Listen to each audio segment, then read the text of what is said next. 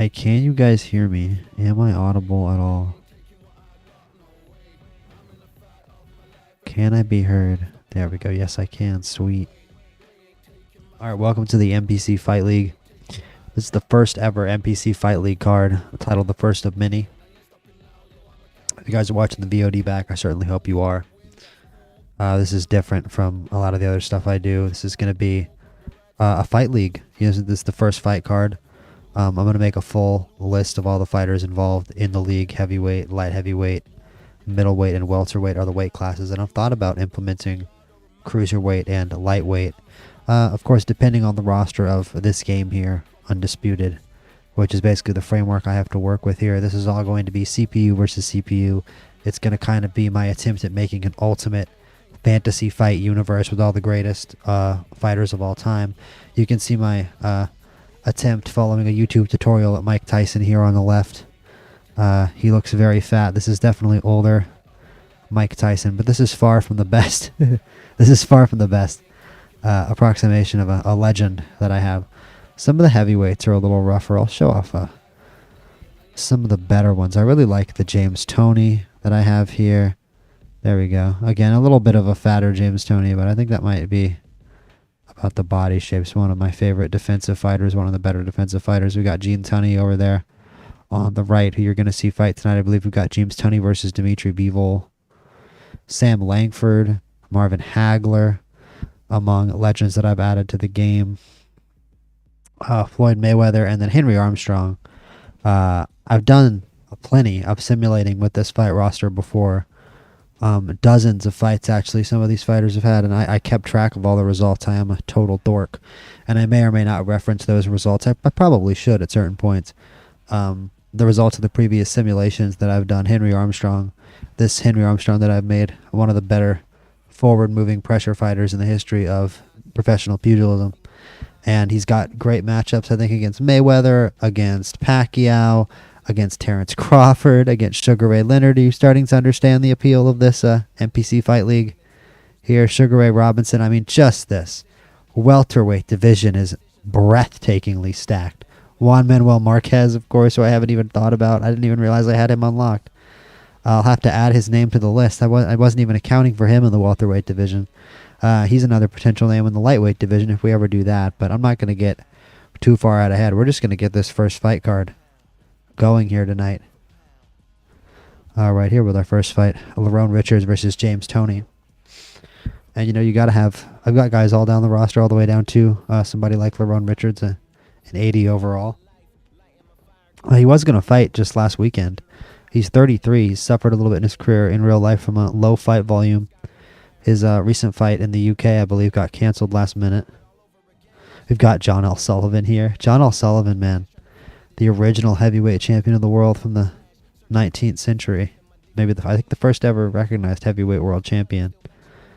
And I gave him some crazy power by accident. He was a light heavyweight champion in my previous simulated league that I did off stream. Because, you know, I wanted to simulate I kept records of the champions. I've even thought about, I wonder if I should do this. Put in the comments if I should do this or not. Should I keep track of, should I include the champions from that previous simulation as champions? Probably not, right? I mean, like, we should just do a completely new set of champions here. It is interesting, but I feel like it would almost be like spoilers for people. I kind of want this to be a totally new start, but I'm like, so I had literally like a lineage of especially heavyweight champions. There were like 10 different heavyweight champions just over the course of these, like, because I wanted to do regular fight cards, but I also wanted to do tournaments. And I think, you know, if I can get a good setup for making brackets, we can definitely do, or just like even like a whole tournament setup.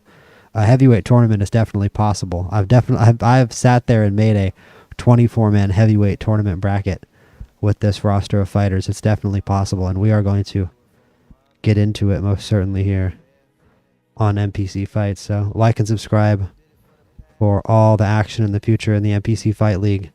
All the greats. Muhammad Ali. This, I might want to make this Evander Holyfield and Lennox Lewis a little more lifelike and realistic. It's not too bad, but it could be a bit better, especially when you compare them to the obviously more face-scanned fighters from the game.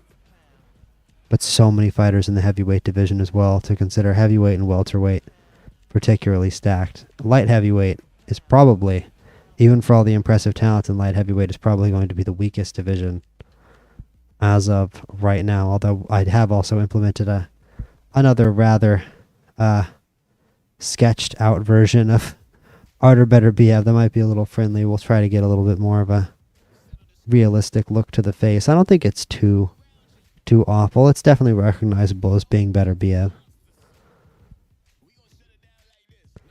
Looking forward to Tarver, too. Great power puncher. He's going to fight tonight. He's going to fight Roy Jones Jr. on the first fight of the main card. So we're going to get right into that here briefly. Again, lots to look forward here on the MPC Fight League.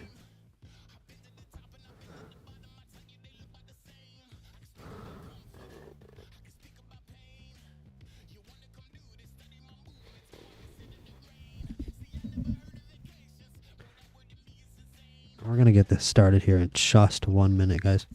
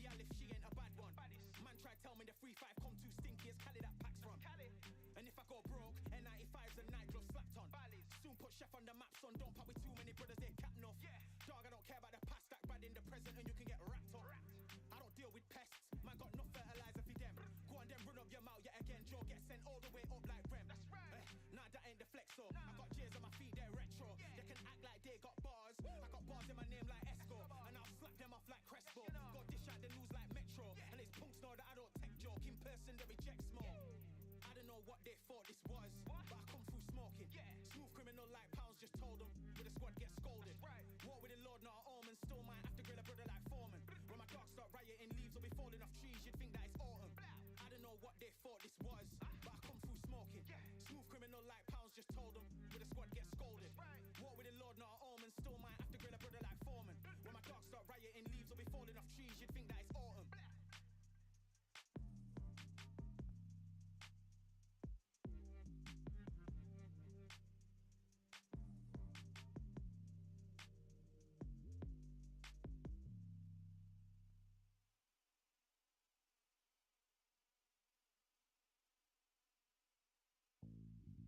All right, here we go. First fight of the night. It's going to be LeBron Sniper the Boss Richards versus James Toney in the light heavyweight division. And the thing that I like about this idea for this fight league is I'm going to kind of keep it pure fantasy here with round lengths. I'm going to kind of customize the round lengths basically based on, honestly, vibes. I mean, look at the card, right? Why not have Enzo versus Calzaghe be a 12-rounder, right? Ward versus Pacquiao is a 10-rounder as a tribute to Ward versus Gotti. I'm sure we'll have a Ward versus Gotti fight. We'll probably have a 15-round Ward versus Gotti fight at some point here, hopefully, on one of these cards. Bivol versus Tunney.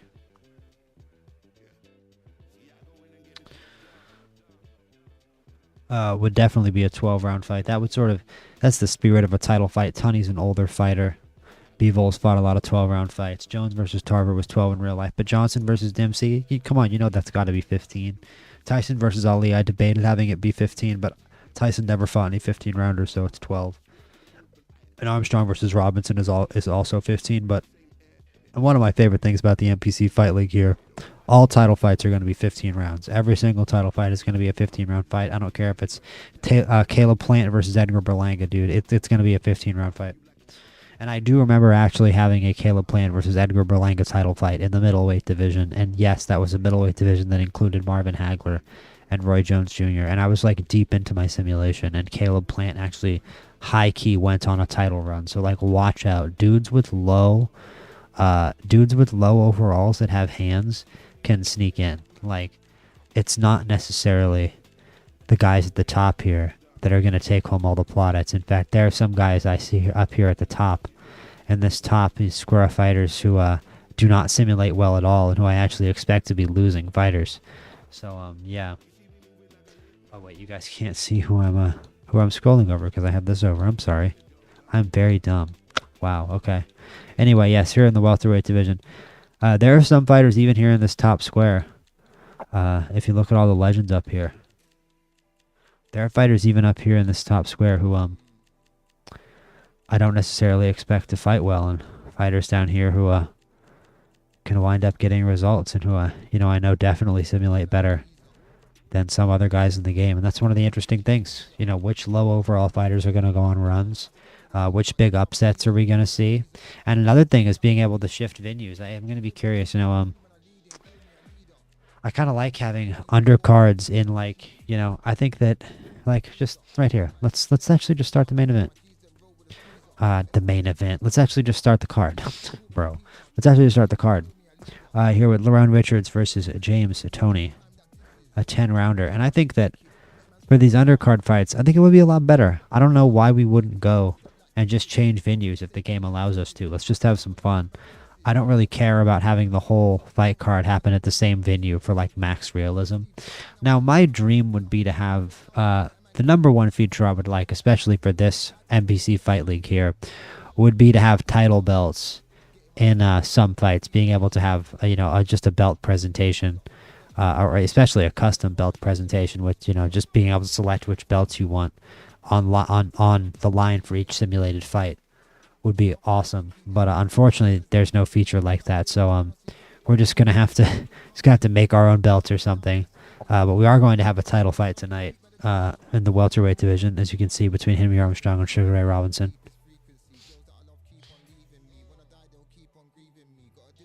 But yeah, I'm not going to strictly stick to one venue. I think it'll probably be the Grand Theater for old school fights. I think for more fantastical fantasy fights, we'll do Atlantis. And then for, so Richards versus Toney is a fight that's definitely going to happen in, like, a bar. One of the bar room sort of venues, right? But let's just pick it as we go. Just saying, we're going to pick new venues for maybe even each individual fight on the card. And I tend to like to have, if I do have tournaments, I tended to like to have them in the Japanese arena. I think that has the best vibes of any of the arenas for kind of a tournament, head-to-head kind of vibe, combat arena kind of vibe, But I am going to, that's enough yapping. Let's start the MPC Fight League. Lerone, Sniper the Boss Richards versus James. Lights Out Toney. And let's not do Technicolor Gym. Let's do Seven Hills Boxing Club. And it's going to be 10 rounds. Game type casual. Sorry, 10 rounds. Yeah, casual. That actually is the only difference between casual and simulation is whether or not you get a scoreboard. Like you won't be able, if I did simulation, we wouldn't be able to see what round it was. Very stupid. But yeah, we just keep it on intermediate, and it's AI versus AI. I just want to say before this, I am not good at this game. Right, I love the game physics engine, actually. I imagine a lot of people that play the game don't like it. I really enjoy watching it. I really love this game for CPU versus CPU fights. And I enjoy watching this game. I think it's a nice boxing simulation, if far from the most realistic. I think it's especially fun to watch, and you get a lot of high combat, high action fights with, high-level graphical quality. And it's unfortunate that we also can't put their in-universe records. But in the future, I will be putting their in-universe MPC Fight League records up on the screen. It's just right now everybody is 0-0. But there will be some text overlaid on the screen for all these fights. Up at the top, it's going to say light heavyweight division. Or fight in the light heavyweight division.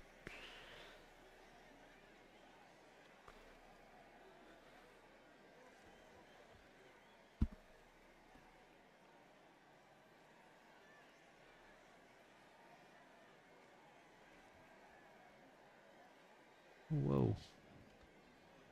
Jesus, dude.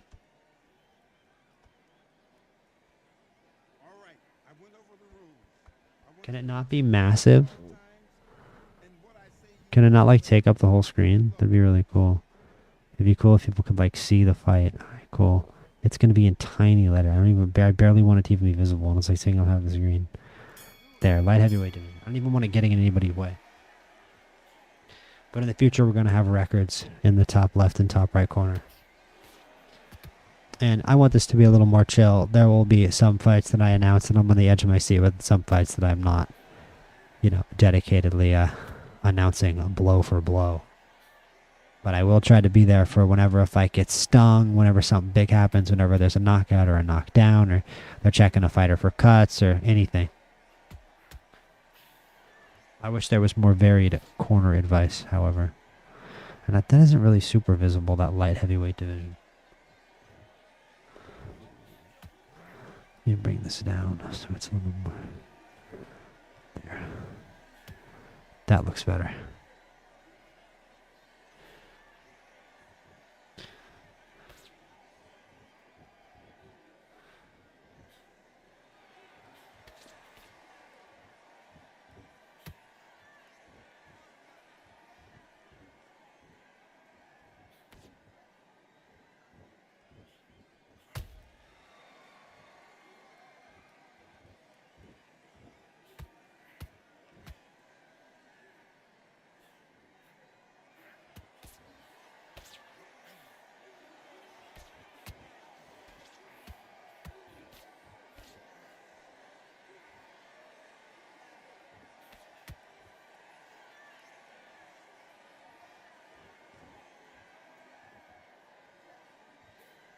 Let me turn the game volume up a little for you guys. It's a little low. That's much better. Let me see how I sound relative to that.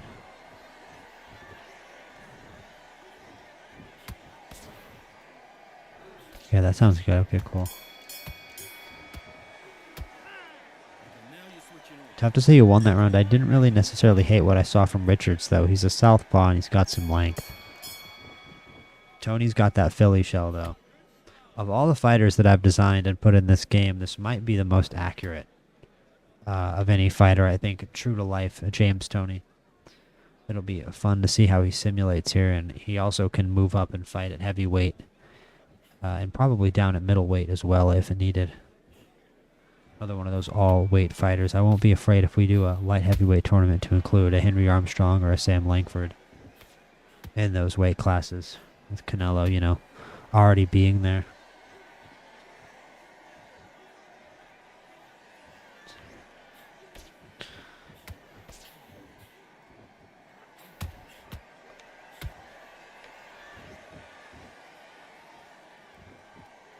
But really, let's be real. Terrence Crawford is another one of those guys where the hands are so good. The hands are so real that it'll never matter. If he was back in the day, he would be able to fight in every weight class, and he could fight in every weight class today, as he just proved.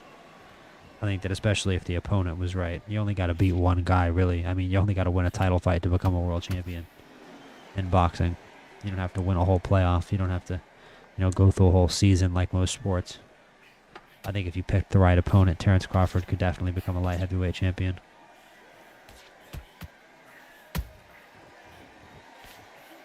Better work from Toney this round, though. He's doing a better job on the inside. He's getting further inside, and it makes it harder for Richards to catch him on the end of those shots.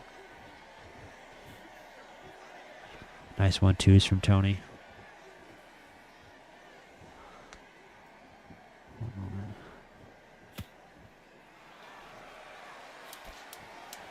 I should put Undisputed in the title, shouldn't I?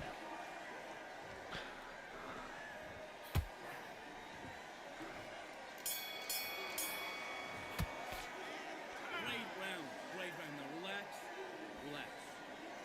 You're doing good, kid. You're doing good. Same again. Don't change too much. Keep doing what you're doing. The gap. Okay, now you let him back into the fight that round. That's his round. And You're getting your time in already. That right hand's beautiful. Get back out there and win the round. Right, let's go out. Great work. You stay focused. It should be 1-1 here, by my calculation. But don't take my word for it.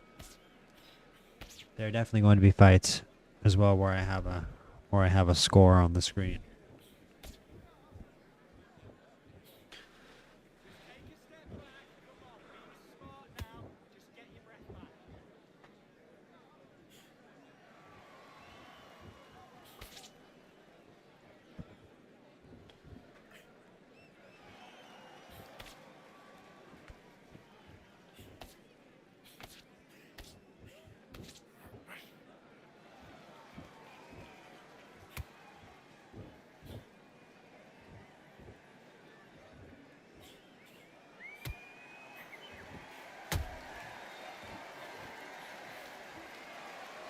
Good shots from Toney there.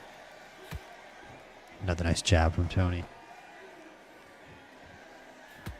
Ooh, body shot from Toney. Ooh, nice body shot from Richards. Good slip from Richards, but then misses with two big shots upstairs. Jab to the body from Richards.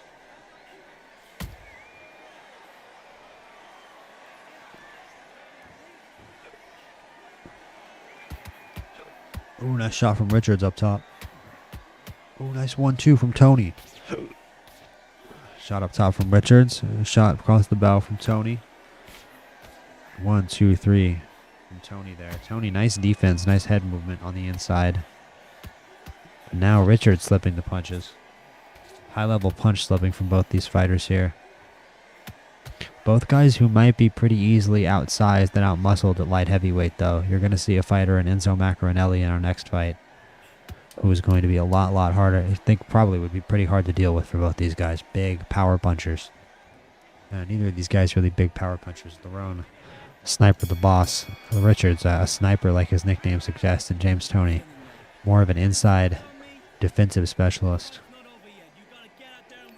Let's see what they have it scored. They have it scored 2-1 Toney. I would tend to agree with that, so we'll put it up on the scoreboard.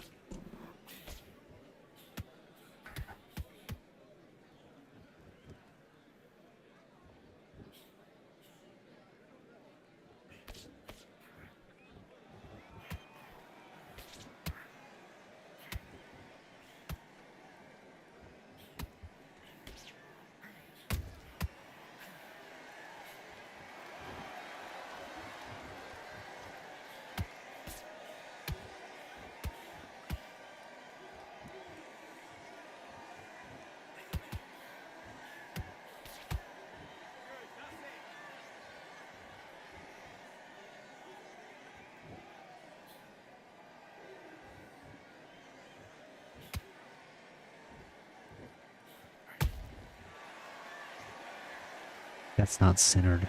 Does that look better?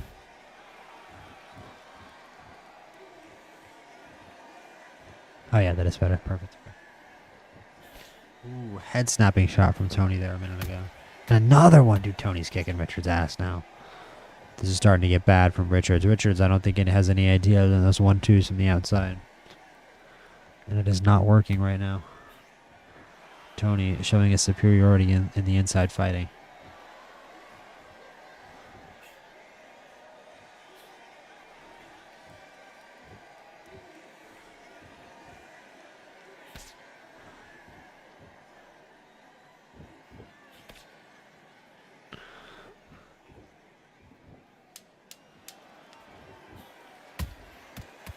Yeah, it's 3-1 Toney, bro. I don't know what fight you guys are watching.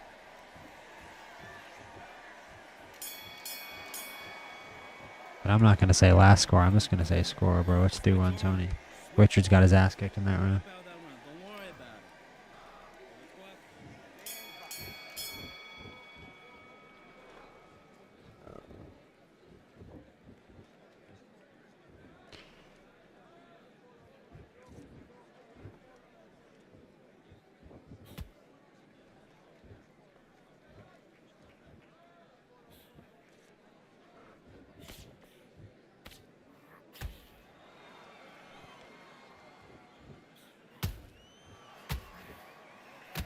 Ooh, more big shots by Toney in the pocket. Can Richards take this sustained attack to the head for much longer?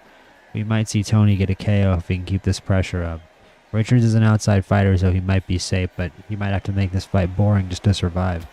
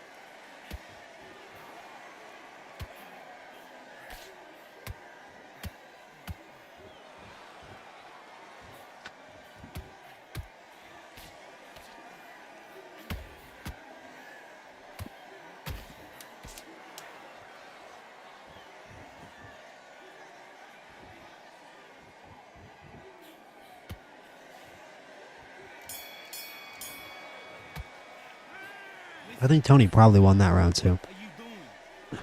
I need you. Richards just doesn't have any answers here. He doesn't have any answers on the inside. He can't really get to the inside on Toney. See, man, these fights really can give you some insights into some real historical simulated matchups.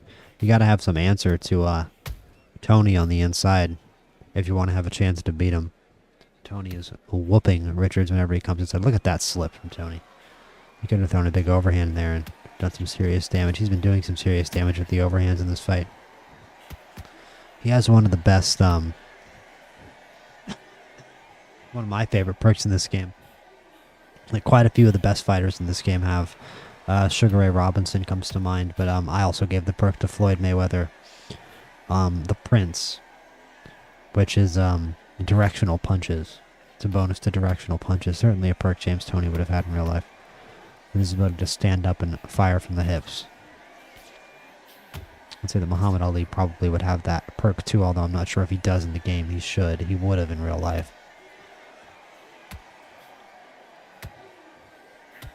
Willie Pep, probably another historic fighter who would have the Prince. Little head grab there by Toney, who I believe is also honestly winning this round. Richards might have done some okay work. That's another shot. I feel like this is a low volume round from Toney. There's a nice shot. I feel like maybe you could give this round to Richards. It could be a stretch though. It's 4-1 Toney, by the way, not 3-1.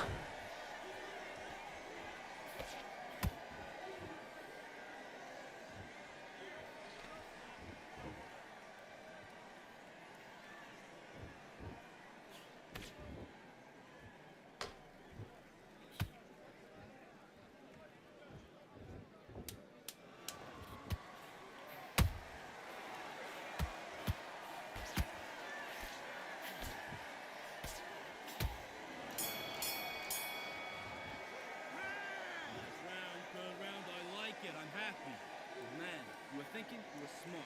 You weren't loading up, but you were still letting your power shine. Good work. Don't forget the jab. Yeah, I didn't hit that round from Toney. The corners are acting like Toney, like Richards won that round. And I think he did win that round, actually, so I agree with the scorecard down there. It's 4-2. Toney. Richards did some okay work there, but that could have just been an off round from Toney. Toney seems to be piling on a little more offense here to start this round, and let's see if that turns out well for Richards or not.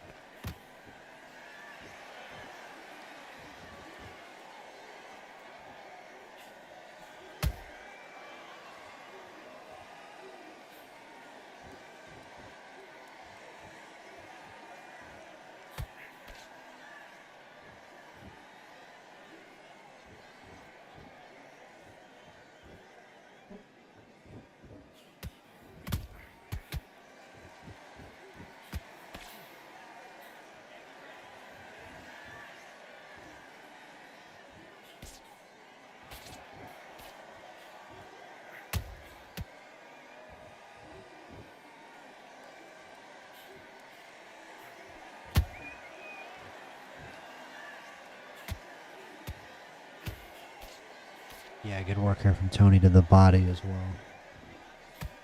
Working from the head to the body. Look at the in and out from Toney there.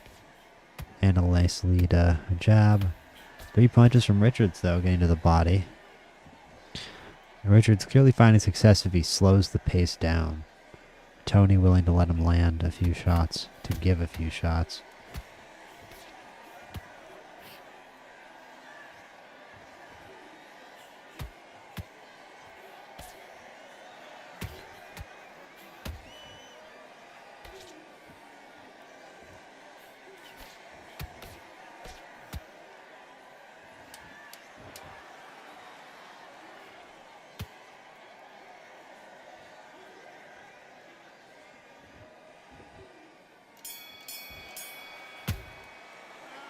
Okay, I'm happy. I like that round. Good work. Don't be looking at it one shot at a time. Set him up.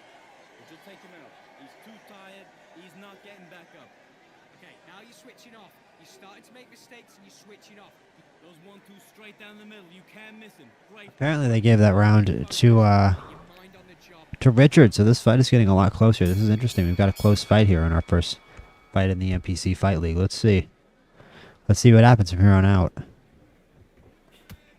Good shot from Toney.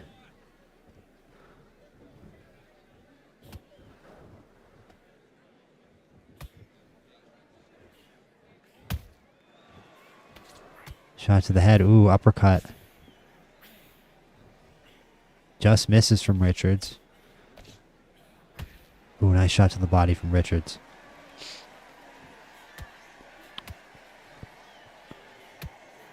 Richards having a little more success getting inside towards that right hand and leading with the jab. Switching stances and making it a 2. Nice shot to the body. He could be tying this fight here. But Toney popping some nice 1-2s to the head. This is a close fight.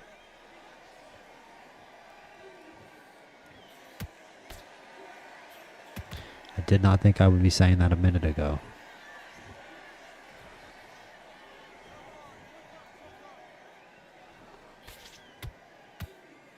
Ooh, nice lead jabs from Richards.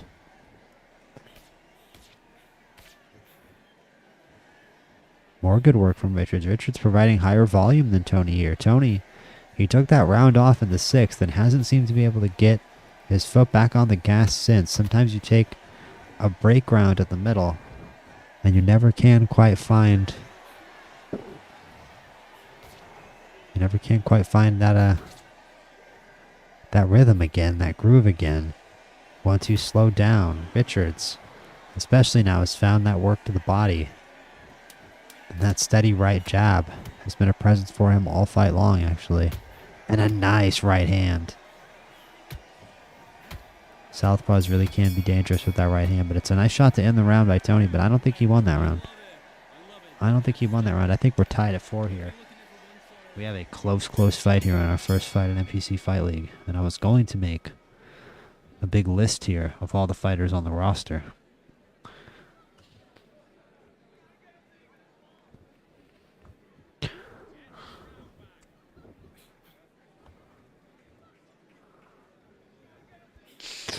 But now I'm going to lock in and announce this fight because this is close. If you make an edited version of this card, you're going to be hearing this. After maybe not a lot of action, but Toney went up 4-1 and then took the 6th round off a little bit, allowed Richards to start landing some offense, and now Richards has found a bit of an offensive flow with some work to the body and leading off that lead right jab out of the southpaw stance. And he's landing effectively on Toney. Toney just hasn't been able to find his way back to the inside. He was winning those interior exchanges to start the fight, but now Richards able to move forward and land effectively. Toney needs to lock in and win this round. Nice big body shot there. Another big body shot there from Toney, but if he wants to start working the body now, it's probably a little too late. All the big damage Toney has done in this fight has been to the head so far. Ooh, another nice big shot by Richards and Toney. The tide is just moving against the Michigan native here. Big overhand. As the Brit coming on strong, fighting 4 rounds in a row. Until then, a big knockdown by Toney. 1, 2, 3. Bang. And the Brit falls to the canvas. And will he even be counted here? What a shot from James Toney. They are going to count him.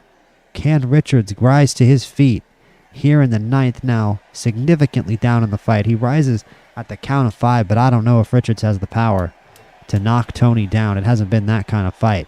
And Toney finds the knockdown when he needs it the most. That was a classic James Toney moment here in our first MPC Fight League. This is playing out just like a real life James Toney fight, I feel like. He just sat there for a few rounds and let the guy hit him and then uncorked a huge, I think that was a right hand. I believe it was a right hand, a huge right hand over the top on Richards to send the southpaw spiraling to the canvas, and Toney now with a 2-point lead in this fight.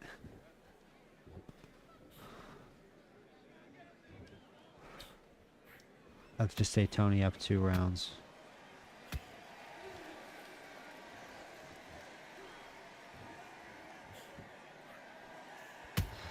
Oh, and a nice shot by Richards. I mean, Richards, again, he's for everything but that 3-punch combination. Richards has looked the better fighter. That was a nice shot there by Toney. Toney is doing the better work to the head inside, and that's all that really has mattered in this fight. And now, Richards needs to move. He's just letting Toney land on him. And a lot of these guys have more energy to move. Richards for sure got caught fighting Toney's fight here a little bit. He needs to stop standing inside with no remaining stamina on his stamina bar. He needs to get out of there. And Toney is snapping his head back with big shots. There's a cut open now, I believe over Richards' right eye from Toney. And another nice shot from Toney.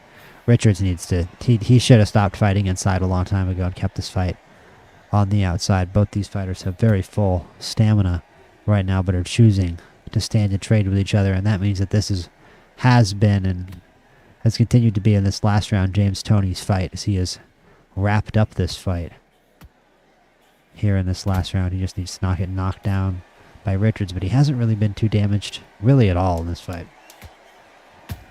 It's another big concussive jab from Toney, who has come out and put on a very impressive showing there in those last 2 rounds. In the 2 rounds where he needed to show up, he did, and James Toney should be leaving here with a unanimous decision in the first fight of the MPC Fight League. We have our first winner in MPC Fight League history. It is James Toney by unanimous decision over Lerone Richards. And Toney rises to 1-0. Overall, 1-0 in the light heavyweight division.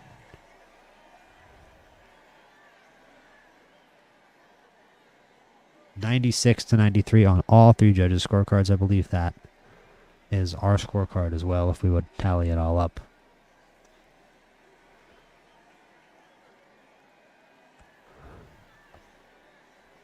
I love how James Toney that fight was. That was an extremely James Toney fight.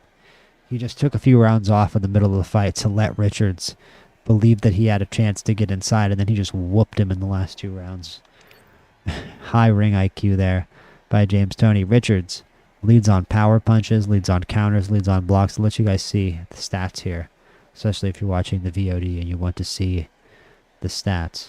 Because I'm definitely investing into VODs here in this series. There's going to be a lot of VODs, a lot of uploads onto the MPC Fights channel to try to hype up these series, because I want to hype these fights like they're real fights, man. I want people to, I want there to be a following. I want there to be a bit of a fan base here. I want people to follow the MPC Fights League and get talking about some of these simulated fights, at least within the channel.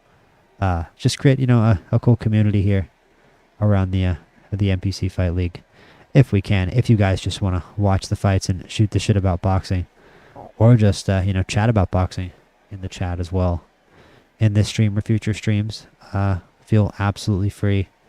It's great to see you guys in here. It's always awesome to talk fighting with other like-minded fight fans. But yeah, let's take a look at these stats. I mean, not surprisingly, the only thing Toney won was the battle of hooks, but he also landed significantly more headshots there. You see 141 headshots for Toney to 106 for Richards. I believe that. Richards, the only one who suffered a cut, as I said, over his right eye.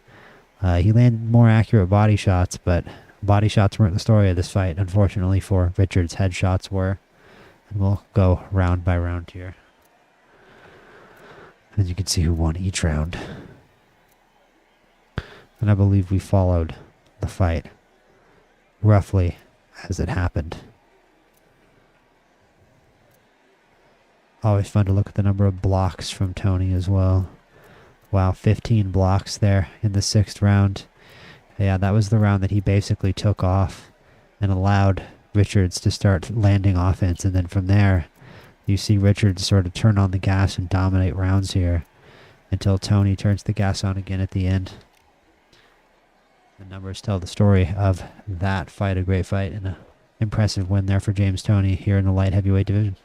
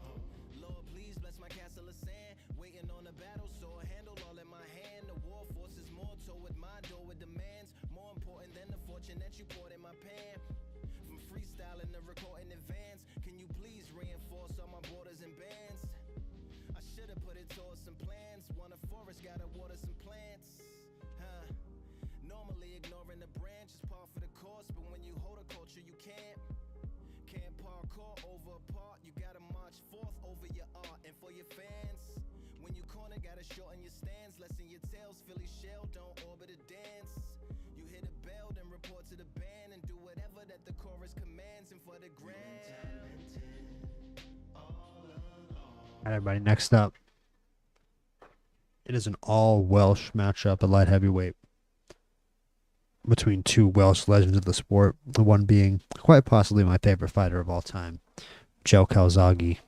Definitely one of the funnest fighters in history to watch, some of the best hands in the history of boxing, and it's boxing. What counts more than having hands, am I right? So, Calzaghe versus Maccarinelli, a famously glass-chinned power puncher of the Welsh light heavyweight division. Similar eras, two men who could have fought each other realistically but never did. Mostly because Maccarinelli, I believe, was probably up at heavyweight at the end of his career at the time when Calzaghe was a light heavyweight. But this will be a light heavyweight encounter. And it'll take place. Let's have Maccarinelli be the road fighter. And we should have some different shorts. One of them should wear that there. Maccarinelli's Welsh shorts look a little more appealing. I don't mind the black gloves for him with the white boots. And then we can have Calzaghe in the black Welsh attire. This is really the best Calzaghe fit in this game.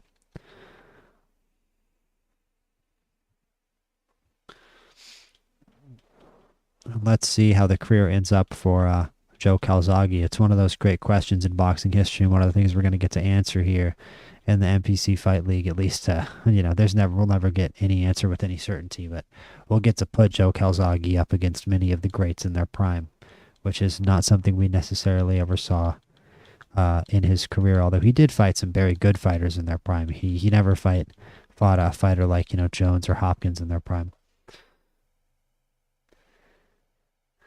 So let's see how he fares here against Enzo Maccarinelli. Another fight here in the light heavyweight division. This time it will be 12 rounds. I feel that's a lot more realistic for a fight of this magnitude and caliber.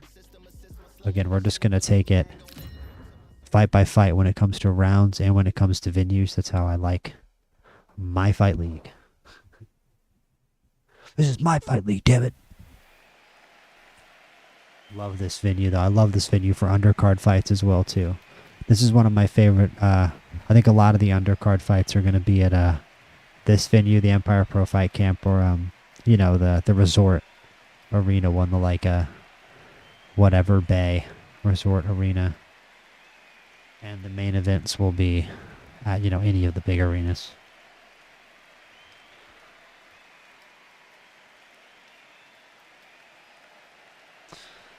Maccarinelli versus Calzaghe, though, classic tale of a volume puncher versus a power puncher. Should be an offensive show.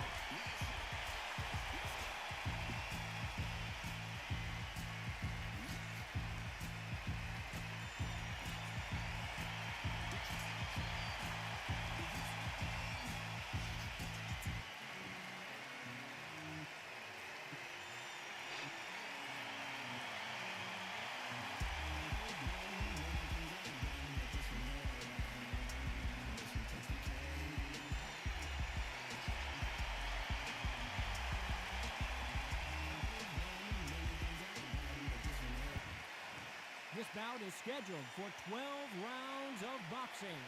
Fighting out of the red corner, hailing from Swansea in Wales, here is a cruiserweight world champion, the very popular Enzo Big Mac Maccarinelli. Fighting out of the blue corner, presenting the renowned unified world champion with a remarkable undefeated career, introducing the two-division champion of the world and boxing's pride of Wales, please welcome Joe, the Italian Dragon Calzaghe.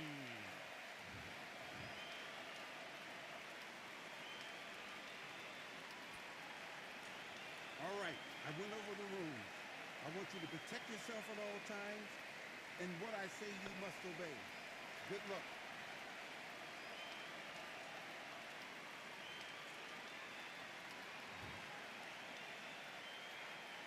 Let's go.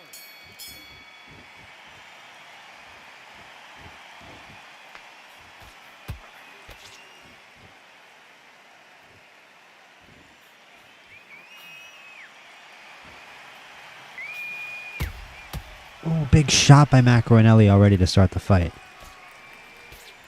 Coming out with a little pitter-patter, a little bit of weak stuff at the start of the fight there, but a big overhand by Enzo to start the proper action here in the Battle of Wales.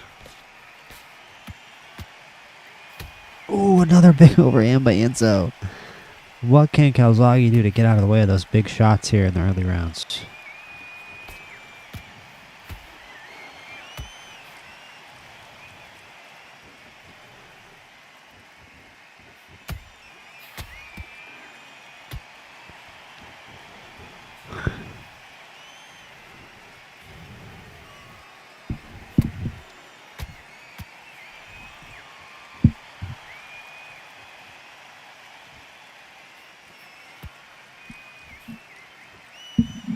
Nice slip by Maccarinelli there.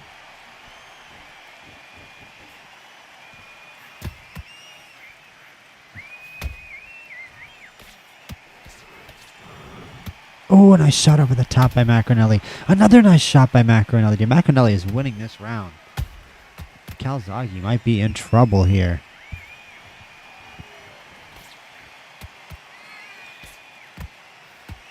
Oh, but it's a cut already over the eye of Maccarinelli.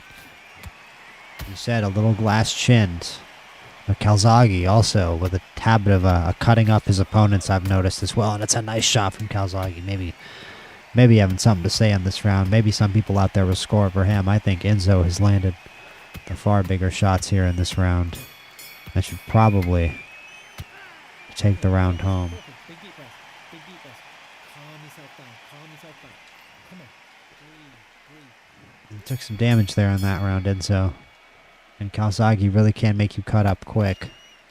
He can does a really good job of tiring out his opponents.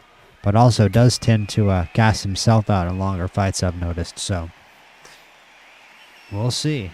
We'll see if Calzaghe can manage to avoid getting caught here. I think if he punches himself out, 12 rounds is a long time. There's a chance Enzo could hit him in the late rounds when he's lower on stamina.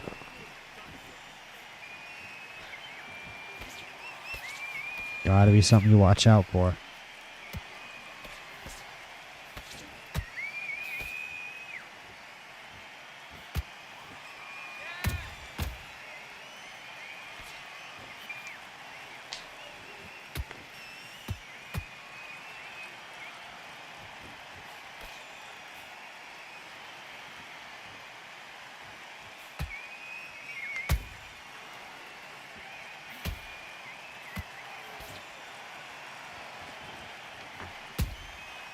Nice shot by Calzaghe there. Enzo tried to spin out, but Calzaghe still caught him with the overhand as he moved. And it's more nice work. Nice slipping and moving by Calzaghe.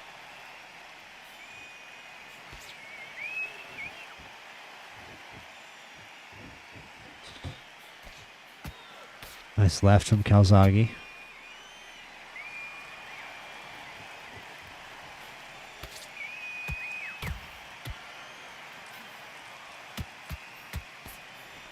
Lets Enzo punch himself out and lands a solid combination. Tough to score this round against Calzaghe. I think we could have a 1-1 fight. Could be 2-0 Calzaghe. But again, will Calzaghe punch himself out?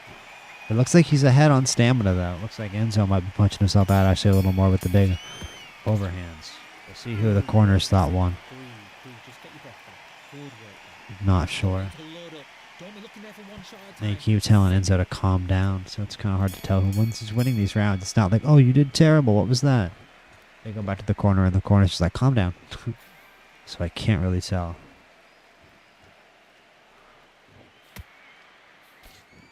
Nice lead jab by Enzo.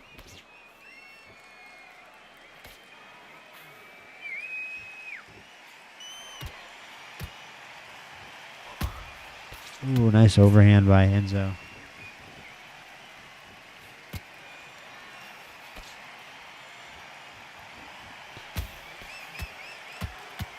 Ooh, nice 1-2-3 by Enzo.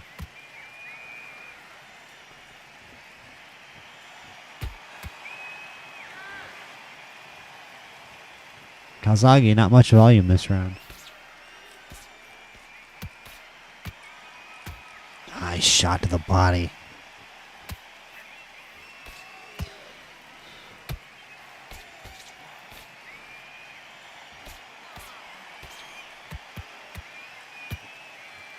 Ooh, nice overhand by Calzaghe again. Nice uppercut by Calzaghe to the body. And Maccarinelli not looking great to the head here in round 3.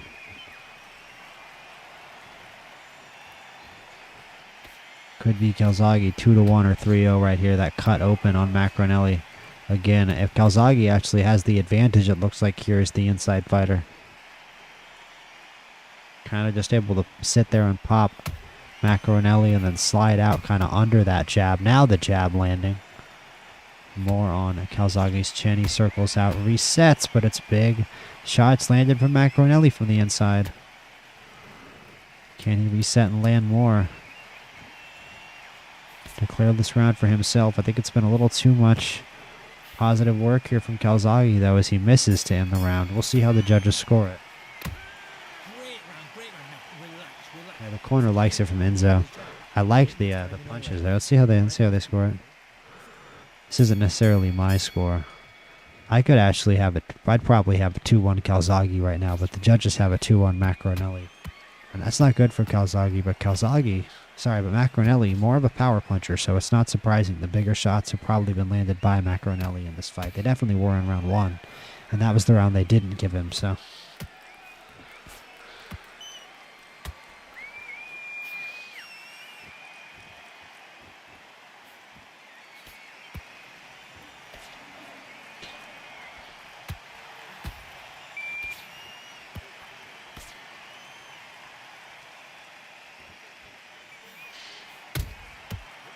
Ooh, big shots to the head from Maccarinelli.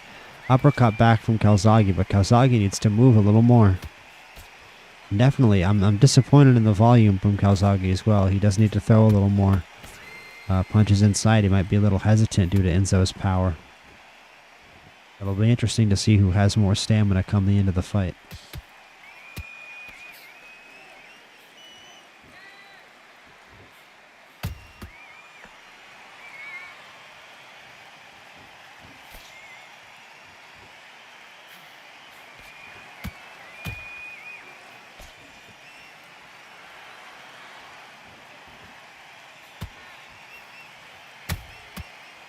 Oh, nice shots from Calzaghe there.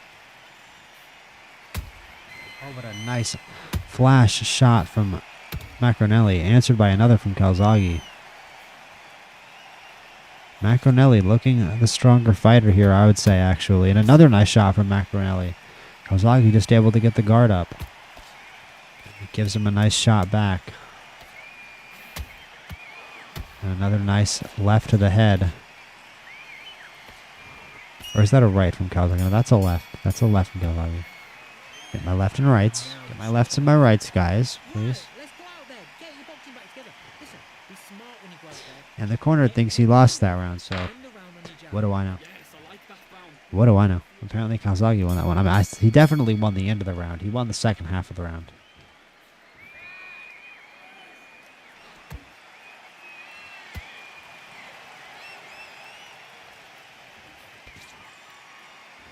Two even.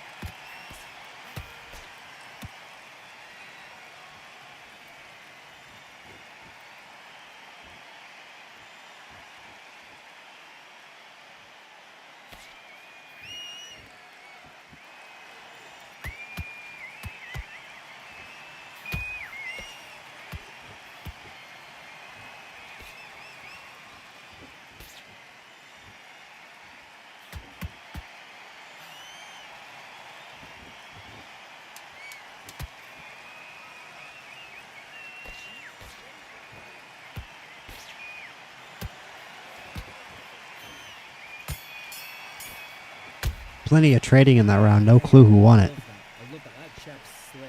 Alright, they say Mac won it. Let's see what Calzaghe's corner says.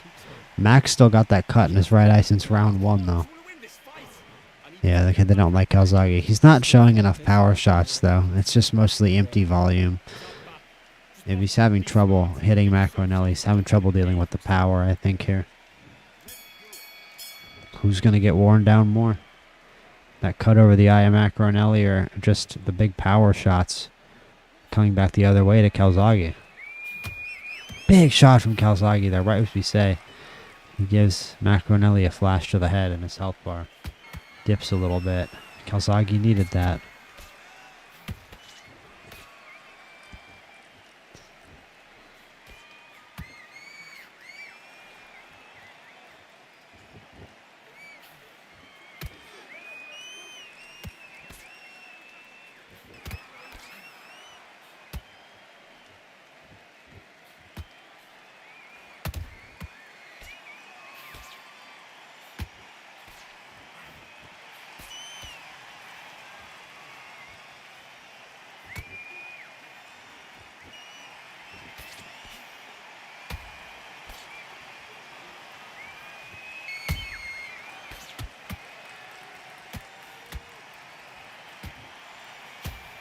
Ooh, nice shot from Calzaghe. Ooh, another big shot from Calzaghe to the head. He's had a nice comeback round, and he's got him hit her to the head. He's got to be sure he doesn't get damaged here with an empty stamina bar. Gets the guard up, and now he can go back to work. But this has been a very impressive offensive round here from Calzaghe, and he has found a home for that overhand on to the head of Maccarinelli. And I think we might see a situation here where Calzaghe gives up on just about anything else. And Maccarinelli gives back just as good as he gets there and damages Calzaghe with those big power shots. Maccarinelli able to do so much more damage to Calzaghe per shot. But it's another nice overhand to the head. Calzaghe able to cleanly land those overhands. Let's see how they score that round. That's another tough round to score. Calzaghe did a lot of work in that round to not win it. Alright, apparently Maccarinelli thinks they won that round too. And those power shots really are making a difference for Mac. He barely did any work in that round. It doesn't... I don't think that Calzaghe's round... Yeah, no, they're yelling at him. They're yelling at him. He definitely lost. He definitely lost. It's 4-2 Maccarinelli.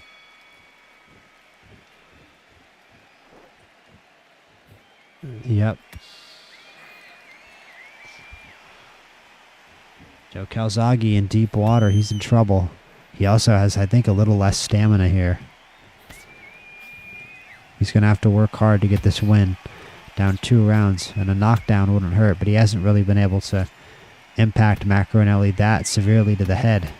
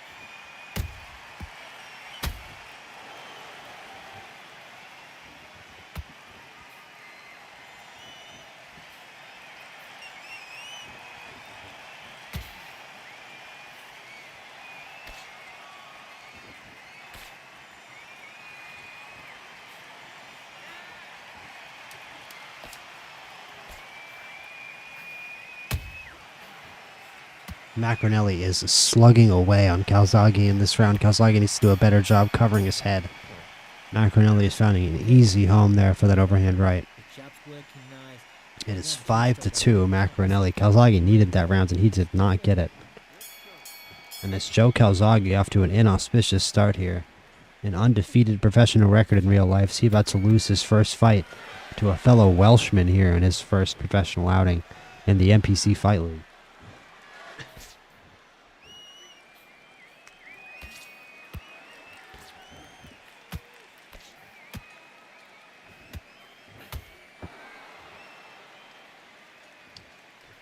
Lots of great matchups there for Calzaghe. He's both a middleweight and a light heavyweight. Carl Froch comes to mind as another potential awesome matchup for Calzaghe in the game. I think, man, Tarver wouldn't be a bad matchup either, huh? Man, it's a big shot to the body from Maccarinelli.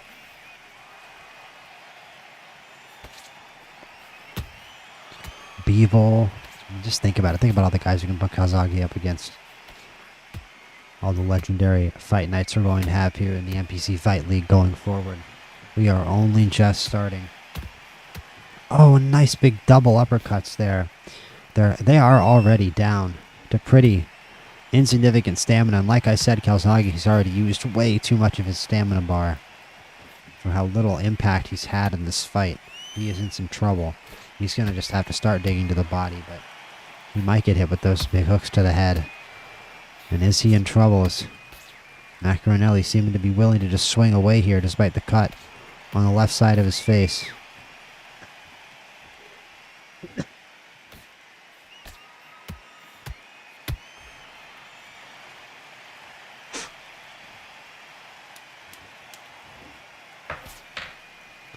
Back together. 5 seconds, end zone. Nice shot. There you go. That should be another round for Maccarinelli right there.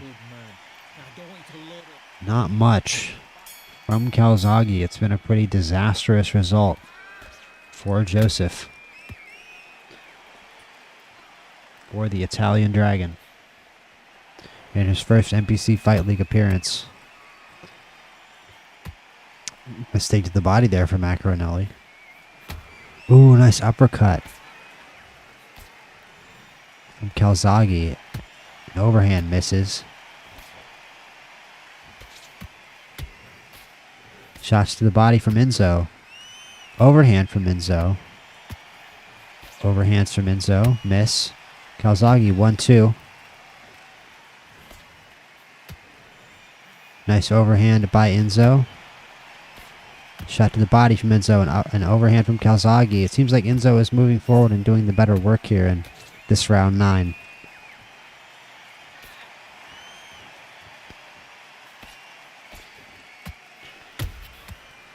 Another nice shot from Maccarinelli. Oh, and an uppercut from Calzaghe. Sends Maccarinelli down to the canvas. Where did that come from? Calzaghe needed that in the worst way. And can Maccarinelli get back up? That was a thunderous uppercut from the Italian Dragon. Maccarinelli flat on his back. Can he get up? He's still ahead in this fight.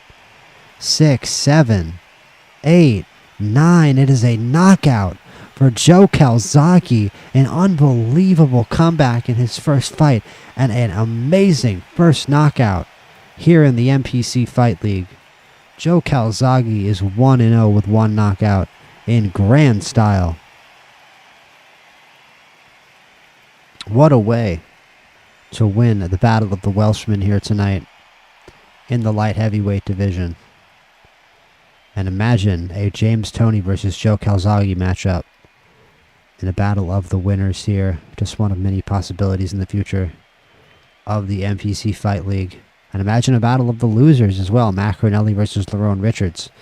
Might not be the worst fight in the world. I think Maccarinelli would probably starch Lerone Richards. But it's another example here of Enzo Maccarinelli with the glass chin. Most certainly Calzaghe. It was the only knockdown of the fight. It only took one knockdown. Only took one big shot from an admittedly tired and behind Joe Calzaghe, who didn't look too impressive in the 9 rounds we saw him in. But that big shot changed absolutely everything.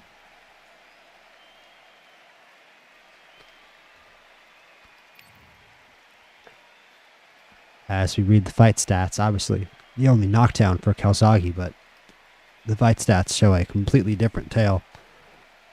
Looking in every way like Maccarinelli should have come out the winner. A miraculous 157 shots to the head to Calzaghe's 119, although only one of those mattered. And also leading 61-49 on body shots. Having 10% more stamina at the time the fight came to an end, although being cut over both eyes by the quick hands of the Italian Dragon, Joe Calzaghe. Yeah, I saw that over the course of the fight. If you look at the straights column, 16 of 66. Calzaghe was definitely struggling to land that straight, whereas Maccarinelli was having no problem hitting it back the other way with all manner of fistic arts, whether they be straights or hooks. The counters also telling that tale. 30 counters to 13 for Maccarinelli. Calzaghe giving Maccarinelli ample opportunity to counter him by throwing so much.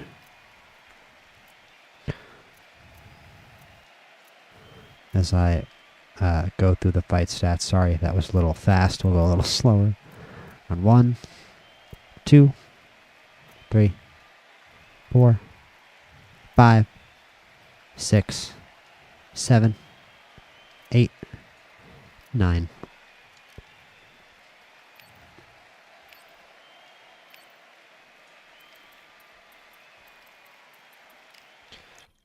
And man, oh man, what is next here in this eventful night of fights here in Undisputed? Dimitri Bivol versus Gene Tunney. You'd love to see it. You love to see it. Dimitri Bivol versus Gene Tunney. I'll mute the music for just a moment. Let me get rid of this text here. There we go.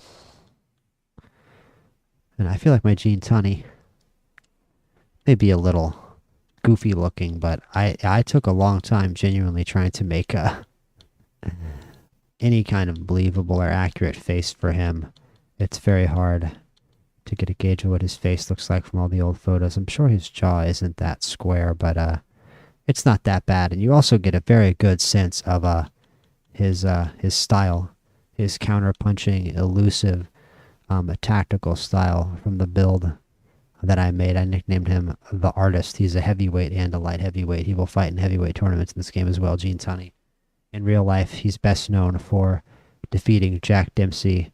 I believe he beat him twice, once in controversial fashion, but I don't believe he ever lost in the ring, Gene Tunney. You know what? No, he did. He lost to Harry Greb. That's right. He lost to Harry Greb when he was a very young fighter. Harry Greb being really the original defensive master of American boxing. There were probably earlier fighters who were good at being elusive, but Harry Greb one of the very first, and especially for having a offensive skill set back the other way. Harry Greb is often regarded as one of the best quick-handed defensive fighters of all time. Gene Tunney lost to him. That's the only loss of Gene Tunney's career. He went up to heavyweight and beat Jack Dempsey 2 times, and he's not regarded that well in popular culture outside of boxing. Partially because he had a little bit too clean of an image. I think usually boxers tend to be a little more dirty, a little more streetwise, and Gene Tunney was a little bit of a smarter, more, educated approach to the sport, more strategic approach to the sport. It wasn't exactly super appealing to the masses. But in a light heavyweight tournament here, we'll see how he does. He's a great counterpuncher, an extremely natural counterpuncher, and a very elusive fighter. Dimitri Bivol versus Gene Tunney, and I go back and forth on a fight like this, which arena to have it in. I don't want to do the Grand Theater because I want to save that for when it's 2 older fighters, 2 retro fighters. But the Brooklyn Hall might work, but it's a little small. We could just do the Observatory. I think the Observatory would work. It's kind of a fantasy fight, but it's also not a crazy fantasy fight. I think for crazy fantasy fights, like say we do like, I don't even know, like Tyson Fury versus Jack Johnson or something like that. Tyson Fury versus Muhammad Ali. Muhammad Ali versus Mike Tyson. Maybe we can even do an Atlantis. I think I'll probably have that one at MSG MSG. I think is probably what that one will be. Like real, like fights like that we'll have at MSG. Like Ali versus Frazier will be at MSG when and if we ever do that fight. We'll definitely do a Ali versus Frazier at some point at the MPC Fight League. But I think for this fight we'll go the Observatory. It's not crazy enough to be Atlantis. And how many rounds did I say this was going to be? Let's do 12. Gene Tunney has traveled forward in time to take on Dimitri Bivol. And this is a great matchup here. 12 rounds between two clinical tacticians. Man, what a win for Calzaghe last time. Well, that was an unbelievable KO. What a great first KO of the promotion, shall we say.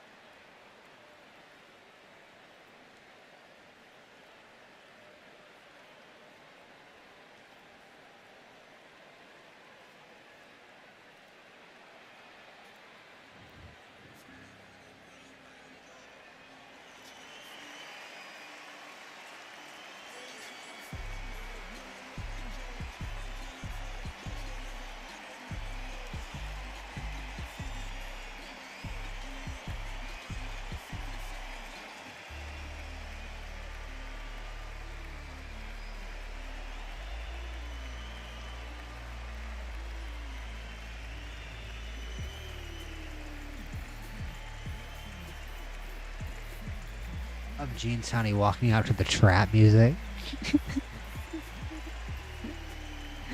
Yeah, they know Gene Tunney was a real one. They know Gene Tunney was a real motherfucker. In the red corner, They know Gene Tunney was a real G. and by way of Russia, presenting the acclaimed light heavyweight champion of the world, introducing Dimitri Bivol. Fighting out of the blue corner from the United States of America, the artist.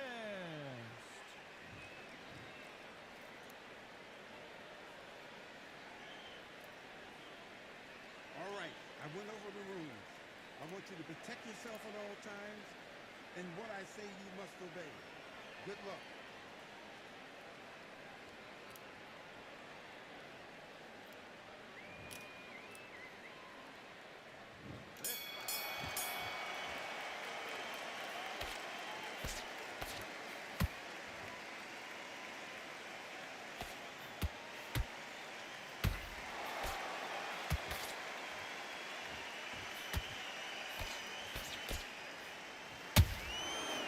Big shot by Toney already.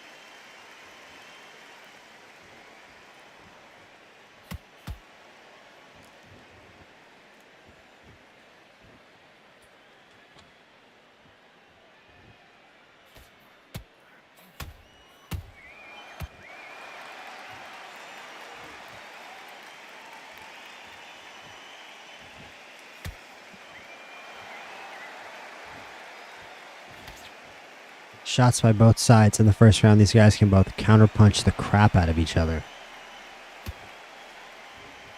So it'll be very interesting to see when and if we get that big shot that determines this fight like the first two fights.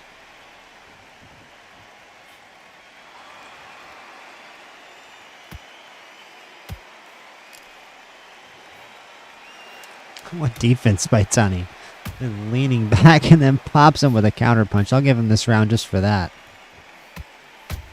Oh, and another nice left there by Tunney.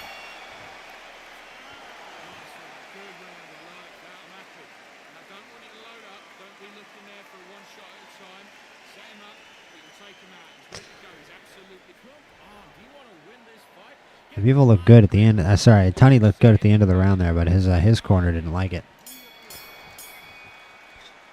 His corner did not like it. I thought it looked good, but I honestly went to go get a soda for the middle minute and a half of that round, so I did not see it. Nice double jab there by Bivol. Miss there to the body.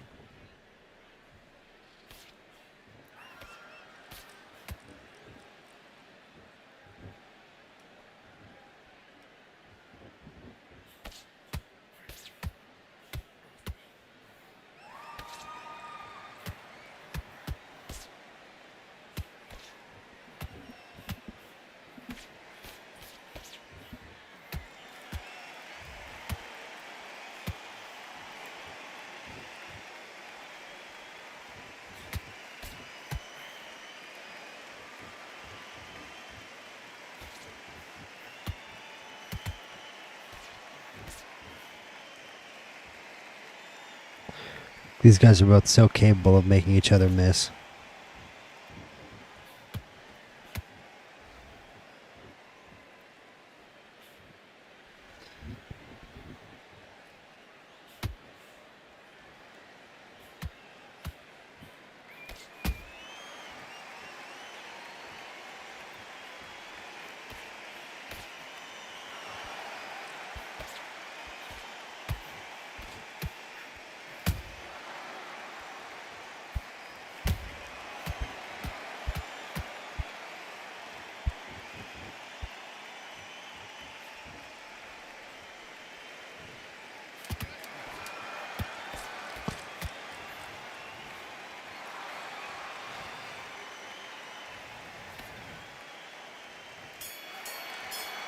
Very defensive round. Not a lot landed solidly in that round. Bivol's corner like it though. Apparently it's 2-0 Bivol. Don't give him no free shots. Keep smart.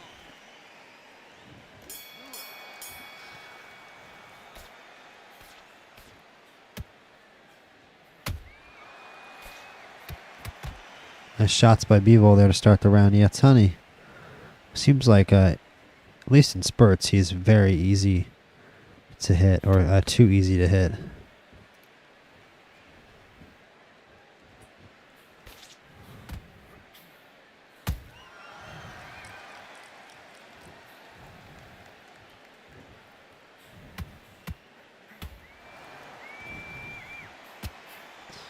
Nice 1-2 by Bivol.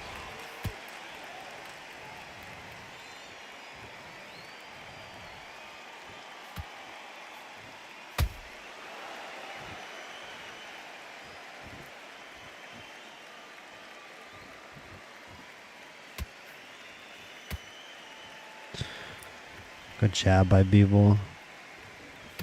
Toney, not really a lot of answers for Bivol here.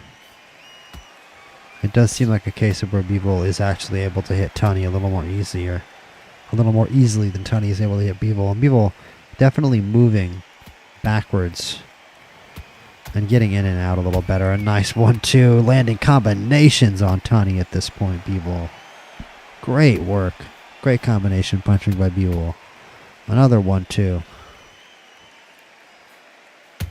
Ooh, and a big counter punch by Tunney there. It was a left, yeah. It's just I can't really call that a jab.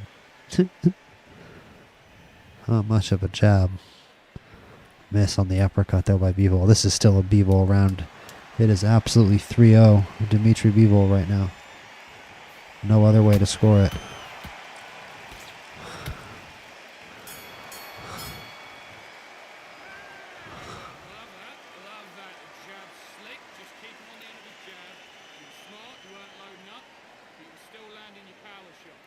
It's 3-0 Dimitri Bivol right now, no question about it.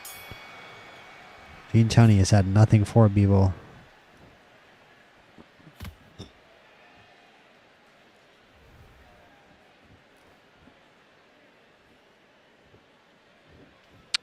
Something we never have seen before. Tunney was beaten by a quick-handed, albeit, counter puncher, but also a volume puncher in Harry Greb, somebody who practiced constant movement and activity. Never really seen Bivol, really seen Tunney rather be properly counter punched until fighting Bivol.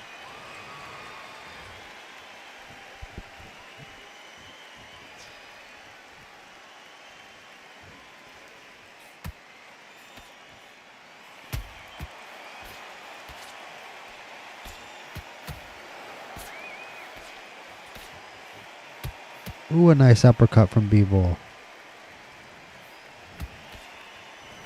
A nice 1-2 by Bivol. Slips from Tunney.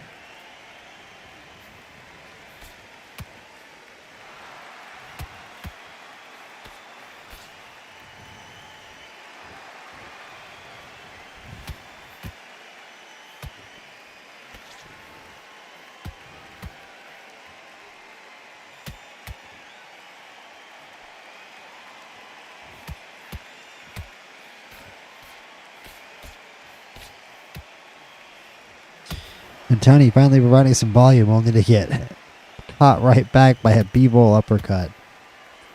Great stuff there from Bivol. Very well could be out 4-0. Tremendous power behind his shots, but two guys who really are not expending a ton of energy.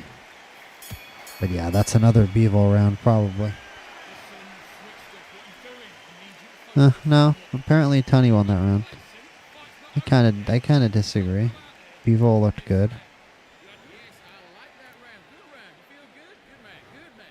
He was providing some volume though, more volume than before. I saw some nice volume from Tunney in that round. I think we didn't necessarily see before, and a big cracking shot from Bivol to start this round. I don't know that Bivol is not still winning this.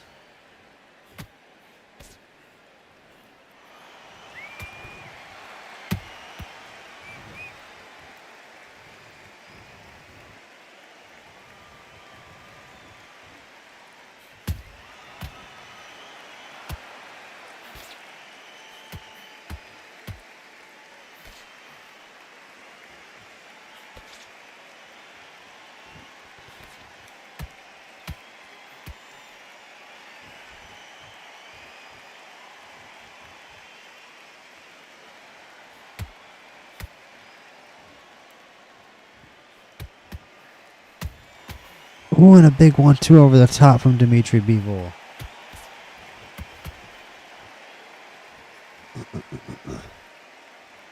It really should be 4-0. It's about to be 5-0, I feel like. I haven't seen Tunney land anything convincing. Or especially consistent.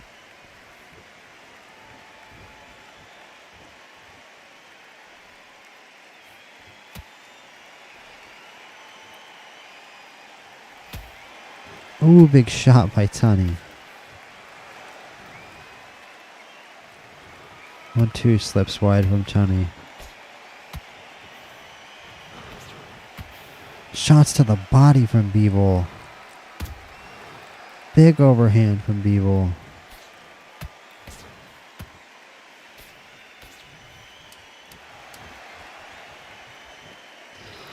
Toney continuing to shoot, but Bivol doing all of the good work in this round. It's either 4-1 or 5-0 Bivol. The game has a 4-1. I probably have it 5-0. What are you talking about? How did Bivol lose that round? This game is robbing rounds from Toney. I'm going to say my score 5-0 Bivol. I'm actually watching this fight. My score 5-0 Bivol 3-2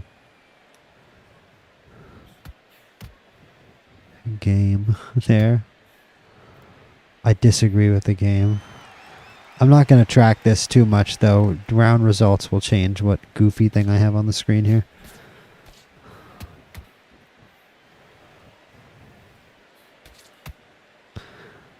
Alright, there's some decent stuff by Toney I've seen in this first minute here. Seems like he's finding more distance, more room for the straights to get in. Not a lot of hooks in this fight. There's a hook by Toney. Toney had an underrated hook in real life. A very good straight. Toney had an excellent straight in real life.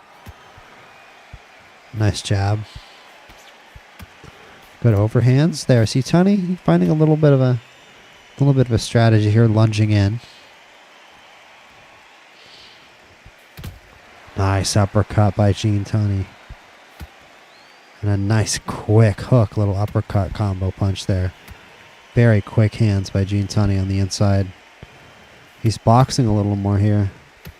looking better in this fight. And you know what?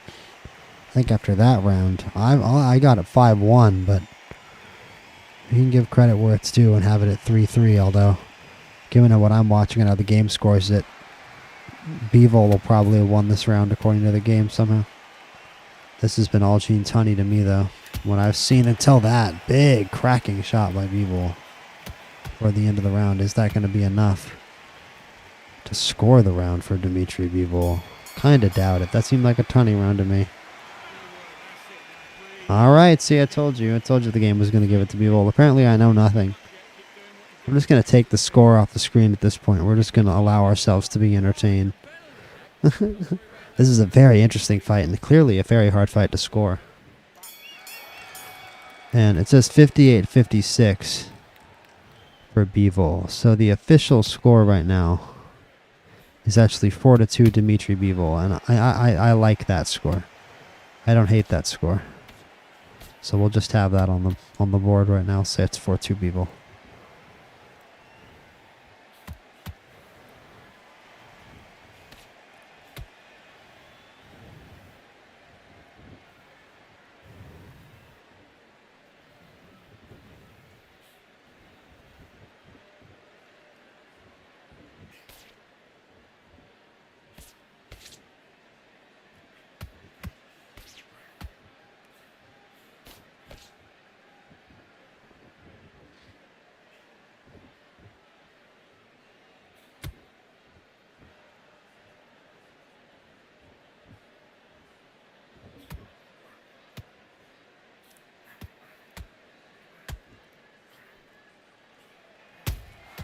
Ooh, big shot by Tunney.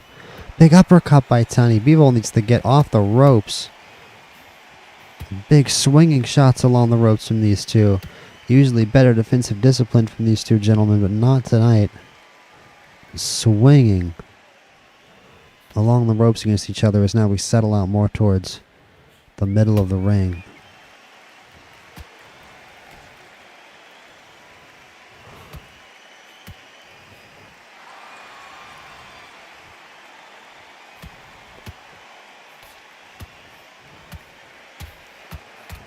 Great exchanges here in the pocket. Bivol seeming to win. Most of them delivering damage to the head of Tunney. Ooh, and nice uppercuts by Tunney. Another round I might score for Gene Tunney. Who knows how the judges will see it.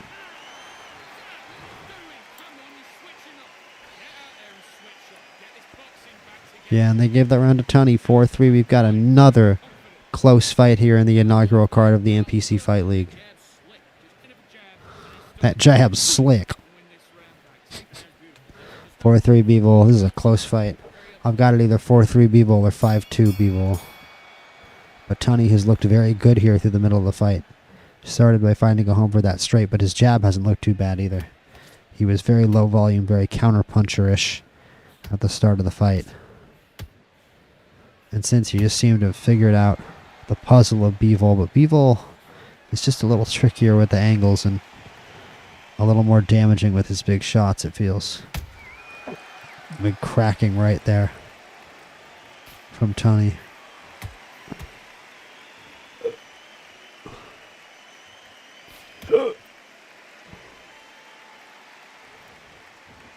Round to 8, yeah, it's 4-3 Bivol. Apologies.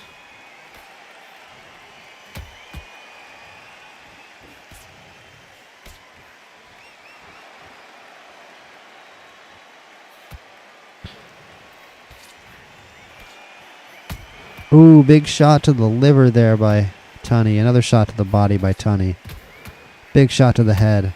And then a big shot to the head by Bivol. Responding. Now Tunney's head damaged. Seems like a slightly better round for Bivol so far. Bivol on the offensive, moving forward and making Tunney miss. With a lot of consistency, moving very, very well. And a nice combination in there by Bivol. Nothing damaging Tunney too much, but it's effective combination punching, and that definitely has to count. I haven't seen Tunney do much of that. Big 1-2 from Bivol. Nice uppercut from Bivol.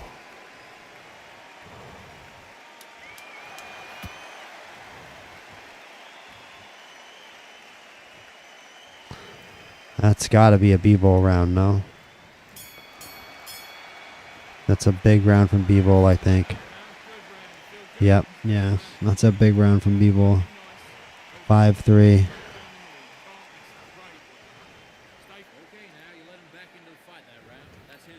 And back into the fight. He's winning by 2 rounds now. This is a huge round for Toney. The first 2 fights we've seen a big shot change the trajectory. Will that be the case here in our 3rd consecutive light heavyweight fight?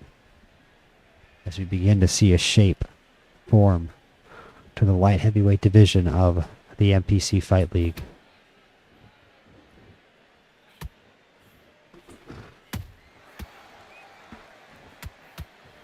The rivalries, the legendary trilogies, the rematches, the stories that will be told throughout the history here as we build this Fight League event by simulated event.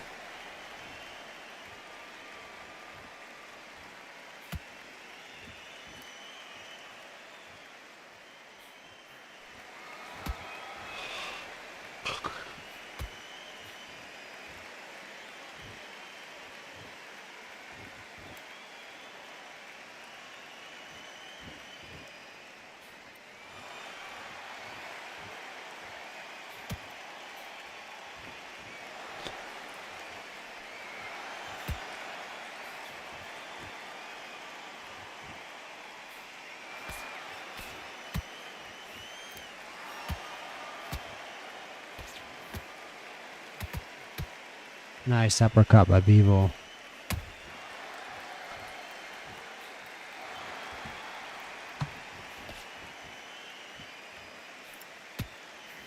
Nice shot to the body from Bivol.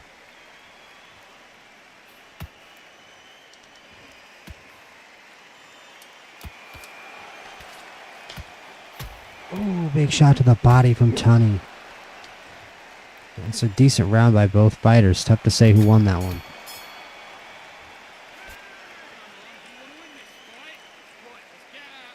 They say Tunney. That's a huge round from Tunney. That was a great body shot there towards the end of the round. He put everything into that shot. He's got a big cut opened up right in the middle of his face, though, Tunney. This is becoming a brutal, brutal encounter here, even though between 2 counterpunchers.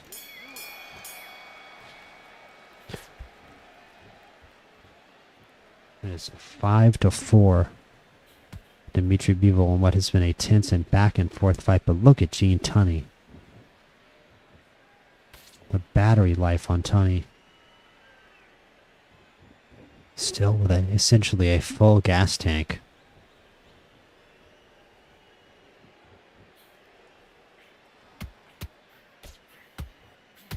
Ooh, and big combination punches to the body by Dimitri Bivol.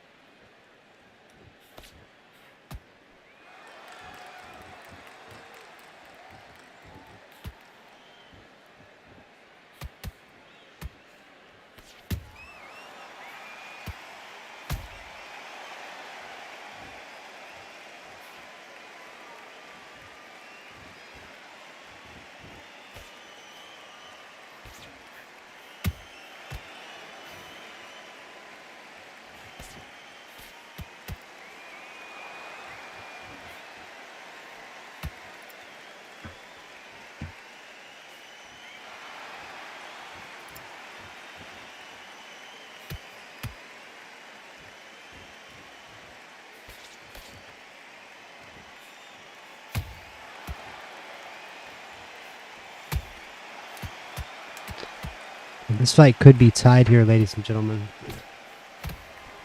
It's good work by Bivol towards the end of the round, but Tunney landed a huge shot with about 40 seconds left. They give it to Bivol, okay.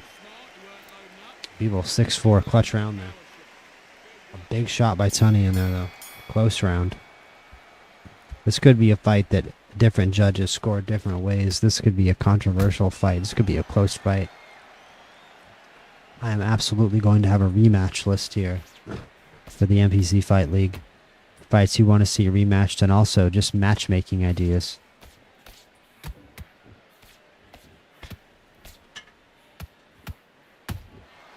Big shot to the body by Bivol, and now working with combinations. Toney damage to the head. He's already got that cut opened up.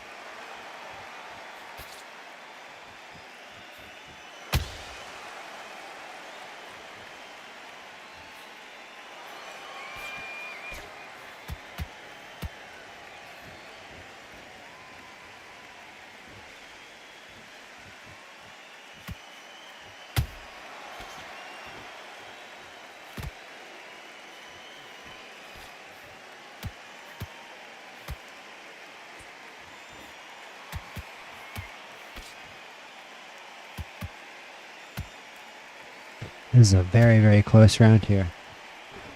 I'm just trying to write down already, trying to do some archiving here for the Fight League. I've got a Word document, an Excel spreadsheet already set up here to keep track of these fight results, these rankings. Ooh, big overhand by Tunney. I wonder who won this round. Yeah, okay, they say Tunney. It's 6-5. We've got a close fight coming into the last round. Can Gene Tunney make this fight a draw? This is going to be a controversial fight on the cards. We will see. We will most certainly see. I'm going to be glued on this one. Nice shot by Bivol to open the round. He needs to close this fight out here. This needs to be a closing championship type round here from Dimitri Bivol, who is definitely, regardless of who else is in this weight class, high on my list of fighters who I think one day we will see as a light heavyweight champion here in the MPC Fight League.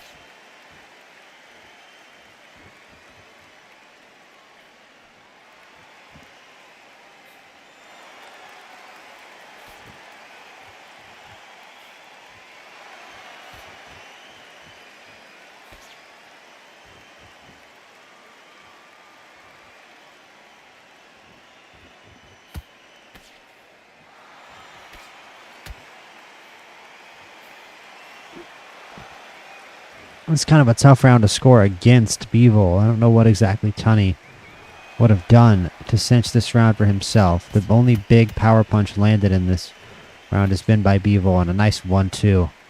Taps off the jaw of Tunney there for good measure.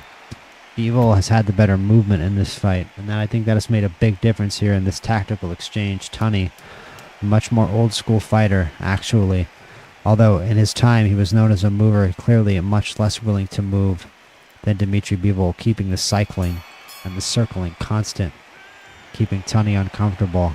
And it is a majority decision win. I told you it would be slightly controversial for Dimitri Bivol, but I think he cinched up that last round nicely, and it ends up a majority decision. So one of the cards was a draw, which is fair. If they scored that last close round there for Tunney. No, not sure exactly where the difference was in rounds there on the scorecard. Oh, I see. That middle judge scored the second round for Gene Tunney. I don't think I did. Interesting scoring quirk there for the judge, but that is a win for Dimitri Bivol by majority decision there over 12 rounds. That was a tactical and a close-fought fight. I definitely don't think Tunney did enough to win. So I'm very comfortable with Dimitri Bivol getting a decision there. And that was another, just like we said, that was a very James Toney fight. Definitely not a very Joe Calzaghe fight there for Joe Calzaghe, but an extremely Dimitri Bivol fight here for Dimitri Bivol. That's a very Dimitri Bivol type win.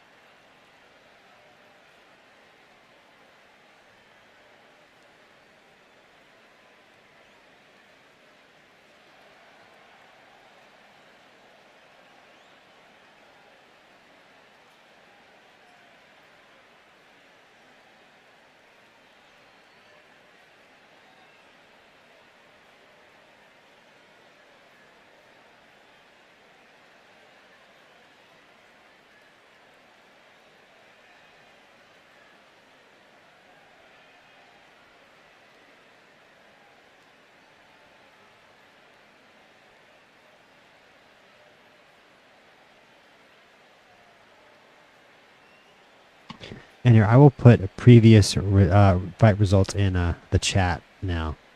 And I'll also have them in the comment sections of each of the videos.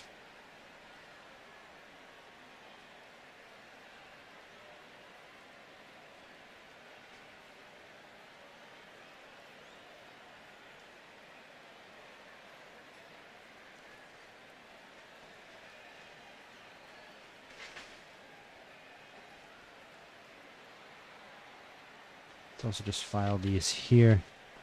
I don't necessarily know that that fight needs a rematch. I think that that was a pretty solid win there for Bivol. I think you see there that Bivol is a little bit of a level above Tunney right now, at least. Bivol 1-0. Tunney 0-1. That's right, we are record keeping. Let's see, who else do we have? Calzaghe is 1-0 with one knockout. And what a knockout it was, the first in the history of our lovely promotion.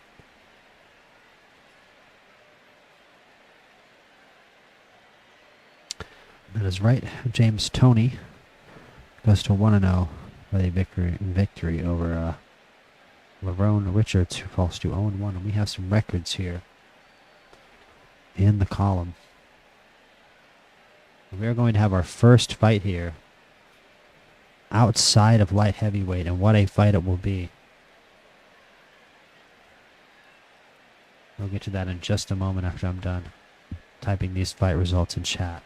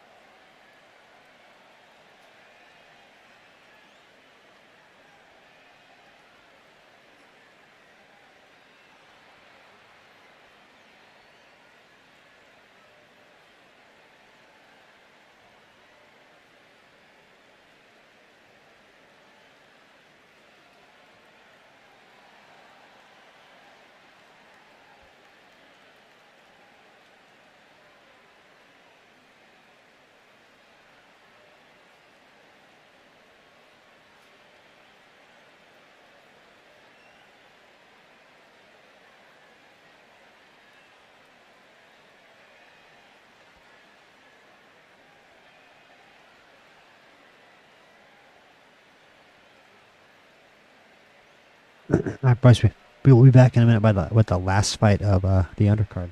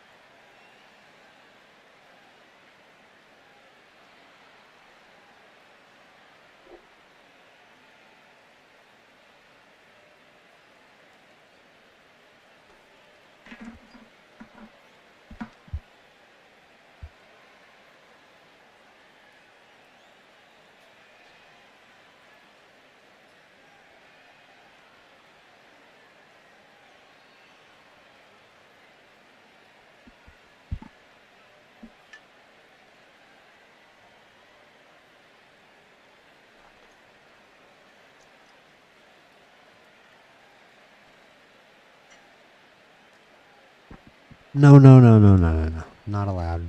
No, no, no. Oh, what the hell?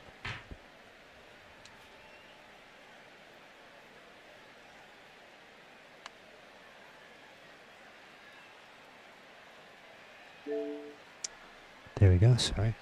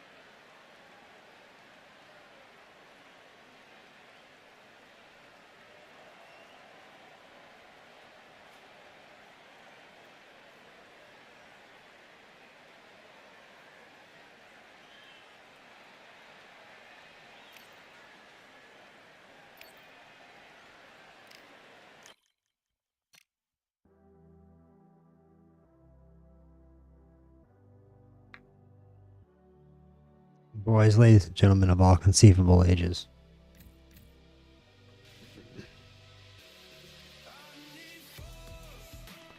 I'm about to present you. One moment. Whoa. There you go. We are about to initiate an absolute banger in the welterweight division. Irish Mickey Ward. One moment. What kind of fit we got here for Mickey? That's fine. I'm good with that. Red boots? Yeah, okay, we're good. Irish Mickey Ward versus Manny Pac-Man Pacquiao.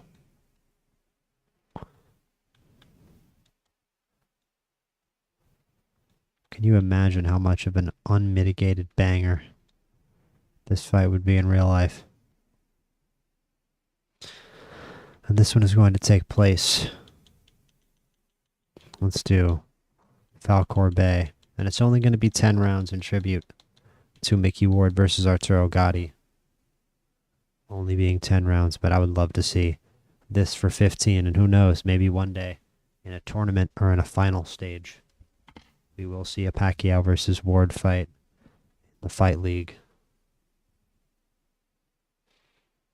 But the welterweight division.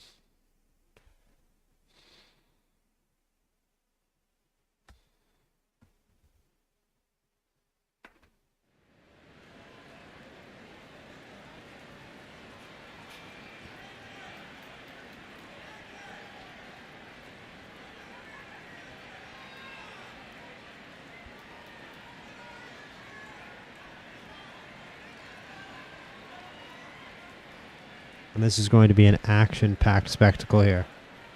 Mickey Ward, famous for his body shot, his left hook to the liver.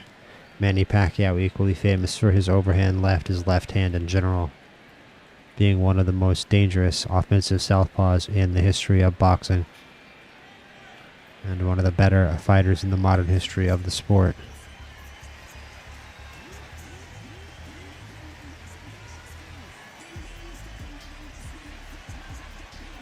The inaugural welterweight fight here in the MPC Fight League.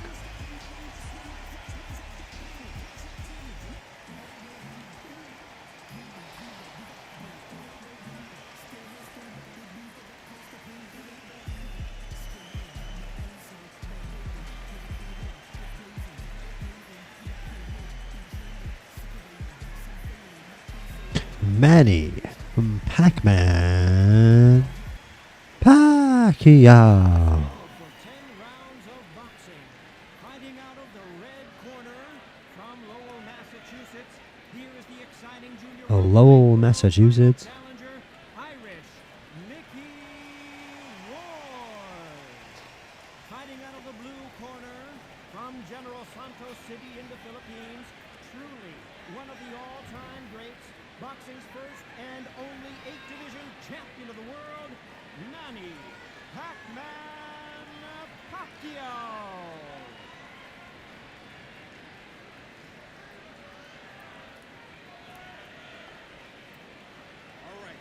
And what a fight it should be to kick off the welterweight division. Ward looking like the bigger fighter, but Pacquiao certain to be the faster man in there. We shall see if he is the more dangerous.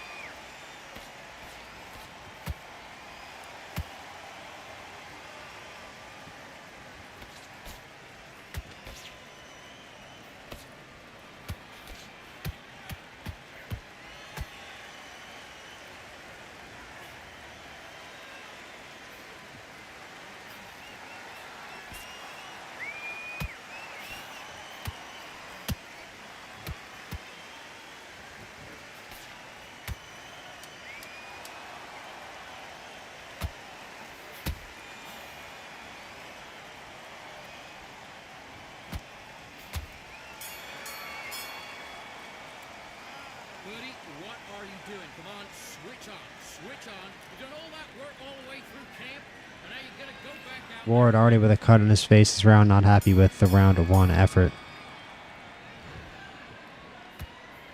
Pacquiao needing to lay on the pressure here in round 2.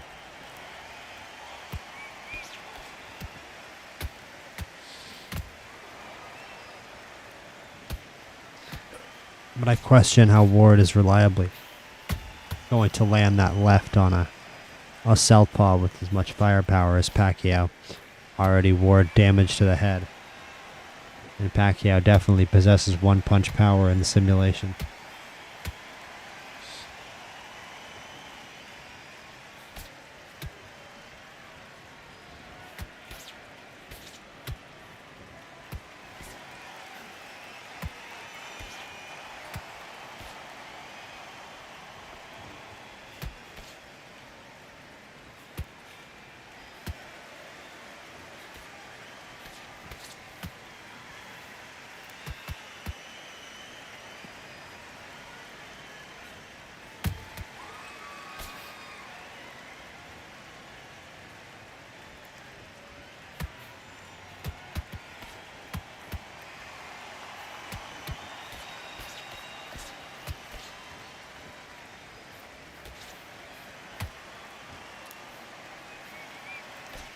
Pacquiao with great bob and weave movement, making Ward miss with his big swinging wild shots.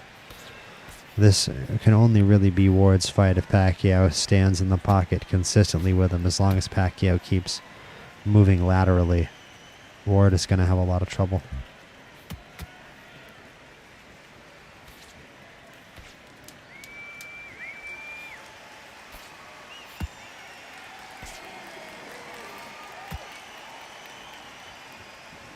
Let's see, it should be 2-0 Pac. Nice shot there at the end for Pacquiao. Yeah, Pacquiao's piecing up Ward. Look at that cut. Listen, be smart when you go out there. Just take a round off and win the round on your jab.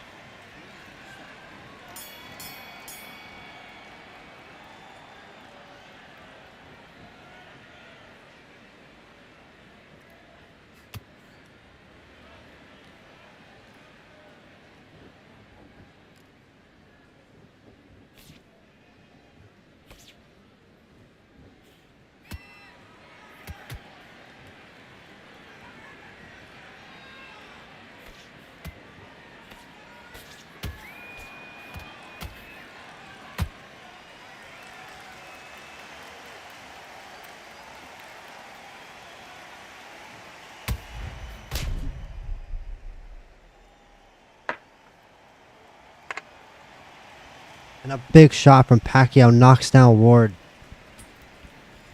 A big left hand. Fells the Massachusetts fighter. And that is it.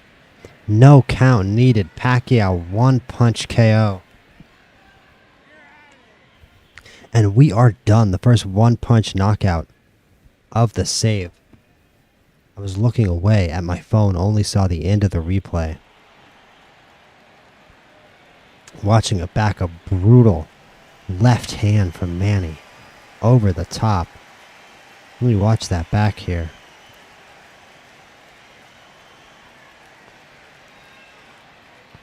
Yeah, it's just slipping and moving from Pacquiao that won him this fight. Again, the lateral movement, something Ward had absolutely no response to. A huge combination. Oh my goodness.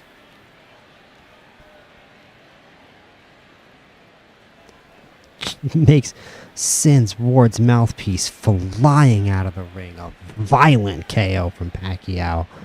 An unquestionable candidate for KO with a night bonus. We got to start giving those out now. After that, Pacquiao just earned one. Statement here in the welterweight division. If we're going to give guys title shots, we've got the title fight tonight in this weight class between Sugar Ray Robinson and Henry Armstrong in our main event. Pacquiao may be a top candidate to be set up as a challenger against the winner of that event if there is not an immediate rematch. Man, Mickey Ward, damaging loss already. That's a tough 0-1 for the Irishman.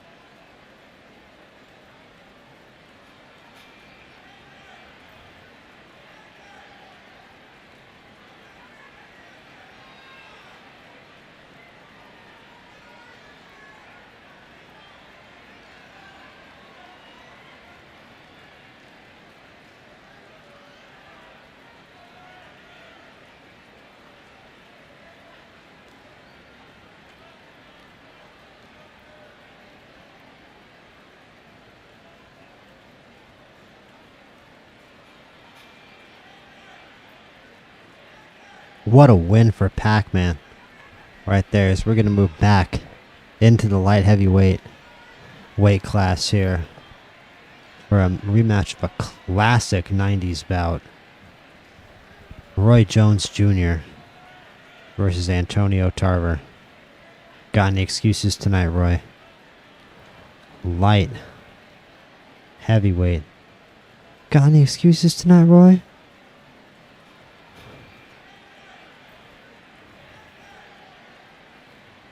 Boy, oh boy. Not much to see when the fight stats 7 out of 10 power punches for Pacquiao to 3 out of 18 for Ward. 70-17. If any column at all in a fight is 70-17, somebody probably got hurt pretty bad. And I think Mickey Ward got hurt pretty bad in that fight. That was a bit of a mismatch, a bit more of a mismatch than we bargained for.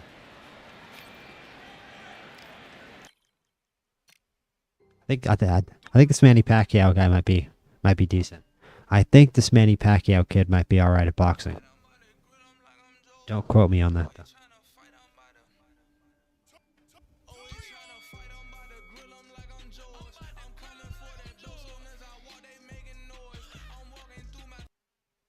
Okay.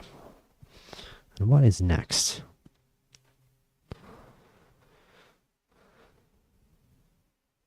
Roy Jones Jr. Let's see. I know that he has this, I like the bright red gloves there. I like the gold shorts.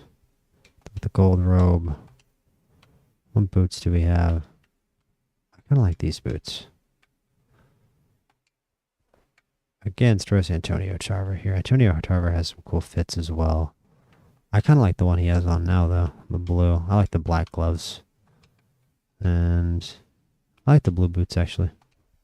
Let's do that. Black and blue. Tarver versus Jones. This is an MSG fight, right? I think it'd be stupid not to have this fight at MSG. Let's turn the music back up. Let's see how many rounds we had this for. 12 rounds, like the real one. And I believe in the first fight, was it a draw? The first fight in real life? I gotta turn this honestly kind of annoying song down. Sounding like, oh, white guy doesn't like hip hop. No, I love hip hop. That song is annoying. Roy Jones Jr. versus Antonio Tarver. 1. There were 3. Jones versus Tarver 1. Jones wins versus 12-round majority decision. One of the cards was a draw. I'm sure that was controversial. And then a rematch, which of course Tarver won via second round knockout. And I do not know if there was ever a third fight. There quite clearly was here a third fight on October 1st, 2005 from Tampa Bay, Florida. Tarver won via 12-round unanimous decision. I think at that point Jones was pretty well washed, but Tarver also had him pretty well figured out. So we'll see how it goes here in the MPC Fight League universe. 12 rounds.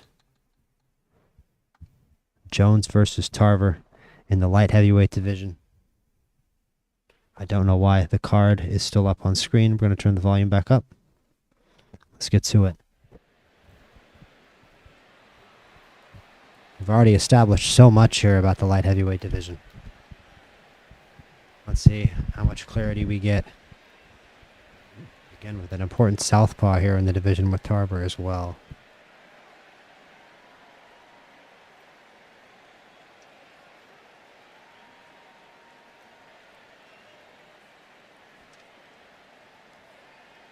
But already very impressive wins by Bivol. Not a bad fight by Tunney. And a good showing by Maccarinelli in his loss to Calzaghe as well. And honestly, Lerone Richards had some decent rounds against Toney as well, against James Toney.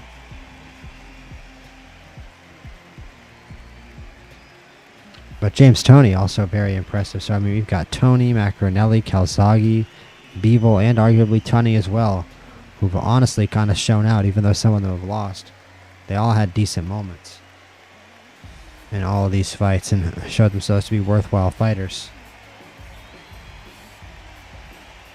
Now Tarver versus Jones, this one should be a banger. What will we find out here in these early stages of the MPC Fight League? The first of many. This bout is scheduled for 12 rounds of boxing. In the red corner, Whoops. from Pensacola, Get that off the Florida, screen. here There you is a go. middleweight, a super middleweight, Apologies. a light heavyweight, and a heavyweight champion of the world, Roy Jones Jr. Fighting out of the blue corner, hailing from Florida, here is the three-time world champion, the Magic Florida versus Florida matchup here. Tarver.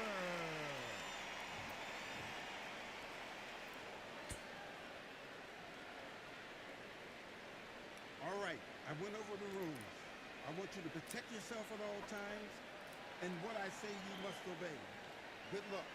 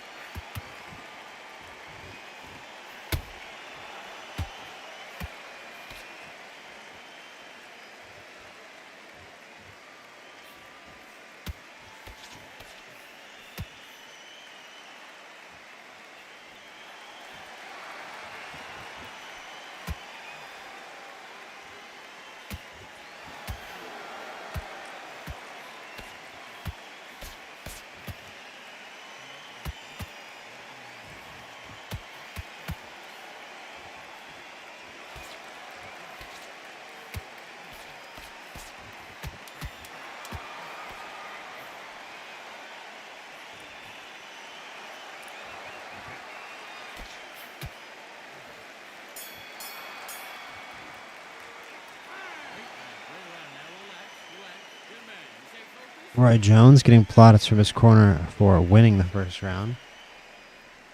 Saw some nice volume punching work there from him. Tarver maybe not really able to figure out the speed of Jones here. Jones with very impressive hand speed.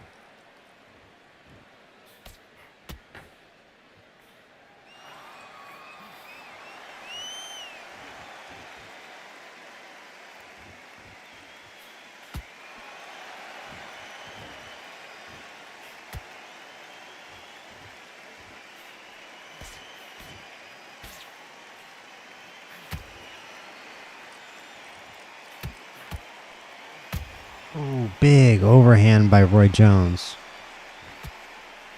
A quick shot and another overhand. An overhand left and an overhand right in quick succession, and a miss from Tarver. Tarver A southpaw with a ton of size on Jones. You immediately realize why Tarver was able to win this matchup in real life.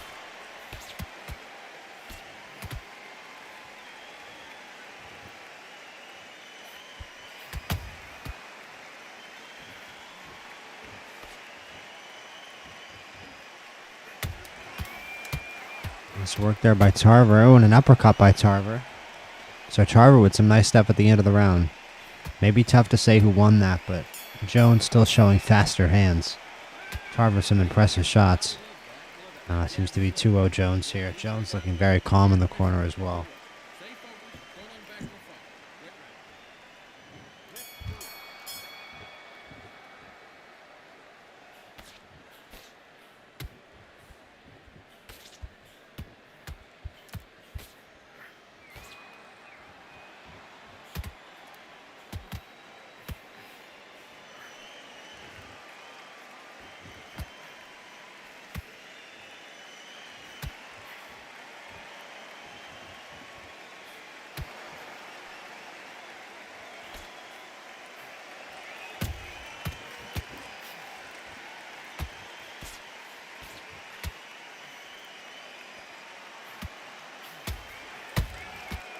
Nice shots from Tarver. He's kind of got Jones cornered here. He maybe can do some dangerous work here when he has Jones cornered. Those big hooks.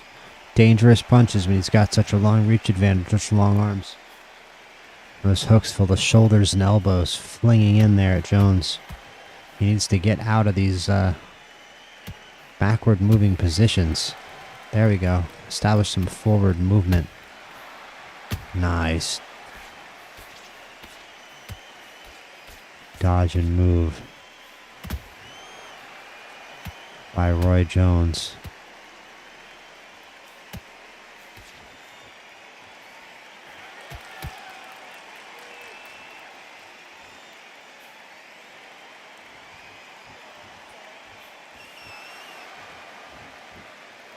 I'm not seeing too much from Jones other than that. Tarver, rather than that one successful stretch earlier, where he had Jones against the ropes. Jones seems to be enforcing his will, especially in terms of spacing here in this fight. Beautiful dodges by Jones. Good uppercut to the body to finish. And then some dodges. Nice backward moving dodge there from Jones to end the round. That is another solid Jones round. And let's see how they're scoring it. His ring's talking to him like he lost it. And they give that round to Tarver. That makes sense. I mean, he did land the better, bigger shots. There was no big power shot from Jones, but Jones has so much volume.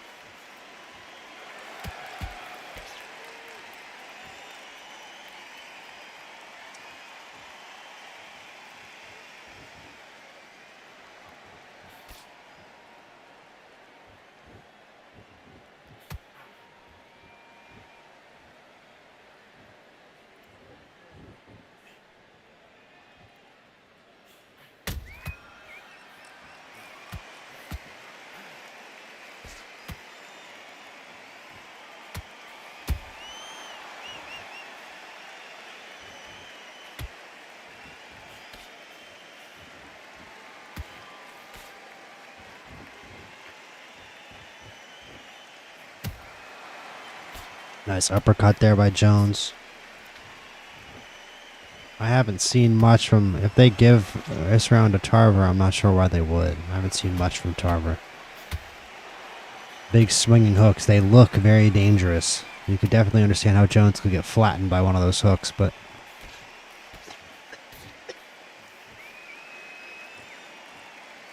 I am not quite seeing it. You could give that to Tarver, maybe. We'll see. Maybe. I still think Jones had so much volume. Big deep breath. Calm yourself down. Calm yourself down. Come on. Breathe. Breathe. Come on. You're switching up. You got complacent. Nice round. Good round. I like that. Okay, so they say it's a Tarver round. They say it's 2-2. Everything in the bag, and now you let him back in. Jones has the hand speed, but he's not landing. Bit of a cross guard, high guard combo from Tarver. Nice shot by Jones to start the round. Veteran move, come out to the middle of the ring and land a big shot right at the start. A round you need to win, but there's a good counter punch by Tarver. Literally see him stepping on that jab there. Southpaw right-handed jab. And a nice 1-2 by Jones. These guys are a blast to watch trade.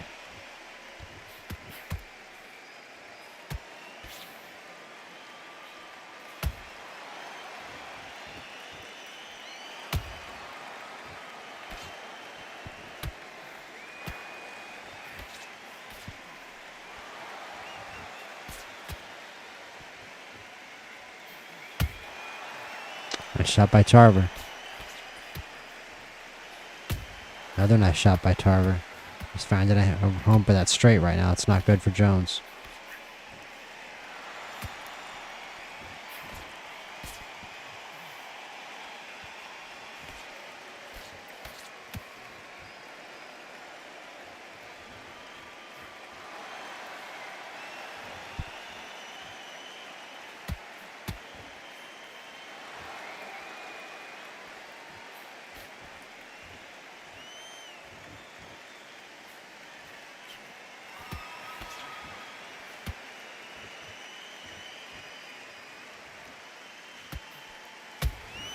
Nice shot by Jones. I still think Tarver's landed better in this round, but it's not bad to see if you're a Jones fan. But shots to the body, there's always so much volume from Jones. Never surprising to see a round scored against him. Let's see. There we go. Okay, they're scoring it for Jones. Yeah, it's always so much volume. He landed some nice shots. Couple nice straights against the ropes. Tarver is finding a nice home for the shots against the ropes. And towards the ropes. When Jones starts to run out of the room, he starts to run into trouble.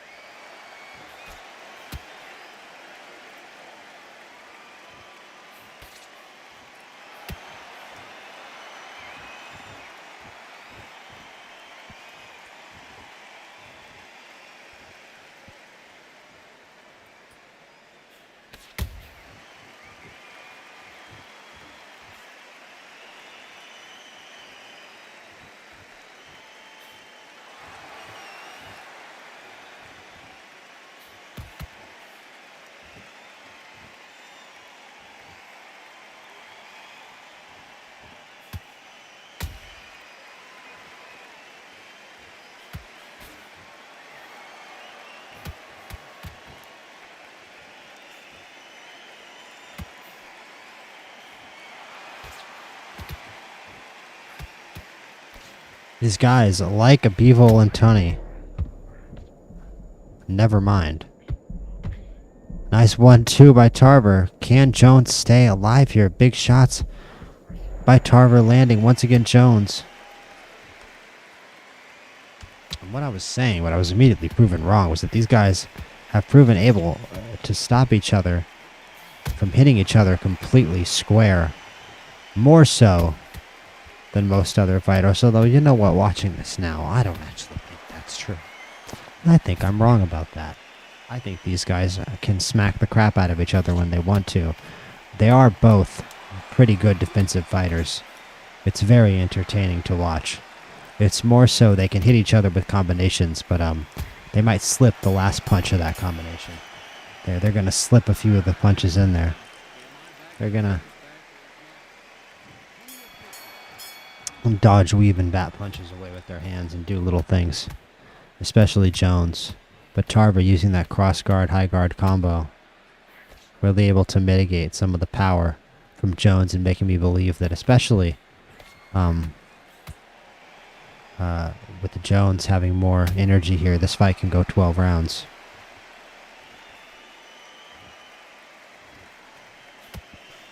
But we shall see. I was not paying attention to who won that last round, sadly. Not sure who they gave it to. We'll see here on the next scoreboard. I think they just showed a scoreboard, actually. Let me look back at stream. We can see. I think they just showed the scoreboard. It is tied. It's 3-3 even. It's really tough to say who's going to win this fight. Nice overhand by Tarver. Right now, it actually kind of looks like Tarver. Tarver's behind on energy, but he's landing big shots. Oh, big overhand. Big hook by Tarver. Big right hook. The lead hand from Tarver. Yeah, Jones is getting in trouble with this, with the power shots from Tarver. He is. It's not friendly. Big overhand by Jones. Uppercut flies in from Jones. Shots to the body from Jones. Another shot to the body from Jones. Oh, and it's another shot to the head, rocking Jones, and another shot to the head. He's got to keep his hands up and be careful here. 2 shots to the body. Will he get knocked down? Tarver just needs to keep throwing. Oh, and Jones escapes. Oh, but he rocks Jones again. The 1-2. Tarver on the attack. Jones in deep water here in the 7th. This is absolutely a Tarver round. Oh, and Tarver is taking this fight by the horns right now. Another big shot. And Jones answers back, but the shots from Tarver are just heavier right now. It's impressive. Jones doesn't have a cut anywhere.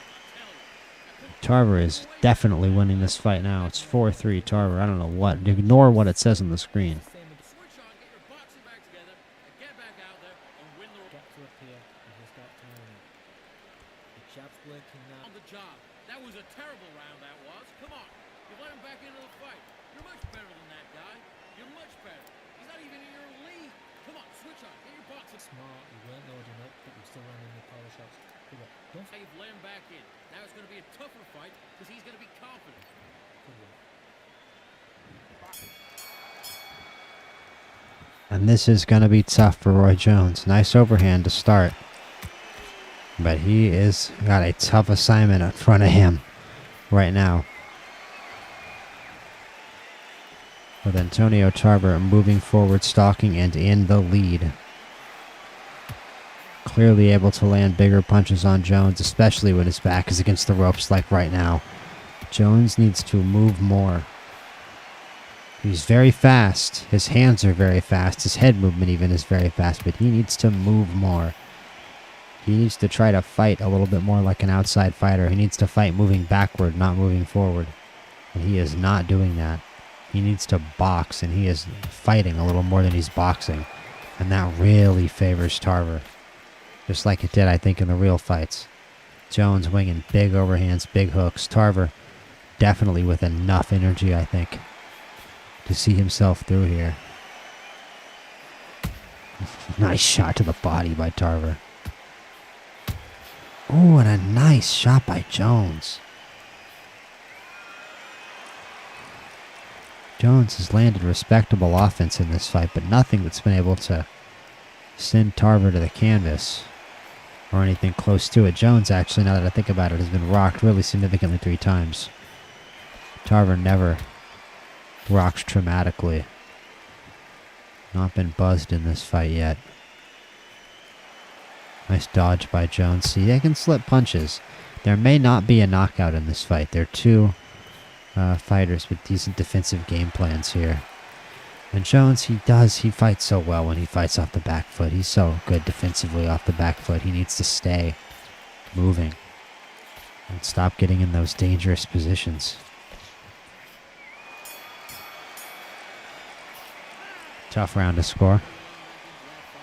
That's his round. Then you go back out there and win this fight. You're switching off and you're starting to make mistakes. Say 5-3 Tarver. I like the southern accents on the trainers for the Tarver versus Jones.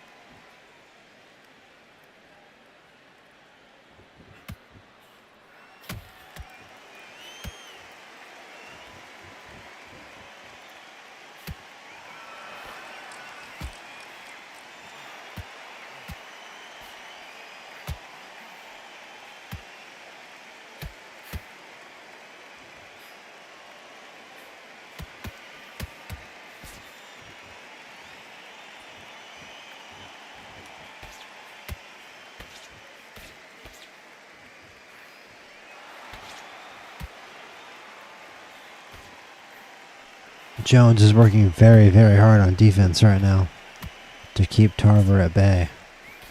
Tarver throwing at a very high volume regardless of his lower stamina.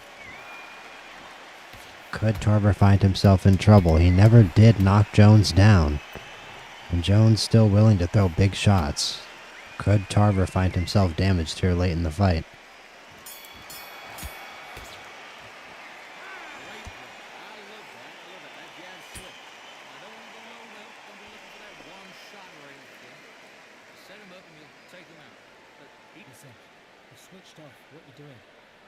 That's a Jones round. We got a closer fight now. Yeah, you see Jones? He just needs to move. He needs to stick to his boxing.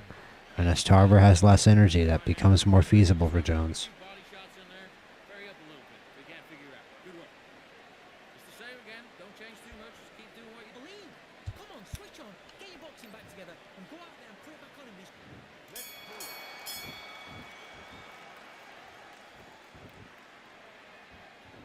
There's another close fight here in the inaugural fight night of the MPC Fight League. Nice overhand shot.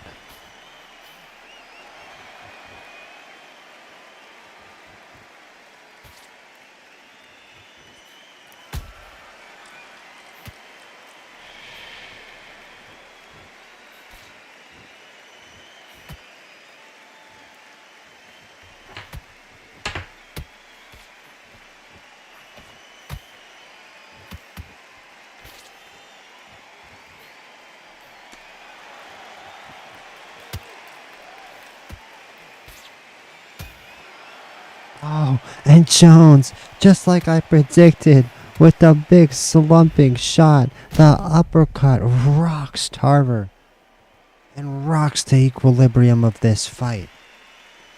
Jones now surely in the lead by a point if Tarver can even get up. Sprawled on his back right on the MSG logo.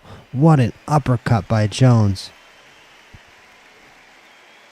To a Tarver who, after doing so much damage in the middle rounds, has begun to punch himself out and is still rocked by the Jones uppercut as Jones runs in with his quick hands, looking to find angles and combinations with Tarver now. Seemingly refreshed and right to the big body shots and swinging shots by Tarver. Unbelievable action here in round 10. What a back and forth war between these two. And an amazing start to the main card of our first event here at the MPC Fight League.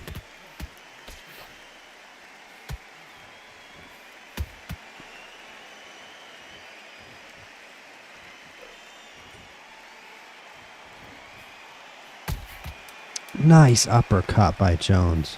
Uppercut, that was an overhand, whatever, 2 overhands. Beautiful combo and a nice sticking left there. Actually, that was a right by Tarver. I need to get my left and rights a little straighter. That was a right by Tarver there. He stuck there to the ribs or the liver of Jones, but that is a 10-8 Jones round. And this fight has become significantly harder for me to score. So we're just going to say Jones up 1. Because Jones is currently up 1 point.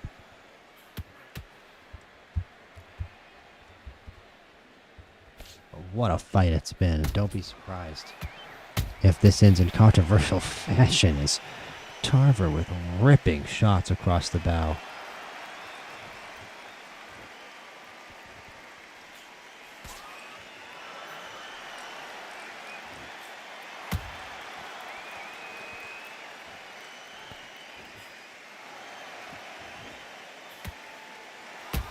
Nice shot from Jones. Nice shot from Tarver.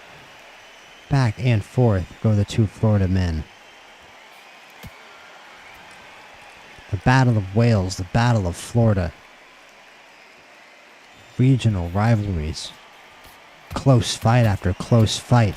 Big shots from Tarver. Uppercut from Jones. Shot to the body. And another shot to the body from Tarver. Nice punch slips from Jones. More nice punch slips from Jones. And a straight right. Nice punch slips. Digging to the body from Jones. Big overhand to Jones, digging to the body from Tarver. Wearing himself out. Will he be susceptible to another big shot from Jones? What intense combat here in the middle of the ring in Madison Square Garden. The world's most famous arena rising to their feet the last 20 seconds of the 11th round. As Jones' arms are sent spiraling briefly there. And a big uppercut by Tarver rocks Jones. Hard to score this round for Jones. There's a big bruise. I see there on the right side of his face. He's not cut, but he's bruised up on his face. And this has been a tough fight for both these gentlemen.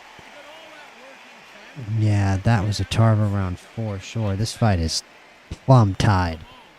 This fight is tied somehow to 11 rounds on my cards. Ask me how a fight can be tied to 11 rounds. I have no idea, but somehow through 11 rounds this fight is tied to me. Jones was up 1 and then he lost that, so it's tied. It could be different on the cards though. Let's see. I'm just saying it's tied going into the last round.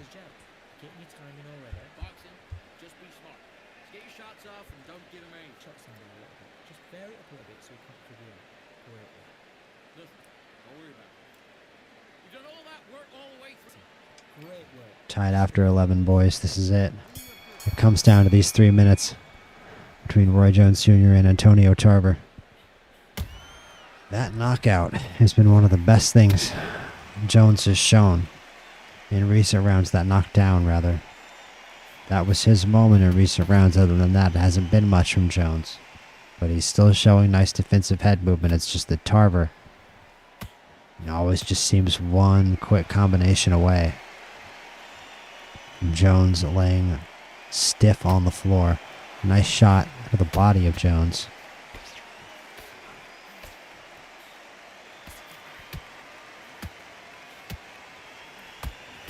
Ooh, nice uppercut to the body of Jones again. Tarver looking good here.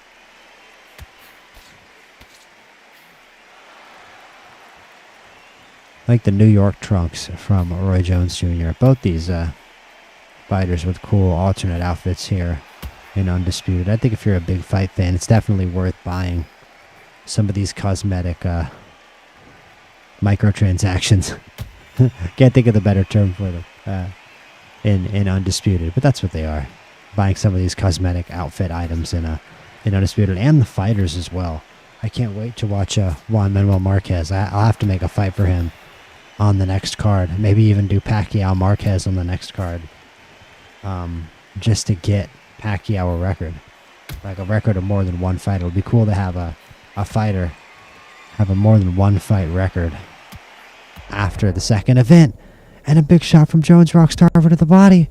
This looks like a Jones round now. He can cinch this fight for himself. He can get a knockdown, but Tarver covering up. Doing a good job defending. Jones gets a punch and punches nothing but rope. But that looks like he might have done enough. That's for sure a Jones round. And look at that. It's going to be hard to score that fight against Jones after that knockdown. Let's see how they scored, and it is a split draw. Ladies and gentlemen, that seems fair to me. But we are absolutely going to rematch that one. We do draws here at the MPC Fight League. That will not be rematched immediately. It is not a title fight. I have a rule with title fights. Man, look at that. It's a complete split draw. Nobody could make up their mind. So this fight will definitely get a rematch. Again, not immediately. But I think I may even add it to the next card or 2 cards from now. But I do have a rematch list right here. And we will most certainly add Jones versus Tarver to said rematch list.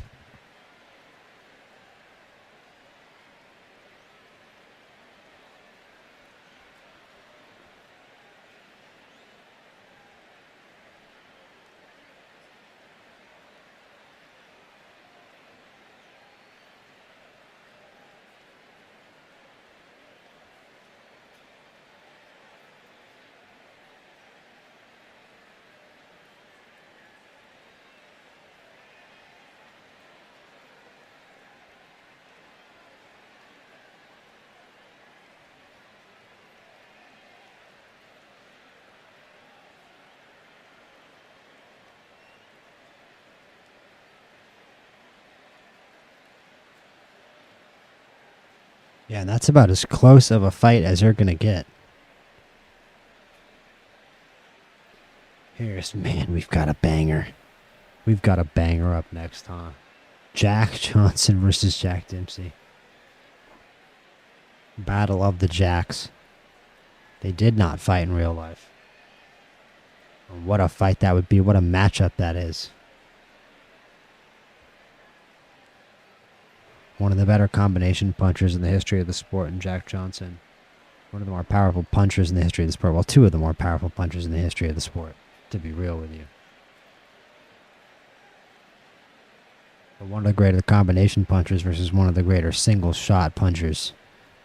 That is going to be a great heavyweight tilt. And that's going to be at the Grand Theater, definitely. Although, I do kind of envision that fight in Atlantis as well. I think that would be a fun one for Atlantis.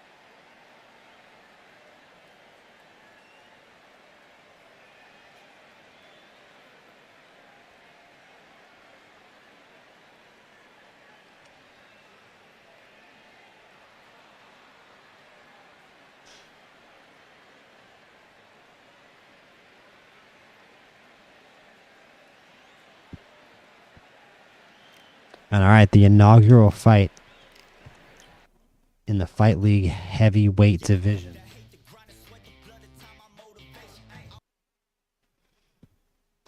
I just don't like any of the songs on this soundtrack, I feel like, unfortunately. Not that I've heard so far. Anyway, the inaugural fight in the MPC Fight League heavyweight division, which is going to give us so much unbelievable action here. I've even added some more obscure historical heavyweights. We're going to even have John L. Sullivan, but I've added Peter Jackson, who was in retro, not even retro. I don't know why I said retro. Historical would be a better term, heavyweight. I believe he was the first black world heavyweight champion, a heavyweight from the Caribbean, I believe in the late 19th century, who I need to look him up again because I made him. He's maybe the most interesting fighter to me, at least in the heavyweight division right now. He could also fight as a light heavyweight. Peter Jackson, fighter. Yes, 1861 to 1901. He was Australian, believe it or not. I think I have him listed as American. He was Australian. U.S. Virgin Islands, though, it says is where he was actually from. So I'm going to consider him to be American because he was born in the U.S. Virgin Islands. What today is the U.S. Virgin Islands. And he fought a lot of his fights in the United States, for most of his career. Now, he fought in Australia early in his career, actually. So maybe he was Australian. He died in Australia as well. Interesting. Very well traveled. Very well traveled, especially for a black man of his time. To be so well traveled in the late 19th century all over the world, from the U.S. to the Virgin Islands to Australia.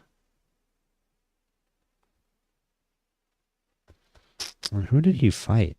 I think it's in Jack Burke. I don't see anybody terribly famous that he fought. The inaugural Australian heavyweight title. Wow, imagine. He beat George Godfrey August 24th, 1888 for the world colored heavyweight title. Won the common heavyweight title against Jim Smith. Jim, J-E-M. At the New Pelican Club Gym in Soho, London, England. I don't see him defending that belt. But then went back to Australia at the end of his career. Fascinating fighter. A very heavy-handed individual, definitely. And he will be taking part in our heavyweight division. But, of course, many other famous heavyweights you're going to see. Riddick Bowe, James Buster Douglas, Vladimir Klitschko, Vitaly Klitschko. So many heavyweights. I don't even know what to do with them all.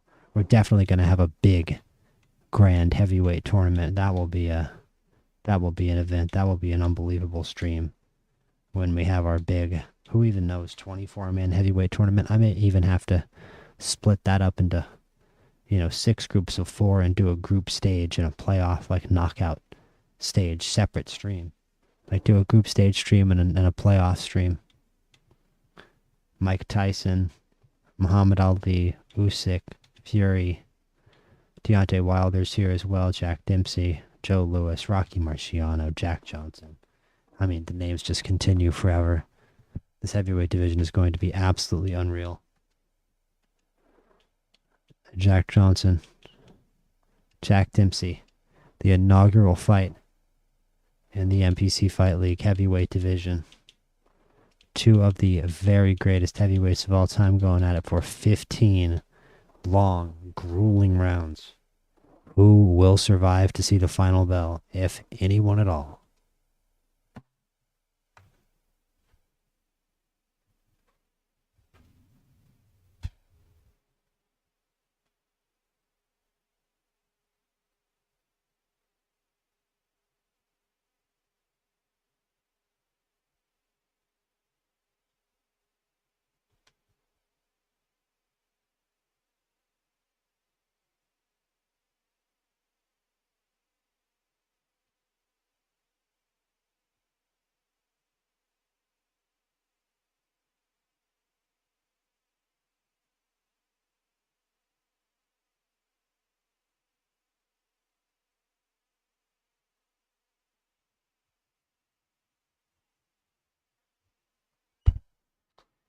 Sorry, guys. Let me turn the game volume back up. There we go.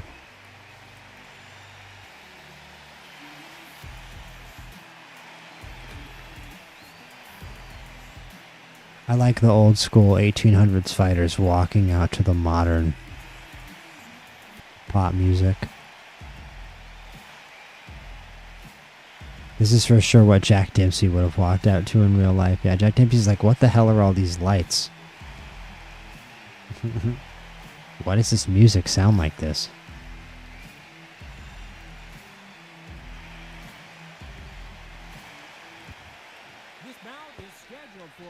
Oh boy, we got to write heavyweight division. I think I'm gonna take the first word out of that sentence. From Galveston, Texas, presenting the legendary first African-American heavyweight champion. Please welcome the renowned heavyweight champion of the world, known as the Galveston Giant, introducing Jack Johnson. Fighting out of the blue corner from Manassas, Colorado, presenting a legend of boxing, one of the all-time greats of the sport, the acclaimed heavyweight champion of the world, the Manassas Mauler, Jack Dempsey.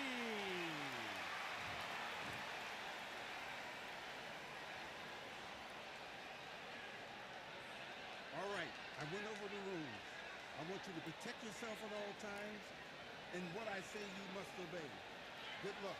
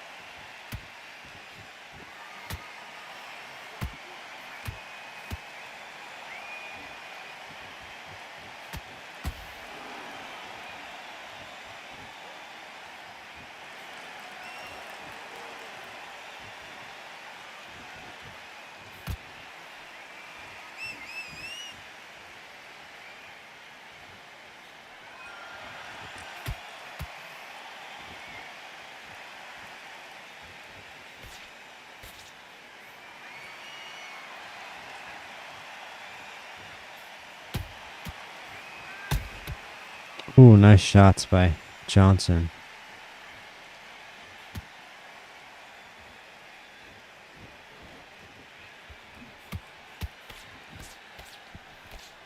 Dempsey providing some nice volume, though, in round 1.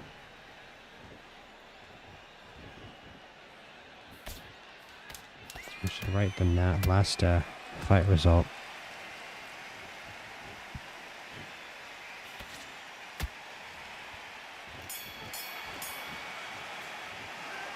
Yes, I like that round. Good round. You feel good? Good man. Good man. You were thinking, you were smart, you weren't loading up, but you were still landing your power shots. Good work. And don't forget the jab. Yeah, Johnson's a corner like that round. Johnson has a little more hand speed here, I think, than Dempsey. And might be able to land a little more consistently, but it's a long fight here at 15 rounds.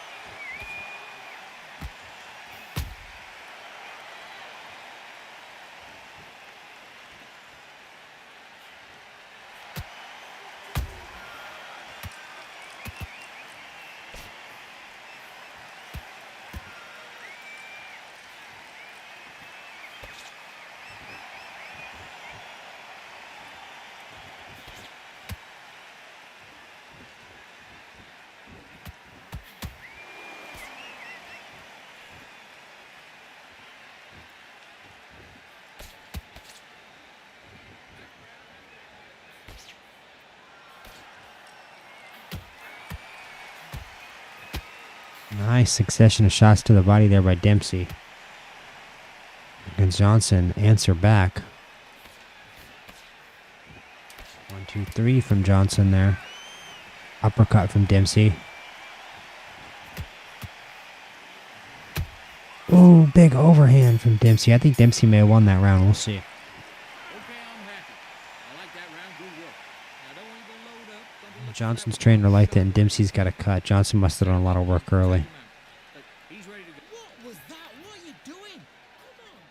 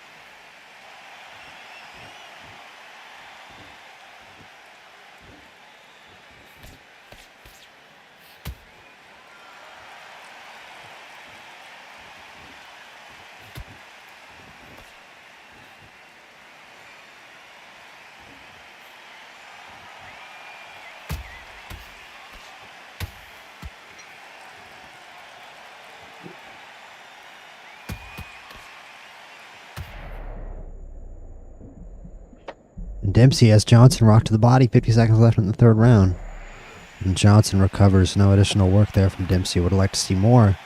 But a couple big rocking left hands from Dempsey to the cheek of Johnson, who should be up 2 rounds in this fight. But it's good to see some fight back from Dempsey, who's going to have to do his big damage on the inside. And those punch slips are huge from Dempsey in determining this fight. But Johnson, I think there's just a little bit more to his defensive game than Dempsey's actually. Dempsey's more of a bob and weave punch slip guy.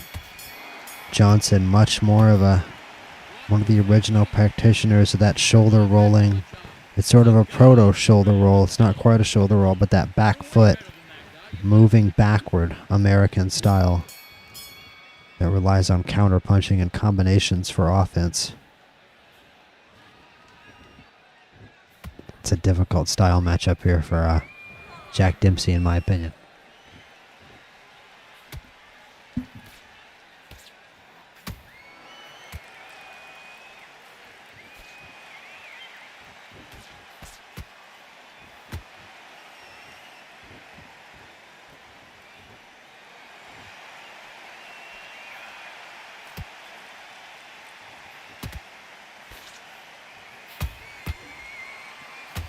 Ooh, big shot to the head by Johnson. Big concussive shots here from both fighters.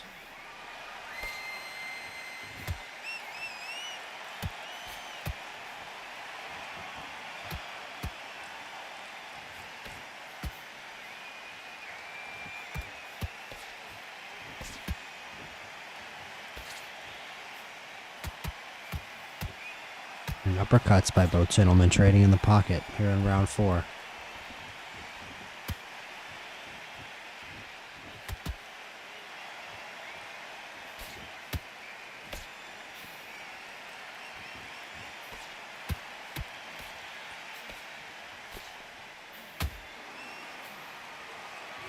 These guys both love that overhand, but they're both talented at slipping it. It's going to be hard to land that overhand flush consistently, but we'll see. 15 rounds is a long time to find that one big shot that makes a difference, and we've seen that one big shot make a difference in so many fights here on this card. Even that Jones-Tarver fight.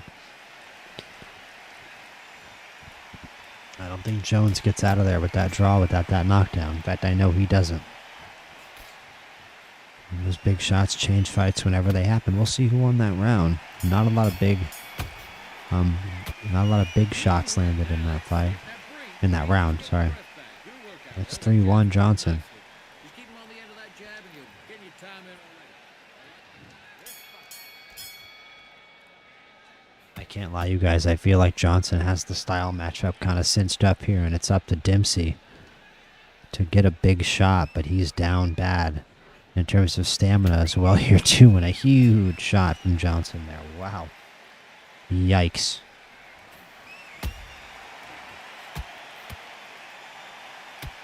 There's something back there from Dempsey that's nice to see.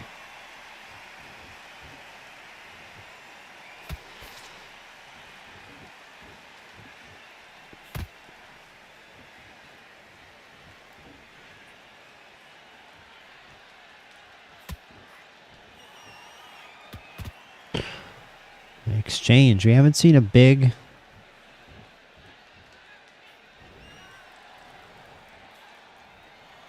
stunning shot here in a while.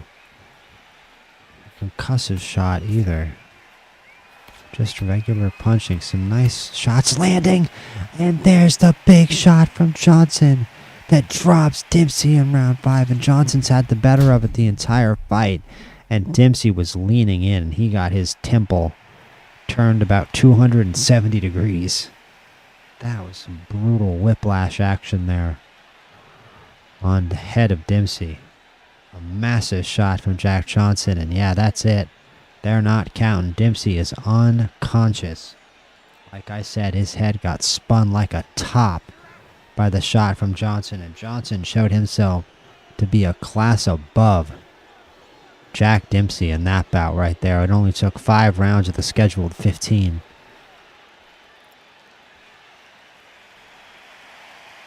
And it's just not a great style matchup for Dempsey, who kind of needs to bob and weave going low and find that big single punch. And Jack Johnson always happy to oblige off the back foot. And Johnson never really looked in terrible trouble there in that fight. A great knockout. Nothing on that Pacquiao knockout, which still has knockout of the night in my mind. But Jack Johnson definitely just made a statement in the heavyweight division. That is a big statement in the heavyweight division to kick off the MPC Fight League heavyweight division. And there's going to be one more fight in the heavyweight division tonight. Don't you worry.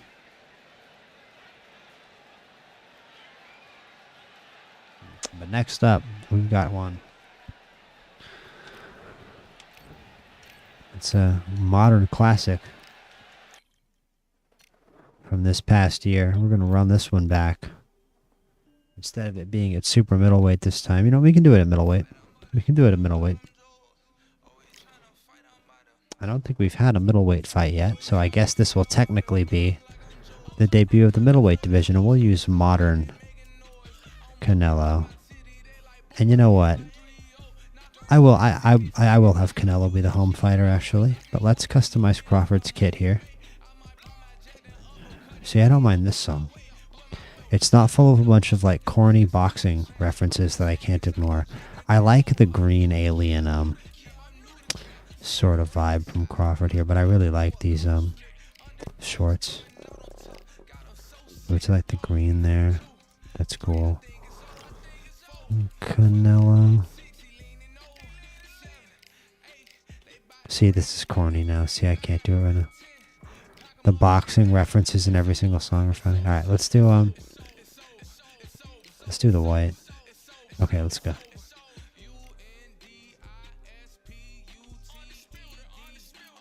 Which arena? Let's do the Kingdom Arena in Riyadh. Why would we not do Riyadh? I guess we could do Japan, but I kind of want to save that for tournaments.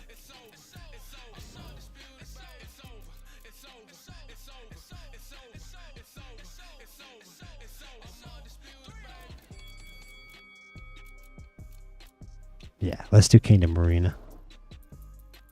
It's going to be 12 rounds. The middleweight division. Terrence Bud Crawford versus Saul Canelo Alvarez.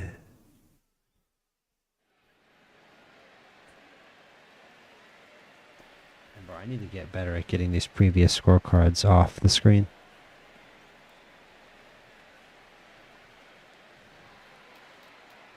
And middleweight division.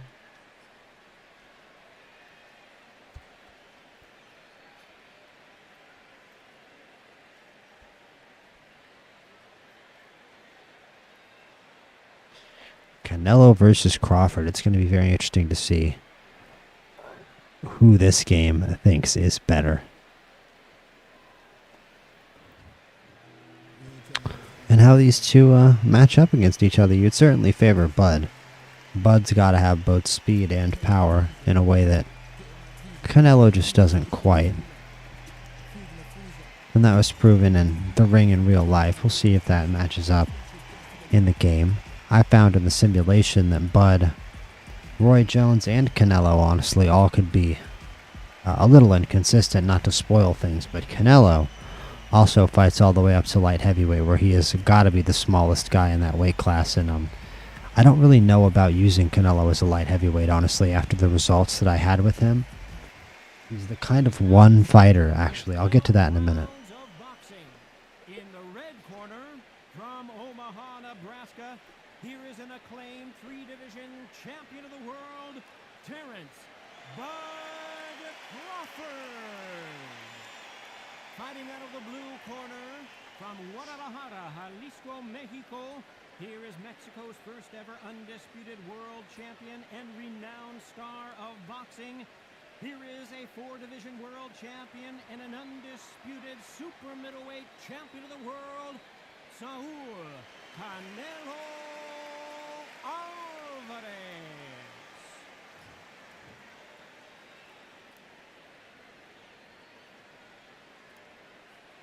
All right, I went over the rules. I want you to protect yourself at all times, and what I say you must obey. Good luck.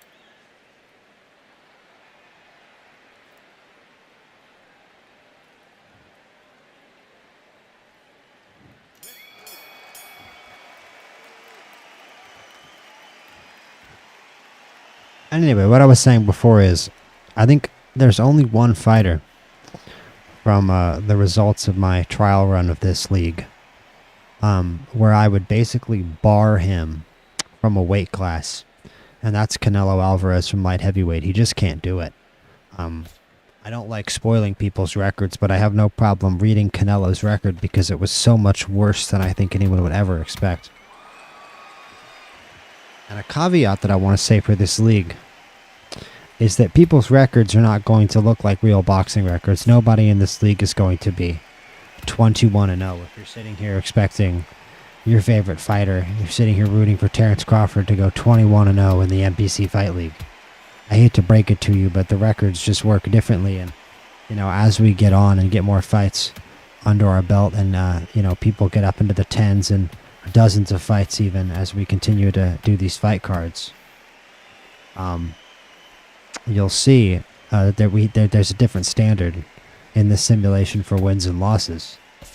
But it's still easy to tell what's a bad record. And let me look at Canelo's record here. Where is it?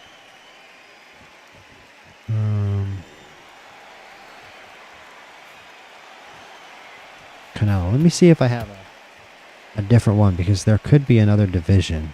Because he's both a middleweight and a welterweight. I have him in middleweight standings. Where are my welterweight standings?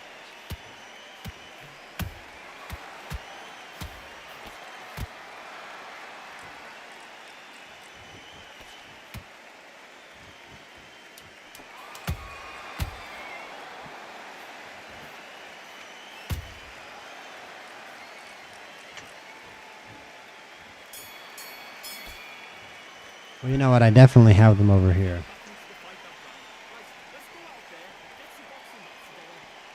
And Canelo won that first round, apparently. That's big for Canelo. I'd say he'd probably be the underdog in this fight.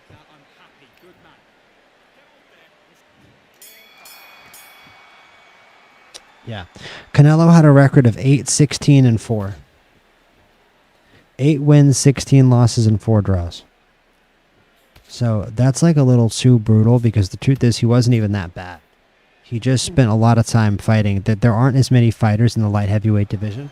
So when I had to make matchups at light heavyweight, and especially matchups for especially fighters who hadn't had a lot of fights before and just needed more fights to sort of catch up, which is going to happen just naturally over the course of making like events and introducing new fighters from the roster into the lineups of the events.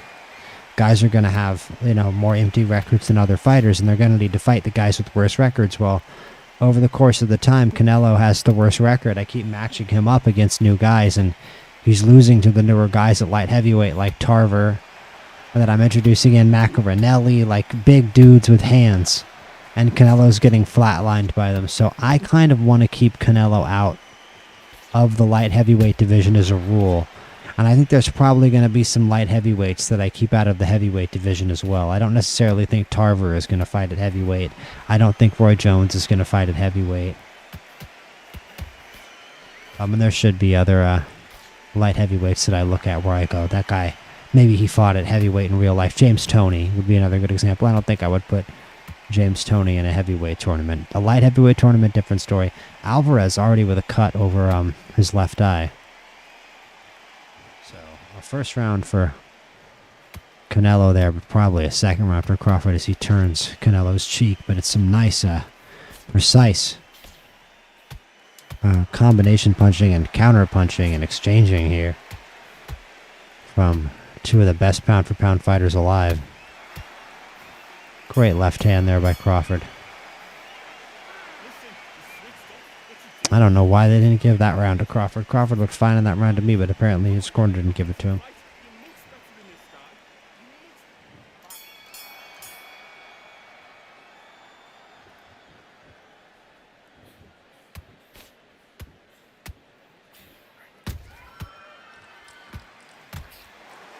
Man, Crawford's landing some stuff, huh?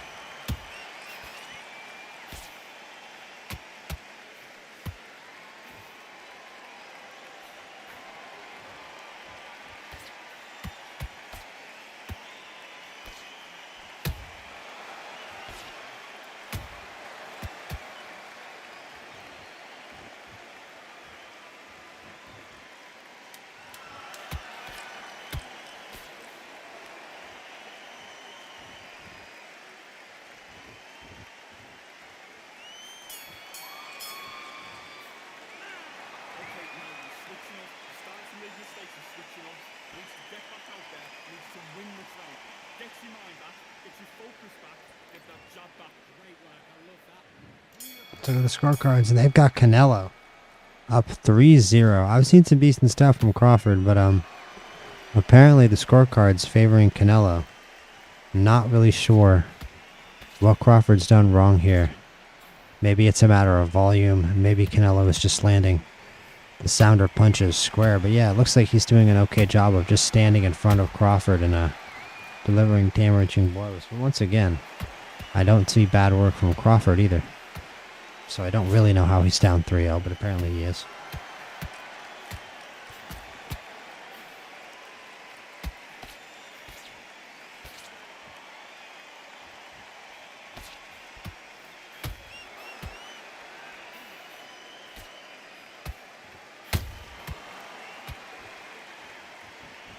Big shot from Canelo there. Canelo's done a good job so far, apparently, especially if he's up 3-0, but he's done an impressive job. Man, look at the volume from Canelo there, too. Keeping his energy up, too, being ahead on energy. Obviously, he's going to the body with some level of commitment as well, but a nice body shot back from Crawford.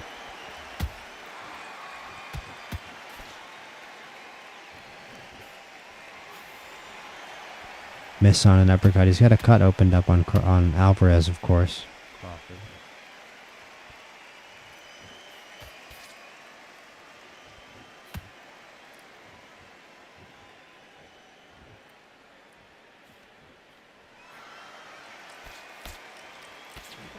Ooh, just missing. A big shot there, and Crawford then doesn't miss the next time he tries it. Nice shots from Canelo, though. Crawford now having Canelo back up against the ropes may be a beneficial position here. Able to damage Alvarez to the body and to the head. And Alvarez nearly dazed to the head. But Crawford can't find the final shot. And there we go. They give that round to Crawford, I think. That couldn't be a bad round for Crawford. That was some good work there. They're finally giving Crawford credit for the whole fight. It looks like he's actually been okay. Maybe he's actually started to crack Canelo's defenses here, and Canelo's going to have to move a little more, and I don't really think that's Canelo's world. I think Crawford may be able to take hold of the fight here, because he hasn't looked bad in the first 3 rounds. Go up there and finish him. There, let's reset. Forget about that round. It was in the middle. You can't miss him. Great work. Stay focused. Next round. I need you to go back out there. I need you to win this round. Jab. You're getting your timing already. The right hand's beautiful. That's it. Tim, just be smart. Just get your shots off and don't give him anything. God, great work. You were thinking. You were smart. You weren't Don't worry about it. Get your mind back on the job. That's a terrible round, that is.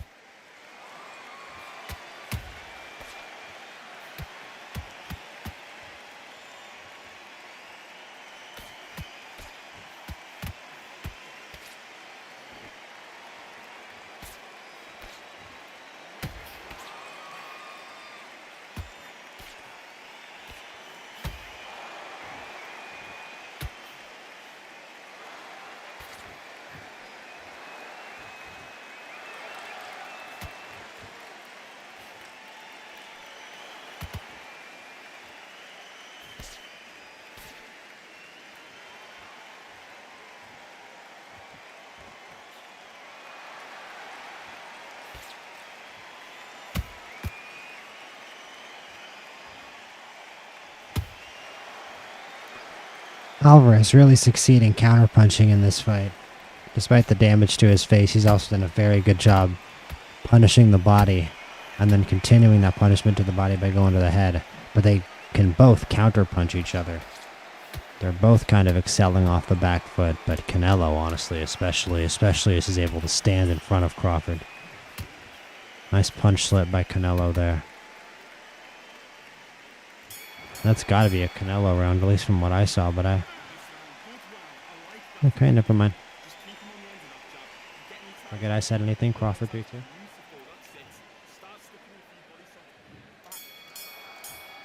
Sorry, Canelo 3-2. Crawford round. Canelo 3-2.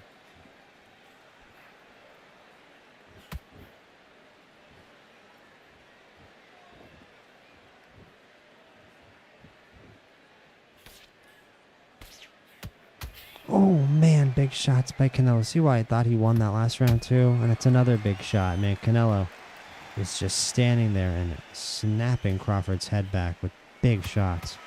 Crawford needs to move laterally or switch stances more like he does in real life. In this fight right now, though, Canelo just needs to counter punch. He needs to work off the back foot.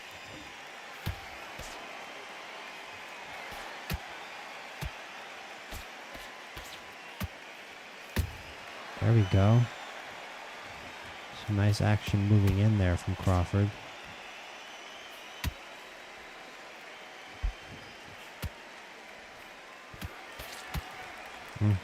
Nice bob and weave there by Crawford to avoid the shots from Canelo. Big shot up the middle. Another big shot up the middle. Oh, and a nice uppercut to the head from Crawford. Snaps back the head of Alvarez. And a 1-2 to the head of Alvarez from Crawford.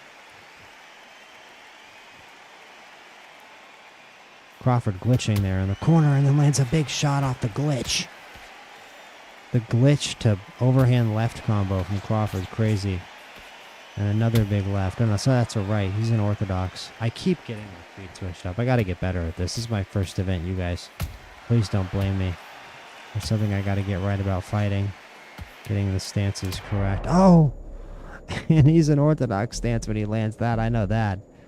Alvarez with a big overhand right. And another big overhand right. But Crawford tough. Standing in there tough. Against those big shots, even while dazed. Not getting down too much of his health bar. But that's not a round Crawford needed to lose. It's not a round Crawford needed to lose. It's 4-2 Canelo. It is 4-2 Saul Alvarez right now. And Crawford is in trouble. And this is only a 12-rounder. Can he get out of this predicament? Terrence Crawford. I'm sure many of you picked before this fight.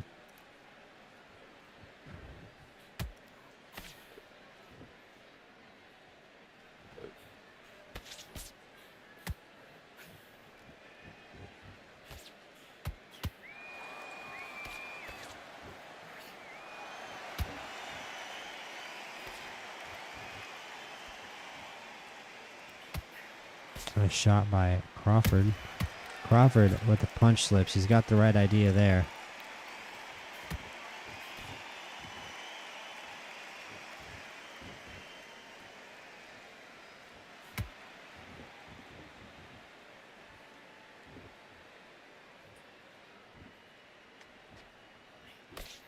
Nice body shot there by Crawford. Crawford seeming to have a little bit better of a round here.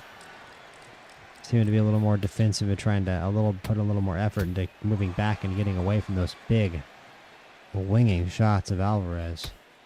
That Crawford, uncharacteristically perhaps, has not been super able to dodge in this fight. Like we said, most of Alvarez's problems in previous simulations seem to come at light heavyweight. Here at middleweight, he appears to be a formidable foe. He's going to have a crazy amount of power for a welterweight, too, where he is also a fighter with a presence in the division. He'll fight at welterweight, middleweight, and light heavy.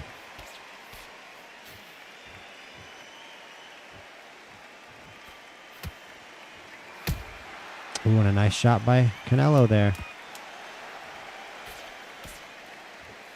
I think that was a Crawford round and a nice combination to end the round there by Crawford as he manages to minimize the offense from Canelo there in that round. Are they really going to say that was a Canelo round? Stay focused.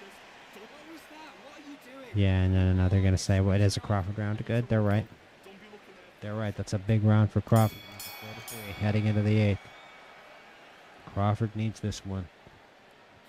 Crawford needs this one. I will be curious to see how he approaches this.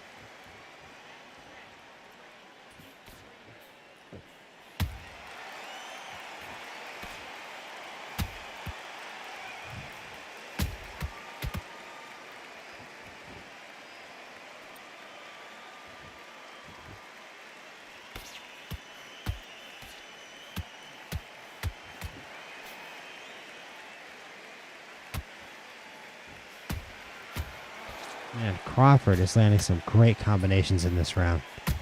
But Canelo right back with a great counterpunch. These two are a great matchup for one another here in this Undisputed simulation.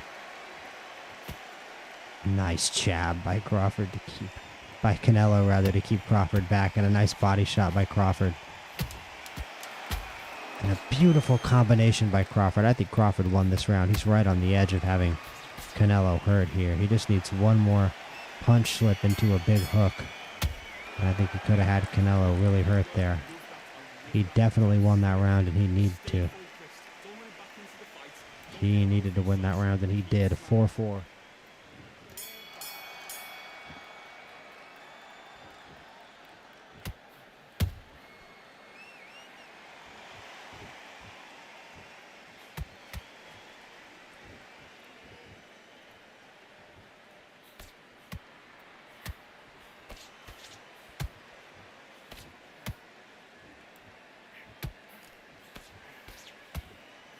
And we have an even fight going into round 9.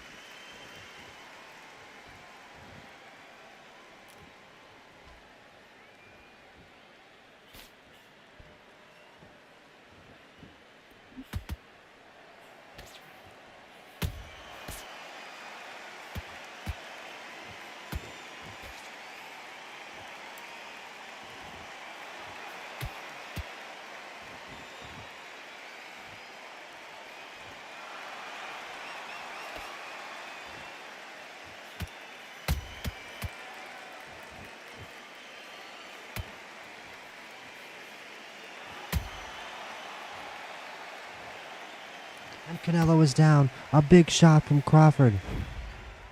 A big right hand over the top.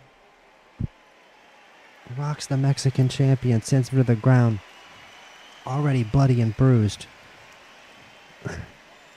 So many great shots by Crawford in this fight. So much great combination punching to see it finally pay off there. And now Crawford going to be out 2 points exiting this round unless Canelo can find a knockdown of his own in less than 50 seconds, but he's got more concerning things to deal with right now. He should be much more concerned with survival here. Because Crawford has come up so big here in these last 2 rounds.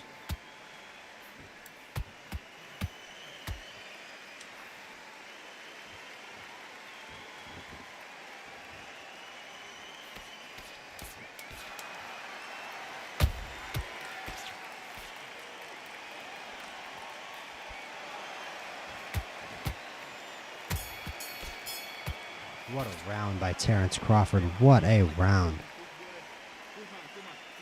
An unbelievable last 6 minutes of this fight by Bud. 2 points on Canelo now. A 5-point swing in the last 3 rounds. From down 4-2 to up 6-4. And I know that math doesn't make sense, but trust me, this is boxing math, baby. This Tyson's boxing there. You're like, shouldn't that be 4? Shut up.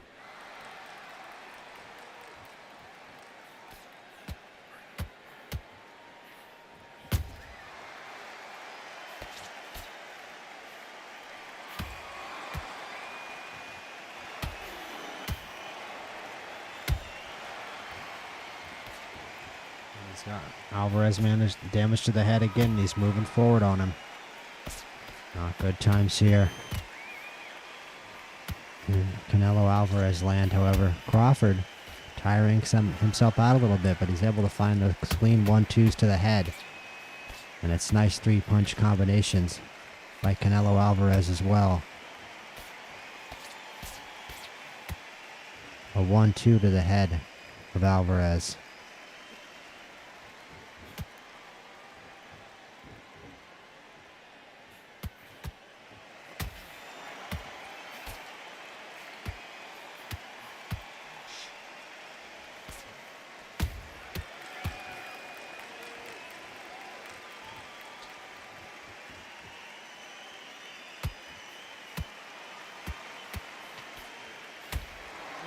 Big shot across the bow from Crawford, from Canelo rather.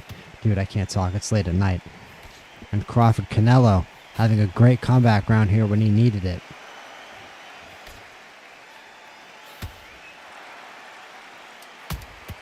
Ooh, and a big shot from Crawford, but a shot back from Canelo. Again, these guys can really counterpunch each other. It's a great, entertaining end to the round here.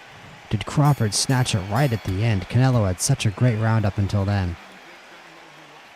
And his corner is saying it was a round win there. Did Crawford really steal that round there at the end? What a tough break for Canelo. He did look good in that round before. He was able to find a space for those big counter punches before. And this got his trainer talking about all that work all the way through camp.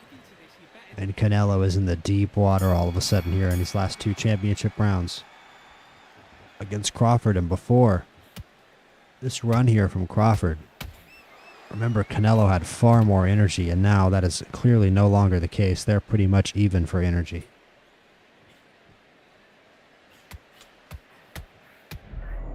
Oh, but Canelo rocks Crawford here. 2 big shots, a left and a right. A big overhand. Crawford is so tough. He's been rocked twice in this fight, and it just hasn't made a difference. Canelo hasn't been able to knock him down. Crawford's so tough, able to persevere through these raining punches here from Alvarez after the damaging shot.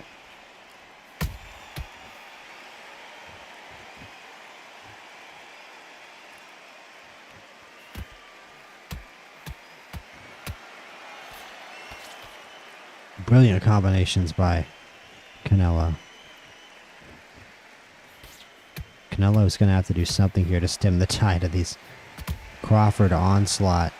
And that rocking shot to the head wasn't a bad idea.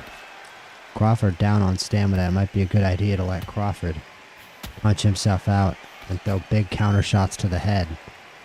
But now Canelo tired out, and Crawford with a chance to punch a nice little slip and a hook to the head from Crawford.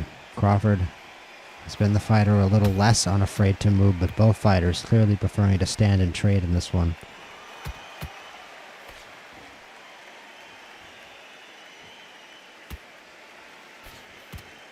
Nice shots to the head by Crawford.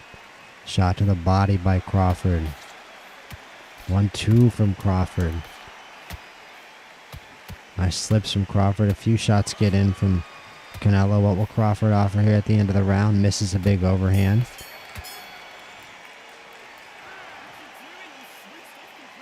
And they do give that round to Canelo. I don't necessarily hate that. He landed that big shot. He rocked Crawford. He looked good at the end of the round. Landed some decent shots we saw at the end of the round, even though Crawford was also throwing and landing.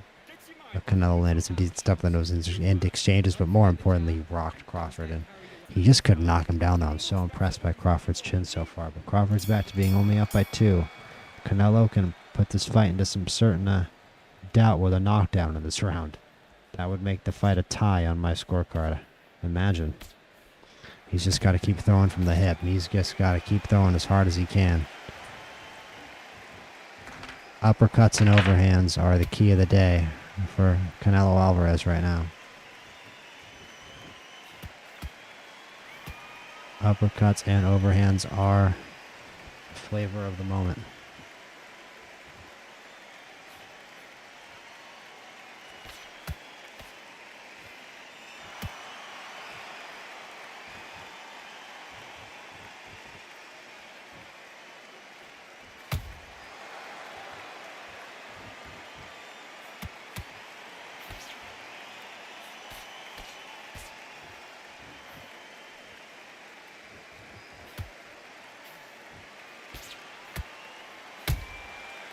Nice shots by Crawford.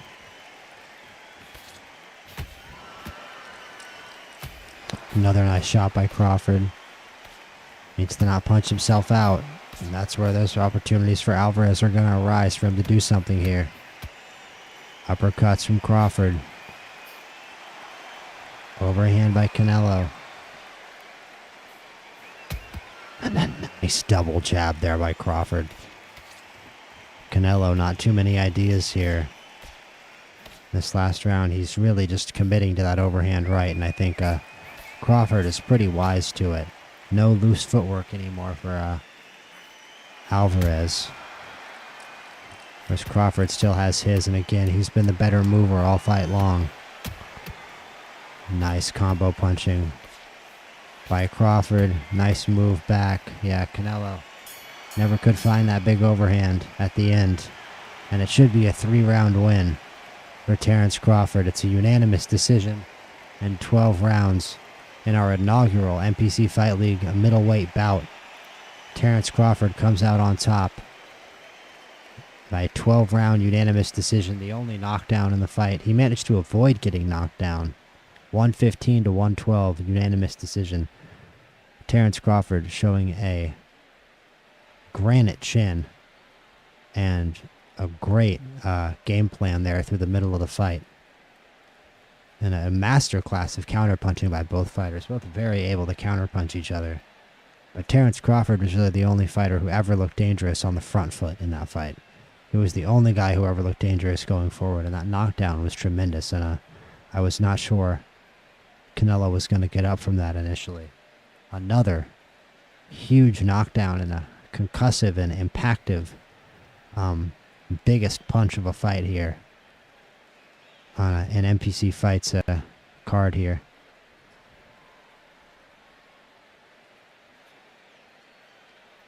But, that Pacquiao knockout of Ward was still something else.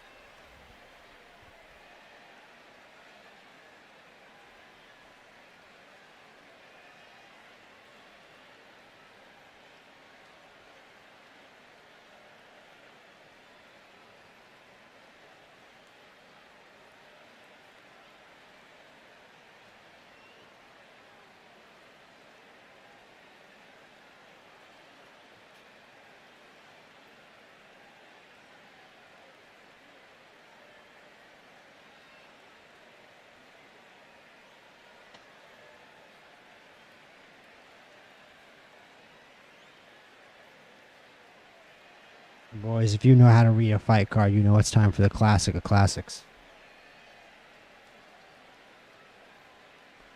The very classic of all the classics from Madison Square Garden in beautiful New York, New York.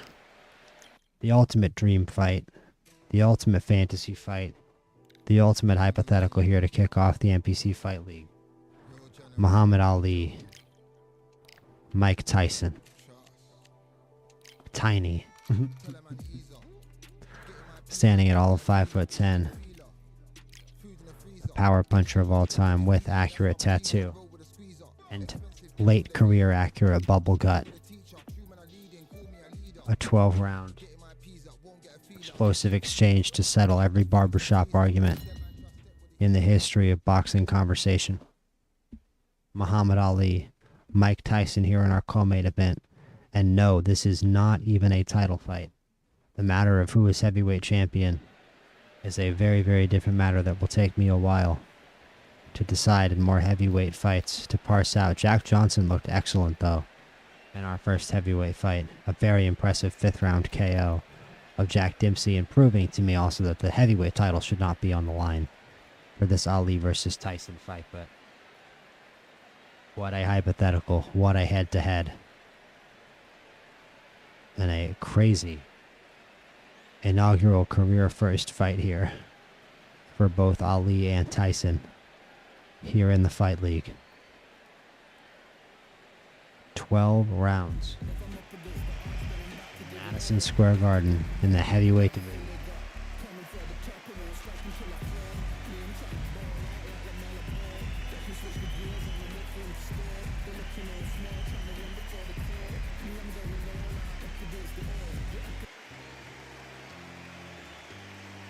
Bat Mike Tyson.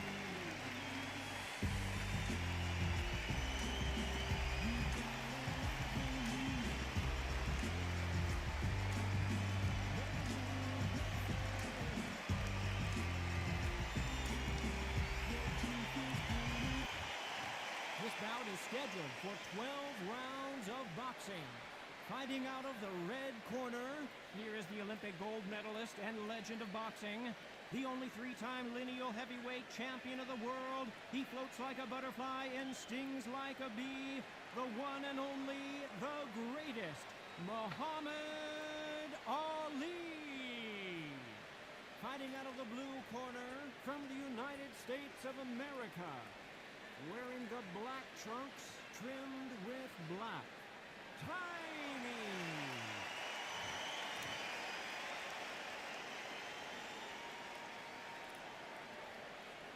All right, I went over the rules.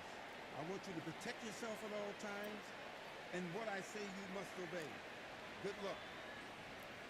Could this one end in the first round, ladies and gentlemen?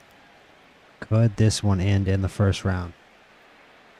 Could we be done for a quick exit of all the fights tonight? This would be the one. Muhammad Ali, Mike Tyson. Who you got? Who you got, huh? How about this one?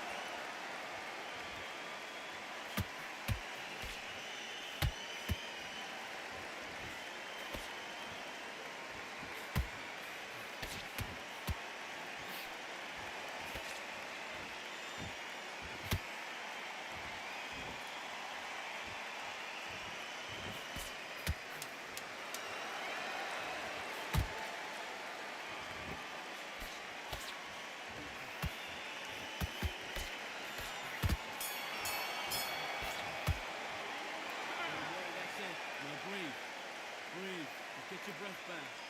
You stay focused now. Don't let him back into the fight. Don't give him no free shots, yeah?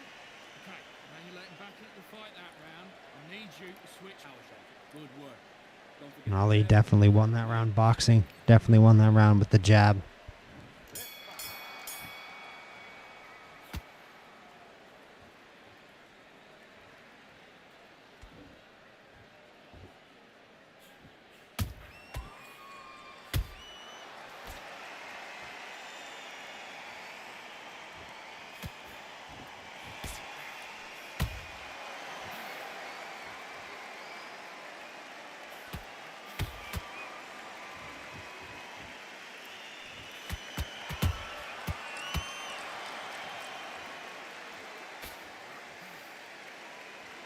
Tyson, you can see with the bombs away and the KO perk, he, much like Jack Dempsey, much like in real life, just looking to land that big one punch shot a lot of the time, especially late career Mike Tyson was that kind of fighter, trying to land that one big one punch shot.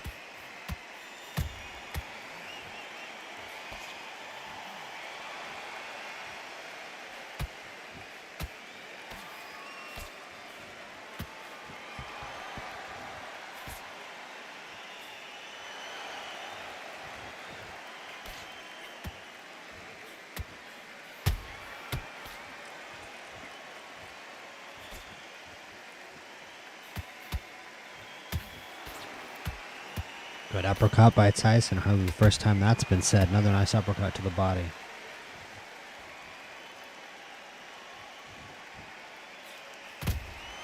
Tyson's so tough. Such a low center of gravity. So much power and force on his punches.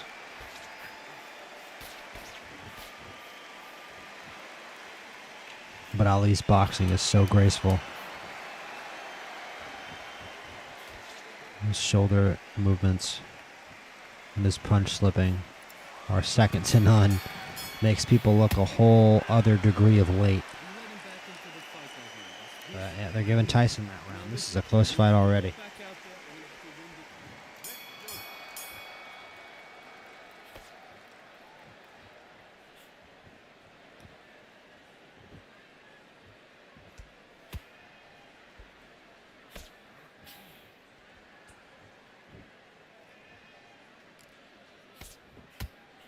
Can't even lie, you guys. I'm locked in on this one. It's a good fight so far.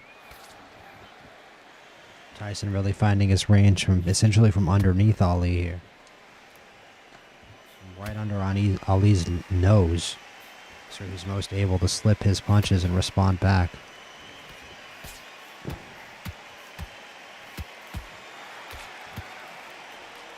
It's a volume work from Ali there. See how much of a difference it makes to the judges.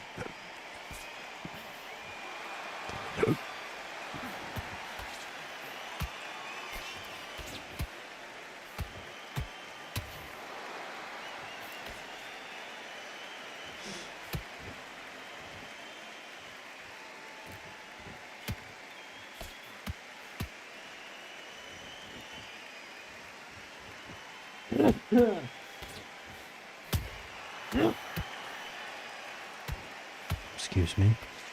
And it's still good work from Tyson.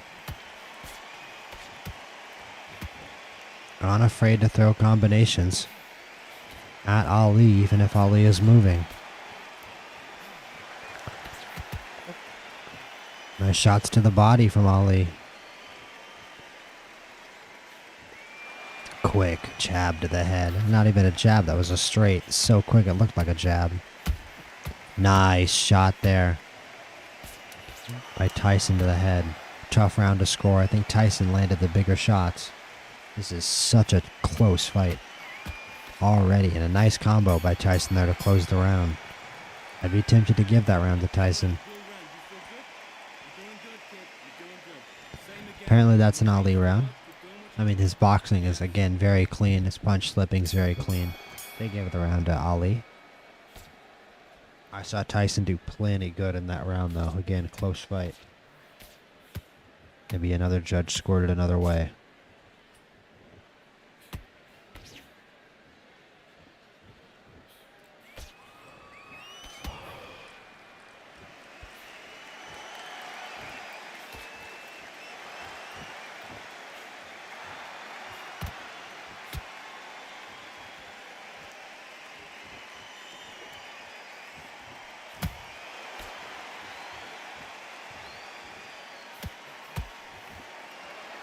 Ali, it ultimately can be said, if he doesn't let Tyson just sit in the pocket, this fight is his. And he's a very smooth operator from outside, especially compared to Tyson. He doesn't seem to have much outside game. Man, when he's inside, he's dangerous. We haven't really seen him uncork a huge uppercut that we know he's capable of. Maybe he just hasn't found the spot for it yet. Ali is really keeping him at distance. There's a lot of jabs from Ali. Ali is throwing a lot of jabs. Many at the beginning of combinations, but that's what you're supposed to do. Oh, there's that nice uppercut from Tyson, and Ali didn't like it as he digs to the body in response. And there's another nice uppercut to the body and another nice uppercut to the head now. Tyson clearly fighting like the uppercut is his only weapon or weapon of choice.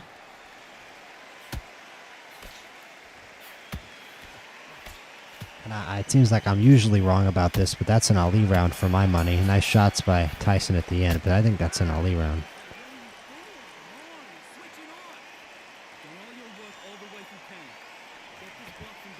See, I'm always wrong about it. I'm always wrong about who wins the rounds. Apparently it's 2-2 now. Apparently that was a Tyson round. Ali's round is all on his face. It seemed like he boxed okay there, but I get it in the sense that Tyson objectively, not unobjectively, objectively, he landed the harder shots. Tyson landed the bigger shots in that match, no question. So I guess you want to just score it on that, but I thought that Ali outlanded him and threw a lot more. He wasn't inaccurate either.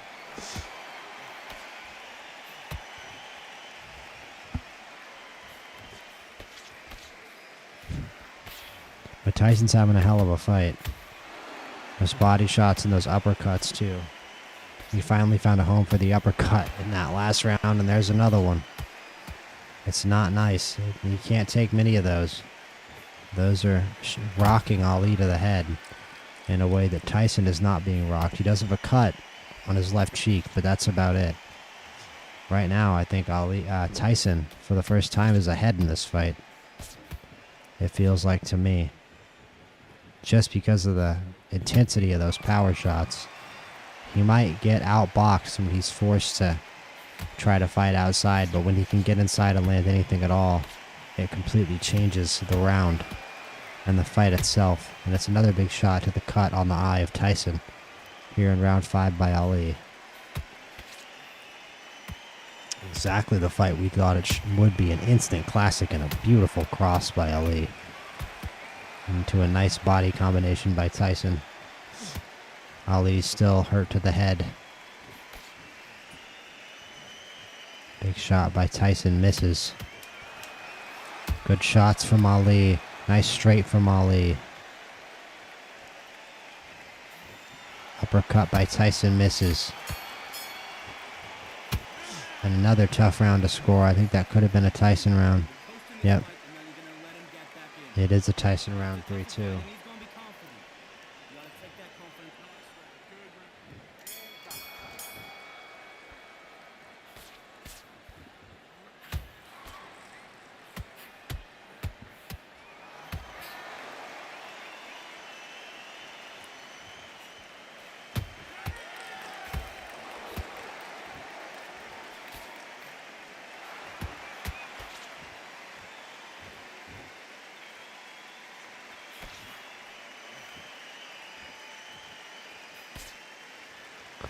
It's Mike Tyson's fight right now.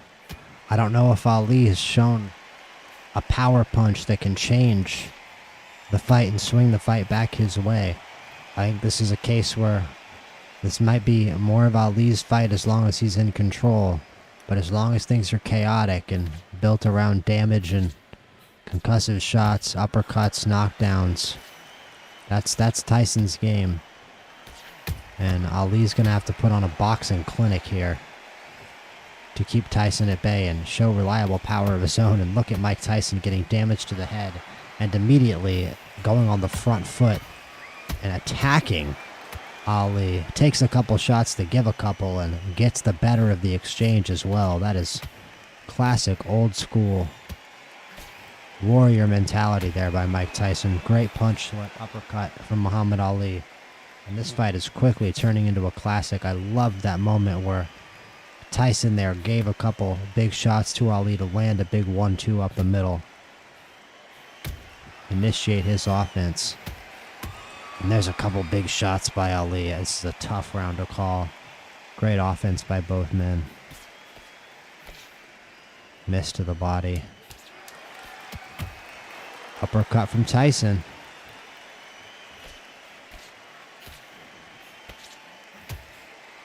Shot to the body of Tyson from Ali. Happy, I like that round. Good work. And they say it was an Ali round. I agree. I think there were 2 real good moments for Ali in that round and only 1 for Tyson. Doing? Come on, switch on, switch on. You've been coasting. And we're back to being even again. This fight is just Him up. Yeah, I need you to win this unfolding fight. to be a classic here. Focus back. Get that jab. You stay focused now. Don't let him back into the fight. Don't give him no free shots, yeah? You're doing good, kid. You're doing good. Same again. Don't change too much. Keep doing what you're about it. You got complete. Tyson still with a big cut, but neither man out of this fight at all. But like I said, Ali needs to box. Tyson needs to do damage. Very different stories here entering round 7.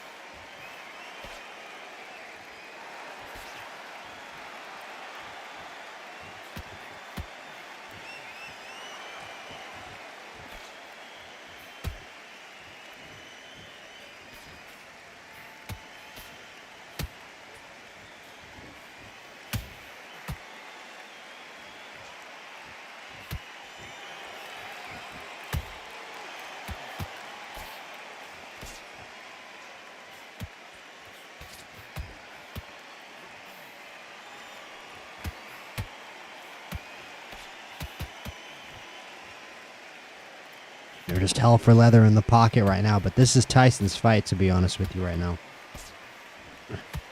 Not that Ali can't throw uppercuts to the body. But Ali needs to keep this outside, and that's not happening right now.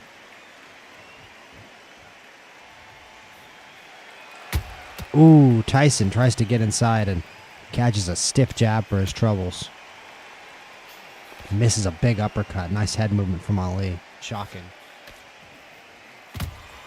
And a nice shot by Ali. No trade in the pocket there. Shot to the body, but that was a nice Ali round. Even though he had to work in the pocket, he did a good job, I think, standing in the pocket and trading with Tyson and not taking too much damage. That was a good Ali round. Yeah.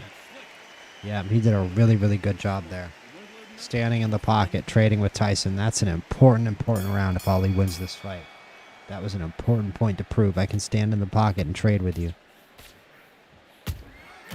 Maybe not. Big shot by Tyson there before I can even write the round on the scorecard.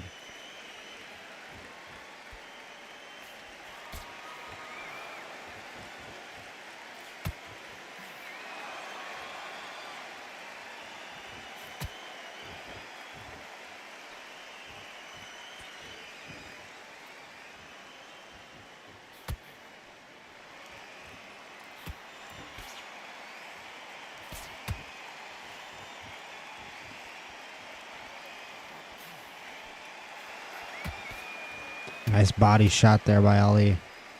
Ripples Tyson's gut.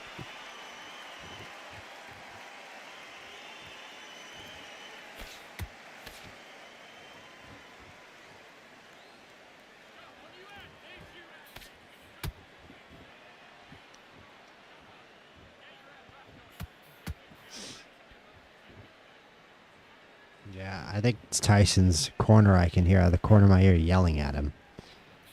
Not happy with how this round has gone. Ali really able to establish that jab even while inside, just working off that jab. And also, more energetic than a Tyson as well, it's worth noting.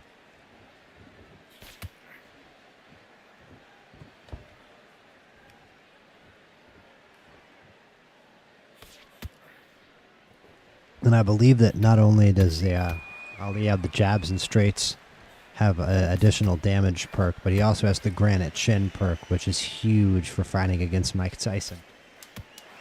A guy with obviously the bomber and KO perks. Although right now I believe his negative KO perk may be activated, which I believe takes place later in fights. Don't quote me on that. Breathe. Just get your breath back. Good work out there, kid. That jab's looking nice. Yeah, he said he won that round. Jabs looking nice. That's about how I would describe it too. Digital corner man with only a certain amount of dialogue lines. He accidentally got it right there. That's, I think, a good description of that round. Ali establishing the jab well, keeping that inside advantage that I frankly didn't expect him to have. But Tyson, honestly, he needs to go back to that uppercut. He needs to start throwing that uppercut more often, just with more reckless abandon.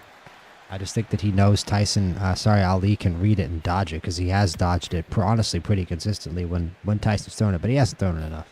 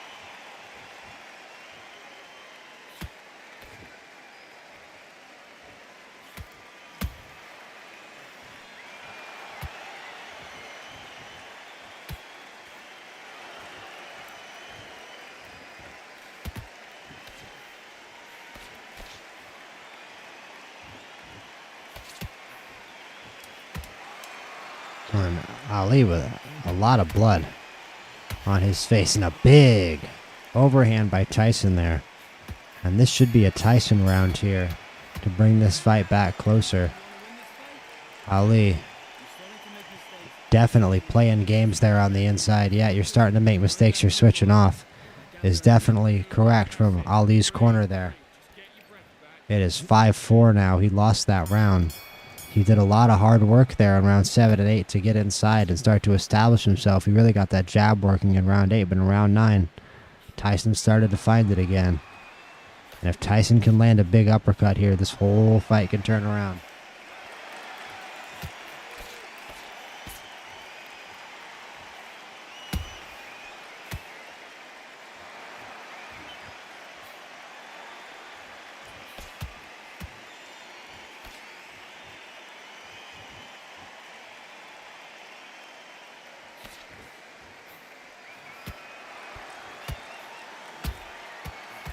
Nice shot from Ali there.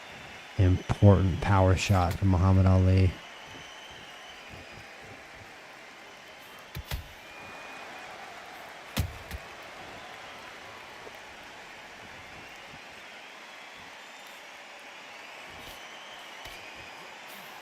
Uppercut misses from Tyson. Overhand misses from Tyson. Ali also very importantly making Tyson miss in the pocket.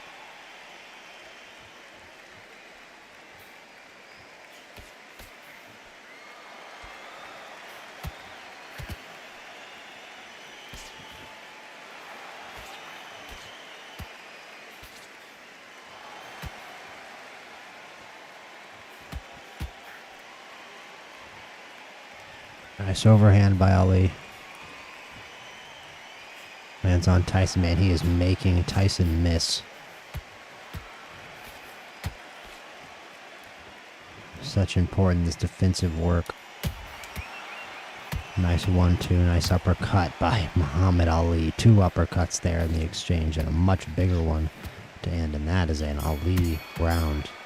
They both have cuts, but Tyson finishes that round looking far more cut up. That was a huge round by Ali. Ali has shown up in all the big moments in this fight when he's needed to. But one big punch from Tyson can change all that at any moment. Keeps this fight always interesting, always intriguing, as far ahead as Ali gets. But this would be a huge win for Muhammad Ali. To to start the MPC Fights League heavyweight division here.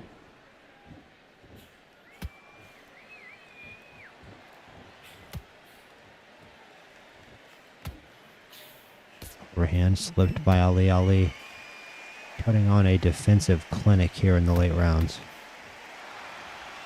Not allowing Tyson any big shots. Anything close to landing. Nice uppercuts to the body, and there's a big shot by Tyson.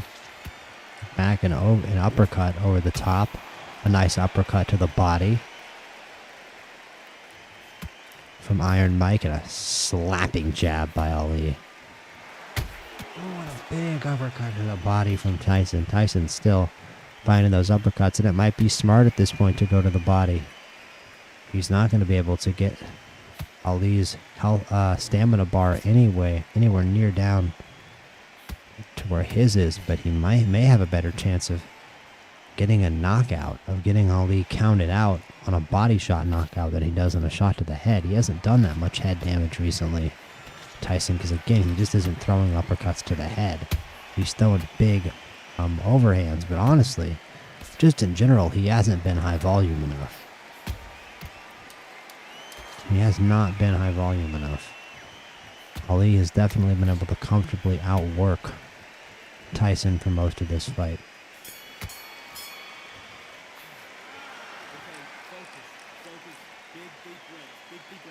Who are they saying won that?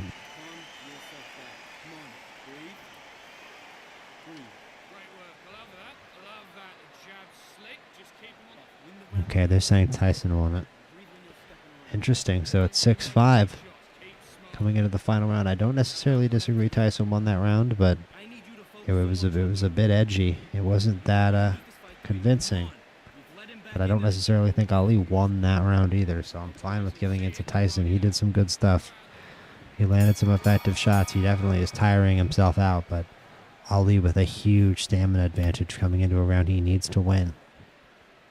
But man, a knockdown from Tyson would essentially be a walk-off home run.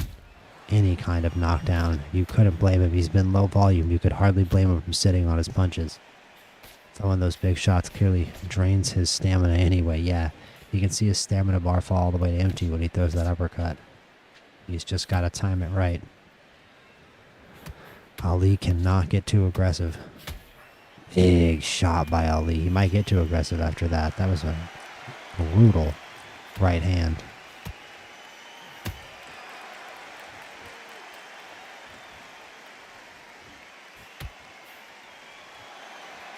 Another gorgeous quick right from Ali.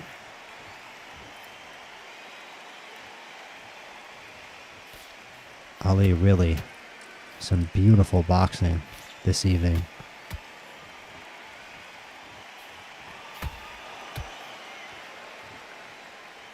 Repeated rights to the body of Tyson doing crucial damage to the Brooklyn native. Following up with those concussive lefts to the head, beating him at his own game, probably throwing more effective uppercuts than Tyson too, but most crucially, the jab has won Muhammad Ali this fight, easily out-jabbing Mike Tyson, who's still throwing big shots to the body. Finally slipped in an uppercut there a moment ago that jarred Ali's head and proves once again that there just should have been more volume here from Tyson, but he's not comfortable providing volume until he's inside, and when he's inside, he gets whacked by Ali. Ali proved a point there in that, I think it was the 7th or 8th round, and he stood in there in the pocket with Tyson and won those exchanges. And it's a unanimous decision win for Muhammad Ali over a bruised and battered Mike Tyson. And I think, this Mike Tyson definitely resembles the older Mike Tyson more than the young Mike Tyson. I think we saw a bit of the older Mike Tyson in there tonight, maybe more than the younger Mike Tyson. Not a bad effort for Mike Tyson. He won a lot more rounds than I think, but actually when I think of it now, the way I scored it, it was 6-5, at least 7-5. Yeah, that's fair. That's exactly my score, 7-5. But Tyson won some rounds. He won some sneaky rounds. I think the rounds that Ali won, he won by a lot more. Ali was very, very impressive in this fight. I think 115, 113 is a little flattering to Tyson, actually. He definitely didn't throw enough uppercuts. 49 of 96. He threw 100 uppercuts. Wow, that's crazy. Never mind. Almost a sixth of his punches were uppercuts. That's a kind of a crazy ratio. I didn't see that many. I guess he was just low volume in general. He definitely got outthrown by Tyson, by Ali, rather. Ali throwing 55 more punches. Would that be more? Outlanding him in terms of straights and hooks, definitely. It was very impressive how good of a job Ali did on the inside in this fight. He won round 1. Tyson found the inside. Obviously, he had the range here, Ali, in round 1. Tyson found the inside in round 2. Even round 3, Tyson still on the inside in round 4. And then these are the rounds here where Ali had to establish himself on the inside and just stand straight in the pocket with Tyson. And he did. And did a miraculous job of reestablishing himself in this fight. And then put an exclamation mark on it there in the last round. That was a fantastic wire-to-wire performance by Muhammad Ali in his inaugural heavyweight fight. And Mike Tyson, a pretty unlucky 0-1, but definitely soundly beaten by Muhammad Ali. But he made Muhammad Ali have to go through quite the trial, quite the saga to come out the other side the victor. And we head to the main event. Perhaps the best pound-for-pound matchup I could possibly make, reflecting the results of the previous simulations.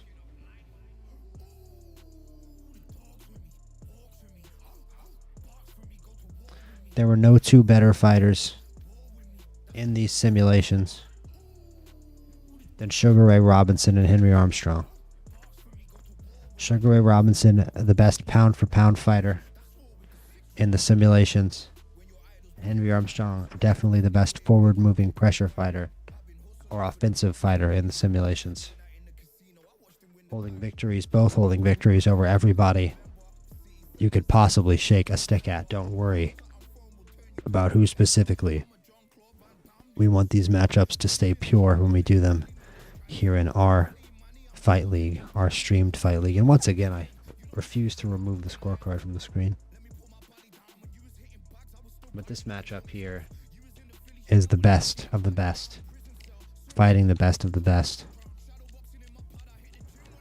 I mean, welterweight Sugar Ray Robinson is a whole other level of problem. And at welterweight Henry Armstrong, I think that's as low as his weight goes, and he fights all the way up to, I believe, light heavyweight, but he's definitely a hell of a middleweight as well. And I believe he was a middleweight champion. Sugar Ray Robinson, both a welterweight and a middleweight champion in my simulations, winning entire tournaments against the middleweight division, against the welterweight division, and fighting this man here, Henry Armstrong, many times. And I will not disclose the results of those fights, but they make one hell of a duo. And they are two dance partners with pretty perfect chemistry. Armstrong being a swarming inside defensive fighter, and Sugar Ray Robinson kind of being that ultimate hands low American offensive mastermind of the 1950s. A very, very enticing pugilistic contest here for the welterweight championship. I don't think there are two better welterweights in this game. Terrence Crawford is very, very good, but we're talking a fighter who had 20 wins. I'm not going to share their number of losses, but a fighter who had 20 wins with 12 knockouts in Henry Armstrong versus a fighter in Sugar Ray Robinson. Well, I won't share his knockout total, but he had 28 wins in my simulation.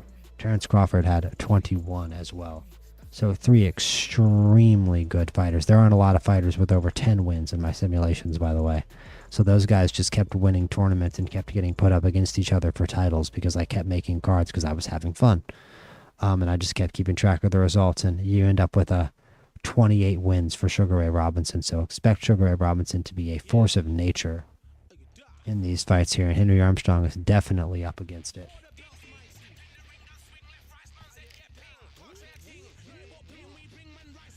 And this fight's going to be at the Grand Theater.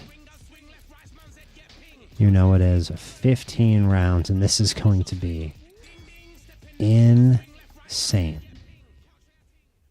This is going to be nuts.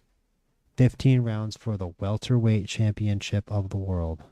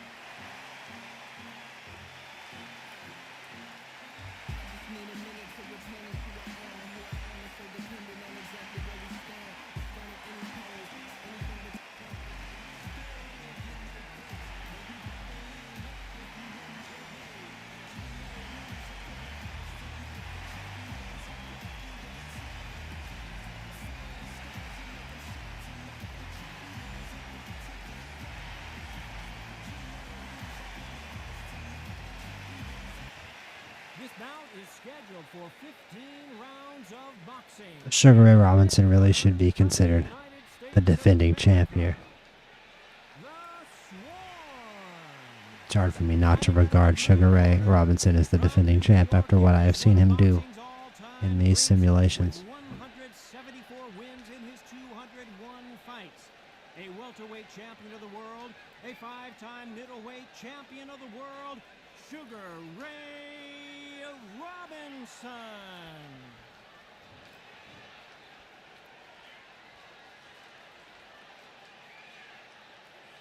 All right, I went over the rules.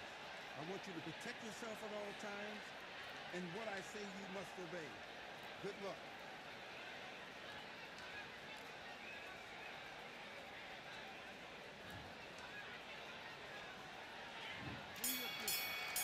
You guys are going to see some exchanges in this fight that you are not going to believe. These guys can throw hands.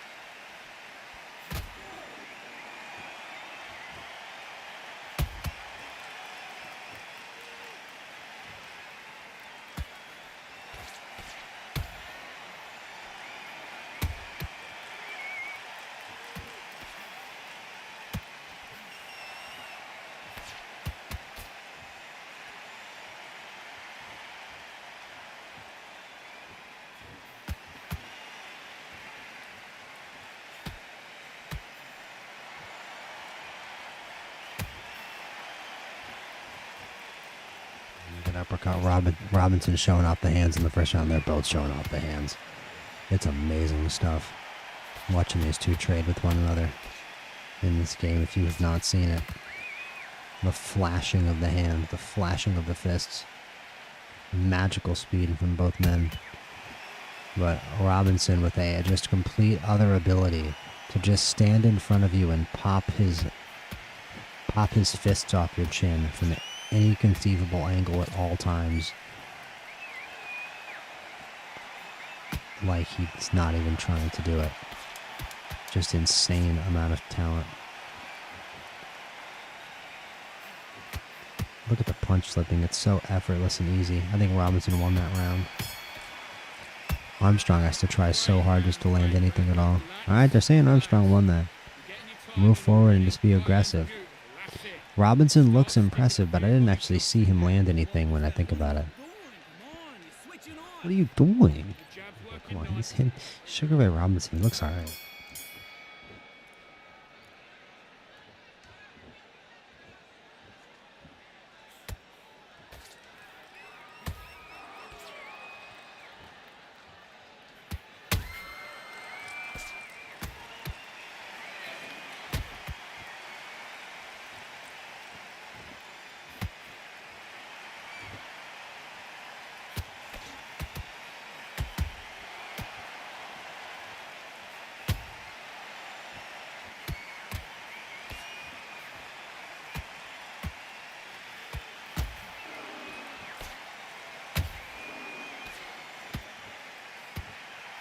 oohs and ahs from the crowd with these uppercuts from Robinson landing in round 2.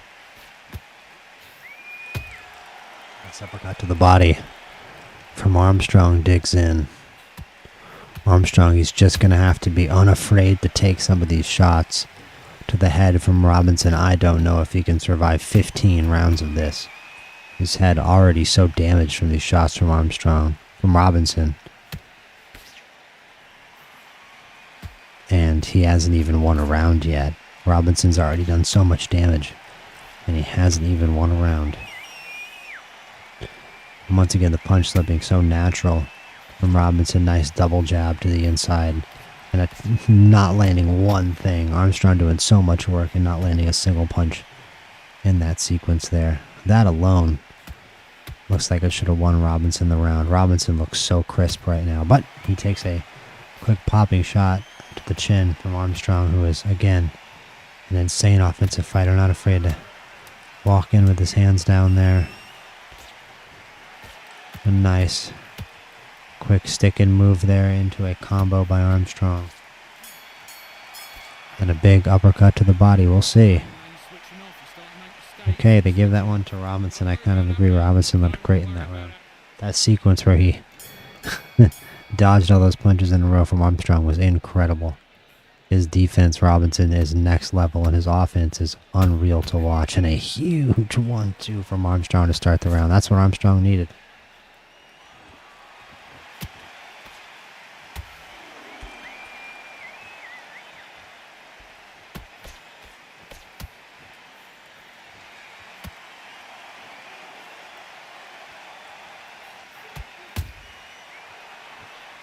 Big left there from Armstrong on Robinson. 1-2. Nice shot from Armstrong. And a little miss there. Ooh, shot to the body and up top from Henry Armstrong. Nice shot back from Robinson over the top, and another nice shot from Robinson. Beautiful combination, and again, Armstrong has spent so much of this time so far with his head damaged. I don't know how much longer he can go on like this.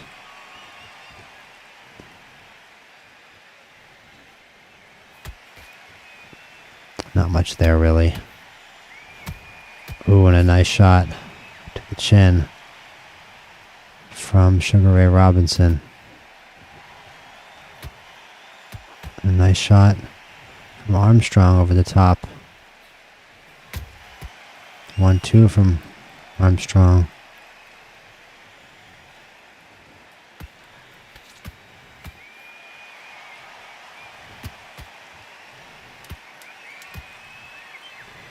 Sugar Ray Robinson just barely able to slip those punches. That really could end up making the difference in this fight, although Armstrong isn't necessarily down on stamina. I feel like that was an okay round for him. But they give that one to Robinson. I didn't really see Armstrong land anything good. He landed better shots, I think, in the first 2 rounds than he landed in that third, so I don't blame them for giving that to Robinson, but that was definitely the least action-packed this fight has been so far. About as unaction-packed as a round between these two could possibly be. Big uppercut from Armstrong and a nice response from Robinson.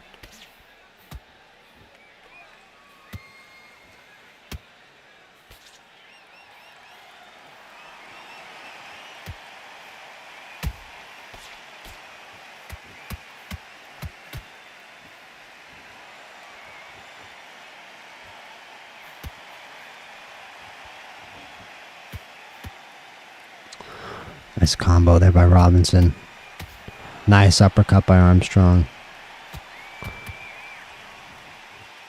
And they're back to trading in the middle of the ring. And good luck picking a winner between these two right now.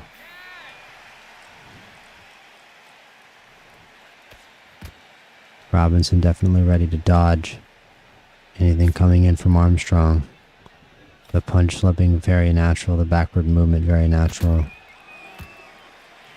Perhaps no fighter in history was the offense coming back quite as natural as Sugar Ray Robinson to go with that elite punch slipping and that elite head movement, especially for his time.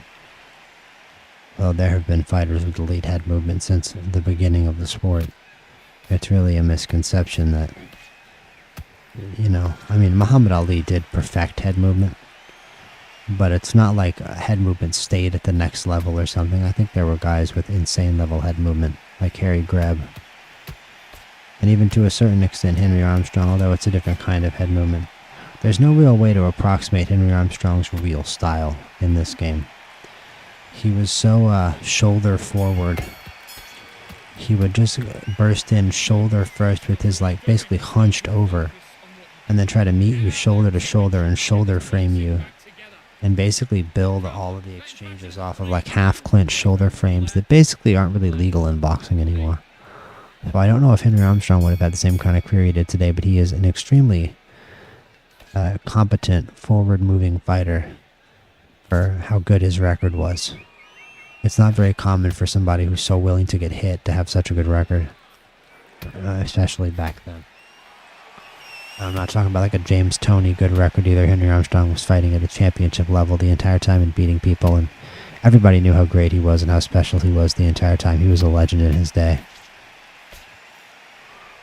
But he's a little forgotten to time now, especially relative to how great he was. No, he's not forgotten by any boxing diehard. I'd imagine everybody watching this probably would have heard of Henry Armstrong. But by the general everyday listener, they probably don't know who he is or have any reference of how great he was.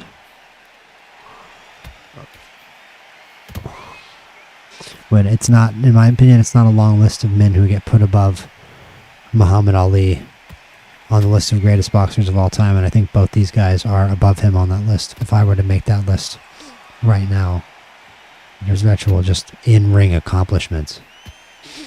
Not to take anything away from Ali at all, but both these men fought, at a time where there were just more fights. People fought more championship fights. And their skill sets were really unlike anything seen before or since, really.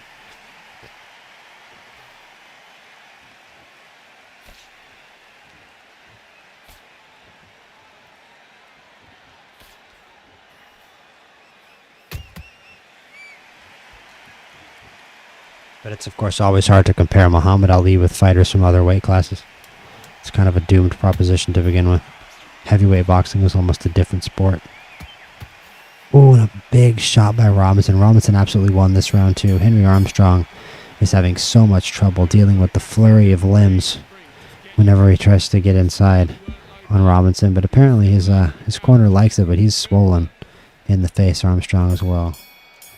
I'm going to say it's 3-2.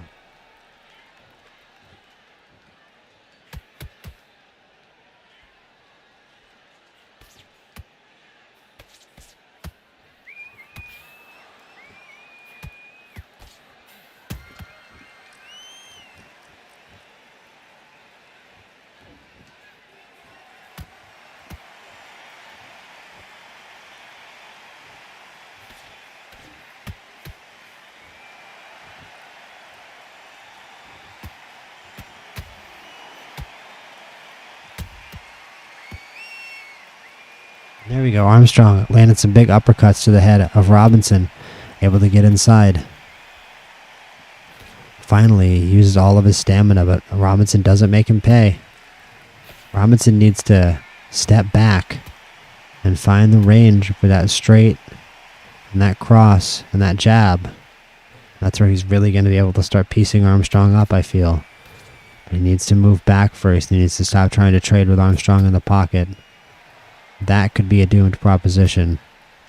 This might not be like a Ali versus Tyson situation where Robinson can just get inside and establish himself as the inside fighter. That might be impossible against somebody with hand speed like Armstrong. Man, what a big left by Armstrong.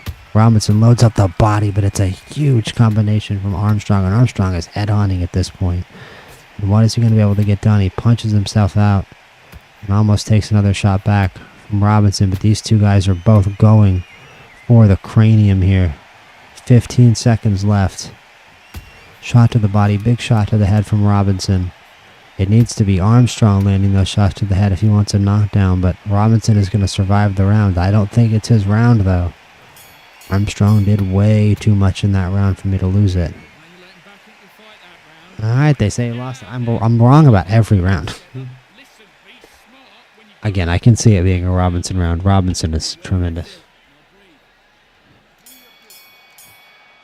Yeah, they're saying 4-2 Robinson.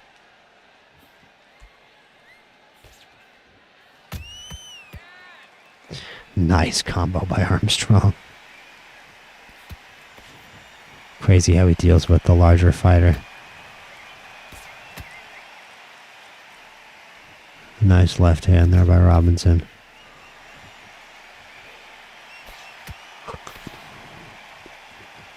Dodges back, nice left. Nice overhand left. Ooh, nice 1-2 to the body. Armstrong on the inside doing very productive work. I don't even think over a course of a 15-round fight if he's going to be able to get Robinson tired enough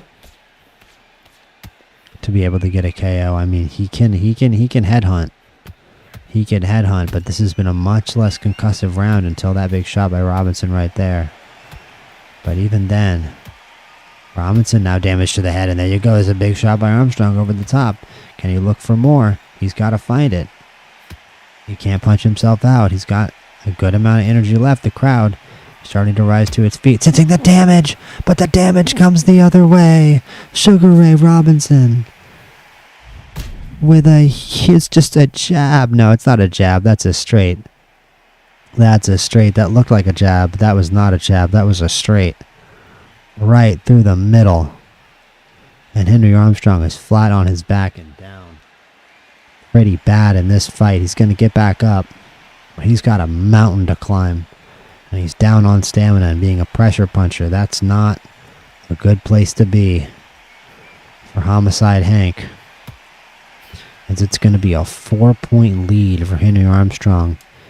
Sorry, dude, I keep getting the names wrong. What is wrong with me? It's going to be a 4-point lead for Sugar Ray Robinson heading into the 8th round. I was just talking about Henry Armstrong. There's only 2 people. Got to give me, there's only 2 names to remember. You'd think it would be easier, but it gets harder.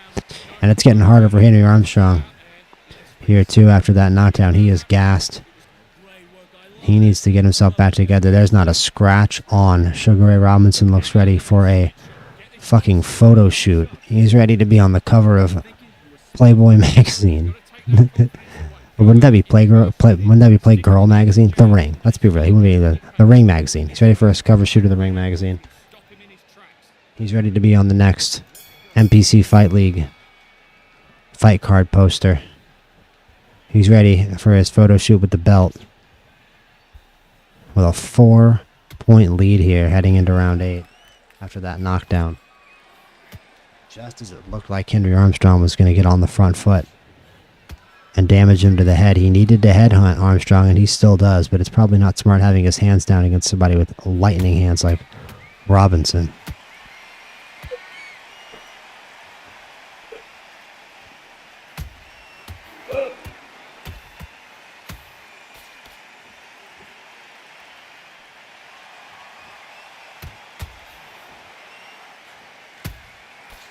Man, what a shot by Robinson. Both their heads are damaged.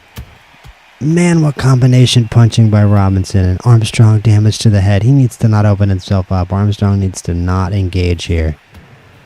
He's in a bad spot. He's going to get knocked down here. This is about to be over. Robinson hunting the finish. Armstrong out on his feet, it looks like, and a huge shot across the bow. A big left hand comes in from Robinson. More big shots from Robinson, who can just swing from his hips. Punching from that low center of gravity, Robinson with so much force on those snapping punches.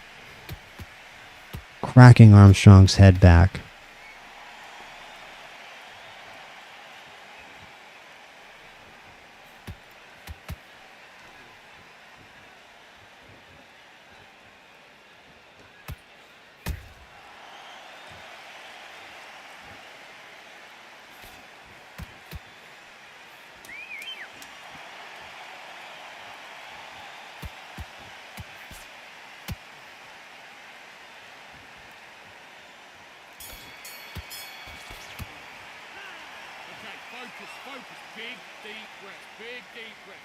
yourself down. Calm yourself back. Come on, breathe, breathe. You got complacent? The fight's... Yes, I like that round. Good round. You feel good? Just keep him on the end of your... You had everything in the bag, and now you've let him back into it. Let him back into it. He's lost a bunch of rounds in a row. Armstrong is in a rough state here. But he's not out of the woods yet. That's what's the magic of 15-round fights. And a lot of chapters can be written. And Armstrong still has plenty of hand speed and plenty of power. And has done plenty of damage over the course of these rounds. He's taken more. But he's done plenty of damage to Sugar Ray Robinson to have an outside chance of landing a big concussive shot like the one Robinson landed on him. And turning this fight right back around again. And giving everything a whole new meaning here. At the Grand Theater.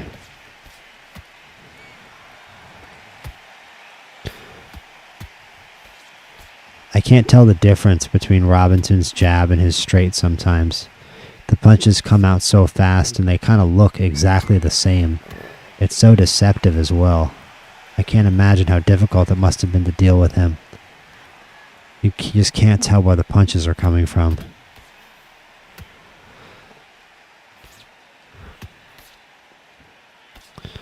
Nice hook to the cheek there by Robinson as well. It's been a more low-key round. They're not opening up so much. There's a big power shot to the head there from Armstrong. I mean, that's good. That could win him the round with some judges. There's a nice shot to Armstrong from Robinson. They're starting to get their names mixed up a little less. So I don't know why they don't look anything alike. Two jabs.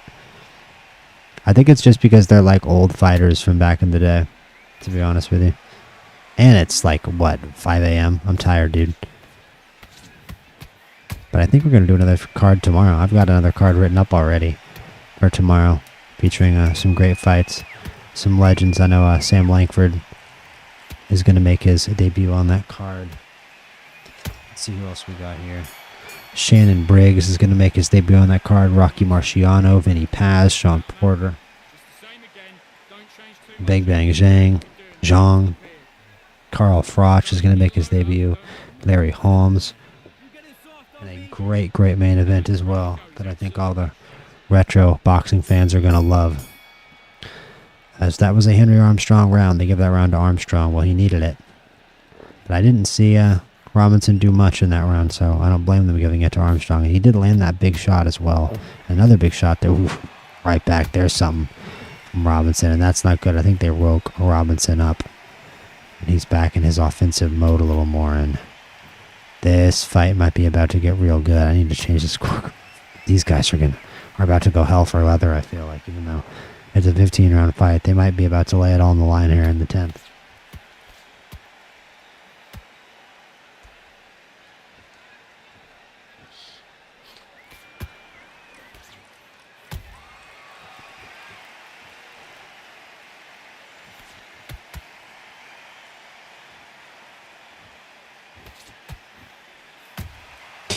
Nice 1-2 by Armstrong.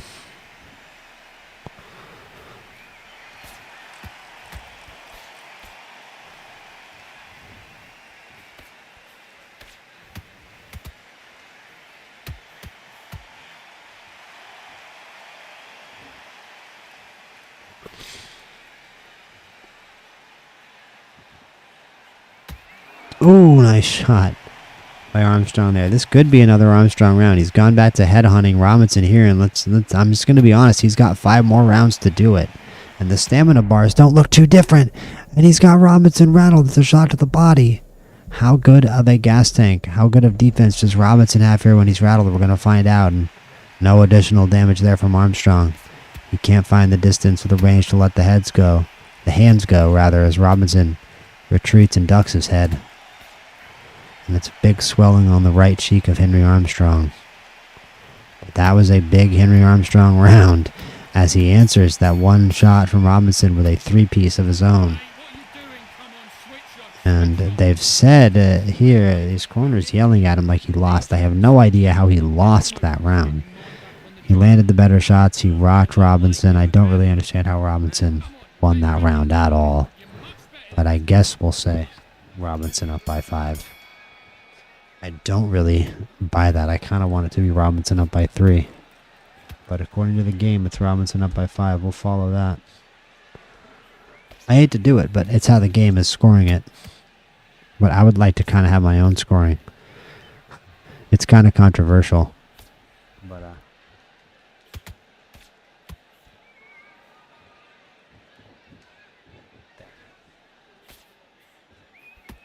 there you go. That's better.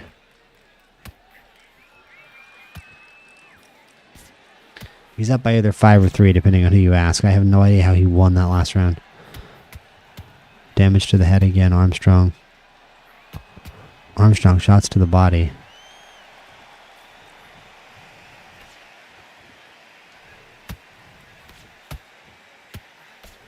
Dodging 1-2. 1-2. Armstrong doing decent work inside here, but you got to figure it's just a matter of time until Robinson starts to find those combinations again. Robinson needs to move backward more. He needs to slip a little more as well. He needs to move a little more laterally and stop trying to trade inside with Armstrong. He needs to be a little more lateral. Armstrong wants him to stand in front of him and trade. There we go.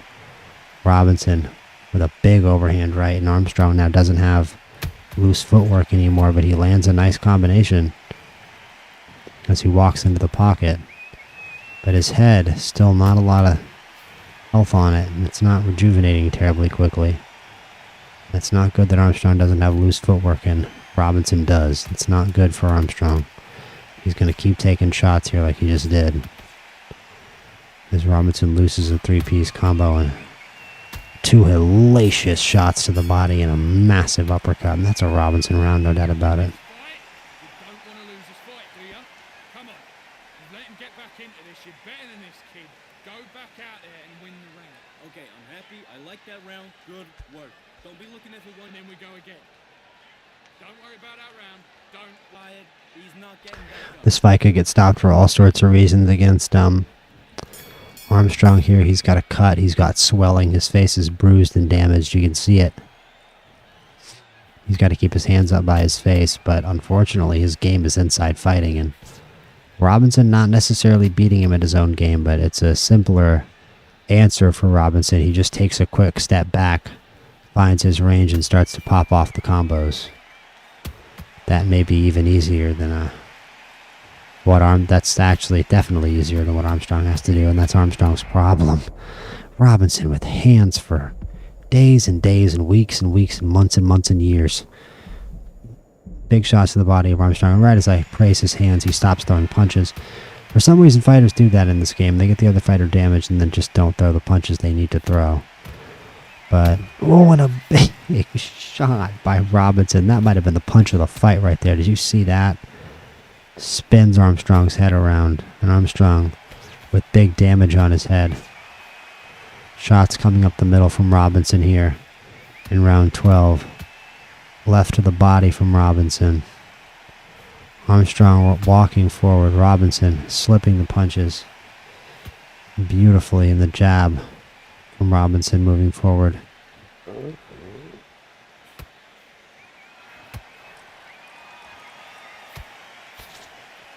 Quick 1-2 from Armstrong.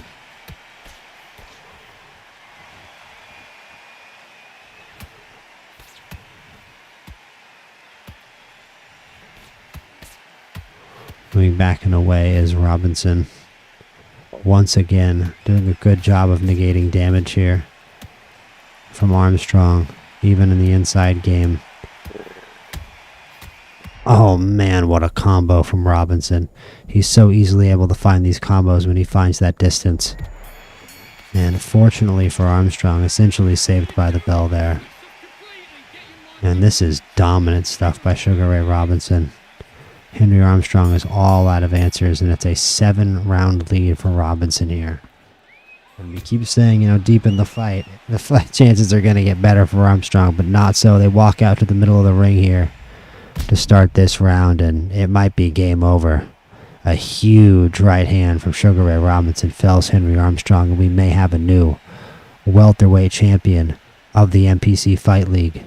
A bruised and battered Henry Armstrong attempting to make it off the canvas. And he does at the count of 6. He's still in this.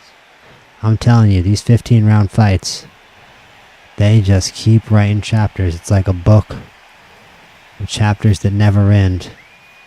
Can Armstrong come inside, finally find that big magical punch he's been waiting for? He can still throw combos, I'm telling you.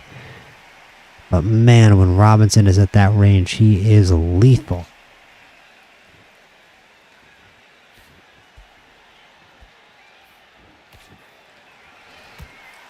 He's going to be up 9 points after this round if we get to the end of this round. But look, his head is down in the red. He's empty on stamina. If Armstrong can keep throwing, could he knock him down? He shocks Robinson. Do we have a new twist in the tail? But he just manages to keep moving back. It's Robinson's fail-safe plan of move backward. Shakur Stevenson must have gone forward in time to watch this first MPC Fight League event before his fight against Teofimo Lopez last Saturday and said, man, look at Sugar Ray Robinson. Man, look at the head movement from Robinson. Jesus. He said, man, look at Robinson's backward movement. I should try that against Teofimo, and he did. The backward movement from Robinson, unironically, has saved him this fight, and that was a miraculous piece of head movement there. And look at the red on Henry Armstrong's face. Some nice combo punching there from Armstrong, who was a warrior to still be in this fight, but he's down 9 rounds entering the 14th. It is not looking good for Homicide Hank. Listen, you've switched up what you're doing. I need you to focus on what you're doing. Right, let's get out there, get your boxing back together. And again, they might have to call the doctor in here at some point in 14 or 15 because he's got serious cuts and serious bruising to his face. Robinson has just been marking him up with that jab relentlessly, and there's the jab leading to a bludgeoning 3-piece combo to the body. It's just unfair after a certain point how vicious the attack is and stays from Sugar Ray Robinson. Big concussive punches to the body. Nice overhand to the head of Armstrong. Big 1-2 from Robinson. Nice lead left jabs there from Robinson. Big left hook across the cheek of Armstrong. Here halfway through the 14th.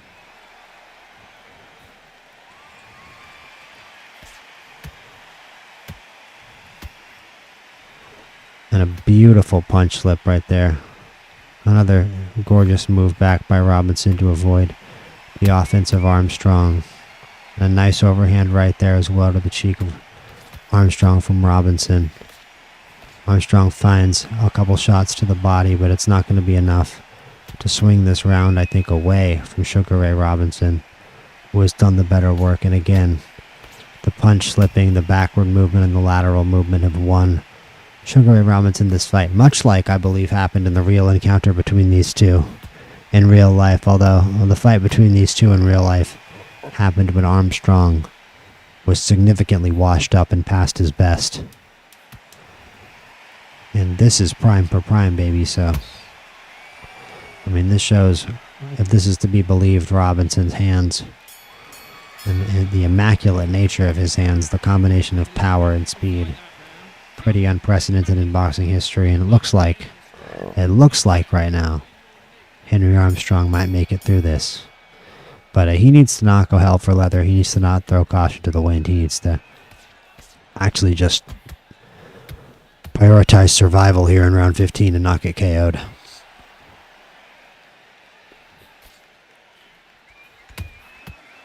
I believe Robinson's up 10. He might be up 11. I could have missed a round.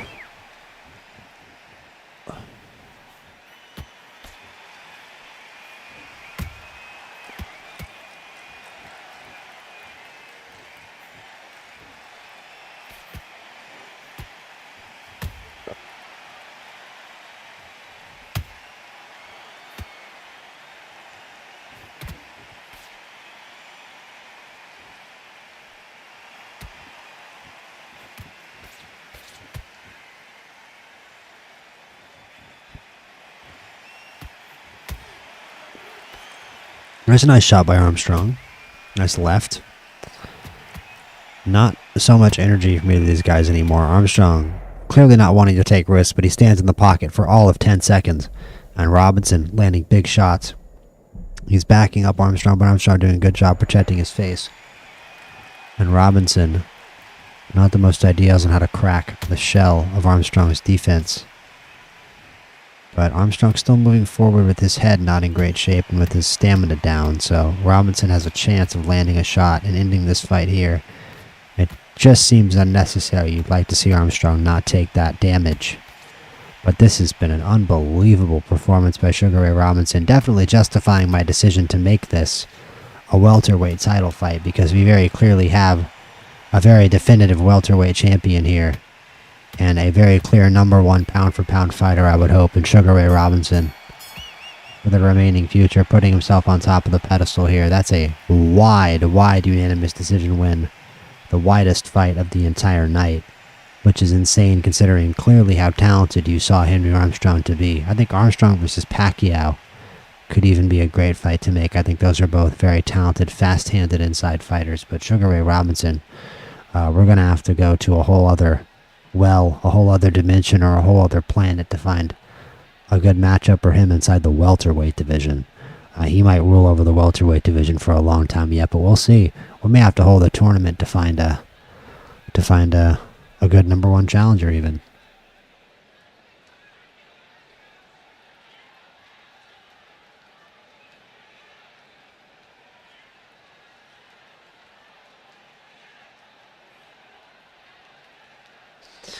Boys, that does it for the first of many, the first fight card here for the MPC Fight League.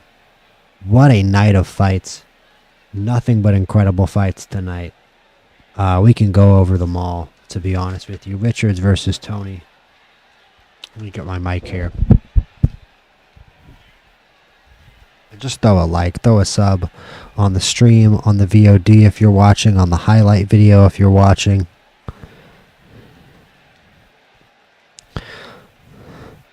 Just whatever video you happen to be watching right now, throw a like, throw a sub. All the support means the world. The first fight tonight, Lerone Richards versus James Toney. And Toney let Richards have a little bit of forward momentum in the middle round, started taking some rounds off, and then found a magical shot there in the ninth. Maybe it was a magical shot, maybe he just lured Lerone Richards into a trap and sprung the trap on him. But either way, Toney dominated the championship rounds, the 9th and 10th rounds. Well, not really the championship rounds. It was an undercard fight in a bar. But both professional debutantes, technically, in the MPC Fight League. But a great performance there by James Toney in the light heavyweight division. Then another light heavyweight bout. Enzo Maccarinelli versus Joe Calzaghe in the Battle of Wales. And another instant classic. Joe Calzaghe with a shocking round 9 uppercut knockout, down 78-74, down by 4 points, 4 rounds on power punching Maccarinelli, and down stamina as well, really looking out of sorts and like he was going to lose that fight, and then found the magic punch. Bivol versus Tunney, a great matchup of counterpunchers, a very tactical fight, maybe the slowest, worst fight of the evening, which it wasn't a bad fight. It was a great fight. Go watch it back. I highly recommend it. Majority decision for Bivol, spoiler alert. Majority decision for Bivol, and maybe a fight that you get a rematch of in the future, but I think there are better rematches for Gene Tunney. I just think Bivol was sort of like a counterpuncher like Tunney, but with a little more lateral movement, and that made all the difference. And then Pacquiao versus Ward, man, Manny Pacquiao made his presence known, and that's definitely knockout of the night. Knockout of the night goes to Manny Pacquiao, 100% for that knockout where he knocked Mickey Ward's mouthpiece clean out of the ring. And to start the main card, it's a rematch of one of the great trilogies of early 2000s boxing, Roy Jones Jr. and Antonio Tarver. And this one is definitely getting rematched, maybe even on the next card tomorrow. It's a split draw, 114 to 114, 114 to 113 Jones, 114 to 113 Tarver. About as even of a draw as you possibly could have. One judge had it even, one judge had it 1 point for Tarver, one judge had it 1 point for Jones. The next fight, Johnson versus Dempsey, and Jack Johnson proves that he is a class above in a battle of the two old school power punching heavyweights, as Jack Johnson knocks out Jack Dempsey in the 5th round. That was one of the better knockouts I've seen recently in an Undisputed AI fight, and even in the sim fights I've been watching, and even then it didn't hold a candle to that Pacquiao KO. Canelo Crawford, that was a great fight. Actually a very, very close fight with a lot of ebbs and flows and momentum swings. But Crawford ultimately came out on top with a very strong effort in the second half of the fight, and again limited Canelo's offensive skill set, just like what we saw in real life. Maybe not as much as we saw in real life. By the end of the fight, Canelo was just resulting to the same overhands over and over again, and really couldn't seem to get anything really sufficiently done to hurt Crawford to the body or to stop him from implementing his offensive game plan. And then Mike Tyson versus Muhammad Ali was an all-time classic. Muhammad Ali, of course, grabbing a unanimous decision win. It looked early on like Tyson was going to be able to implement his game plan inside, but Ali, in the later rounds of the fight, implemented himself inside, established himself inside, and dared to trade inside with Mike Tyson when he could have just outboxed and taken his chances. Instead, he decided to establish himself inside and say, hey, Mike, I can damage you here in the pocket. And that was the most important moment of that fight right there. And Muhammad Ali should be, this sounds obvious, but a contender in the heavyweight division, and we're going to see where Mike Tyson goes on from there, and we're going to have a lot of heavyweight fights on this next card tomorrow night, and a lot of potential matchups in the future for both Muhammad Ali and Mike Tyson here in the MPC Fight League. So you're going to see much, much more in a sequel to that classic encounter. And then Armstrong versus Robinson, we just saw Sugar Ray Robinson staking a claim to his place as the #1 pound-for-pound fighter in the promotion and winning the inaugural welterweight title by beating and bruising Henry Armstrong in front of a sold-out grand arena, in front of a sold-out grand theater. So we will see you guys next time. That was an awesome first MPC Fight League event. Throw a like, throw a sub on whatever video you're watching, and see you guys on the next one. Peace out, and keep coming back for more.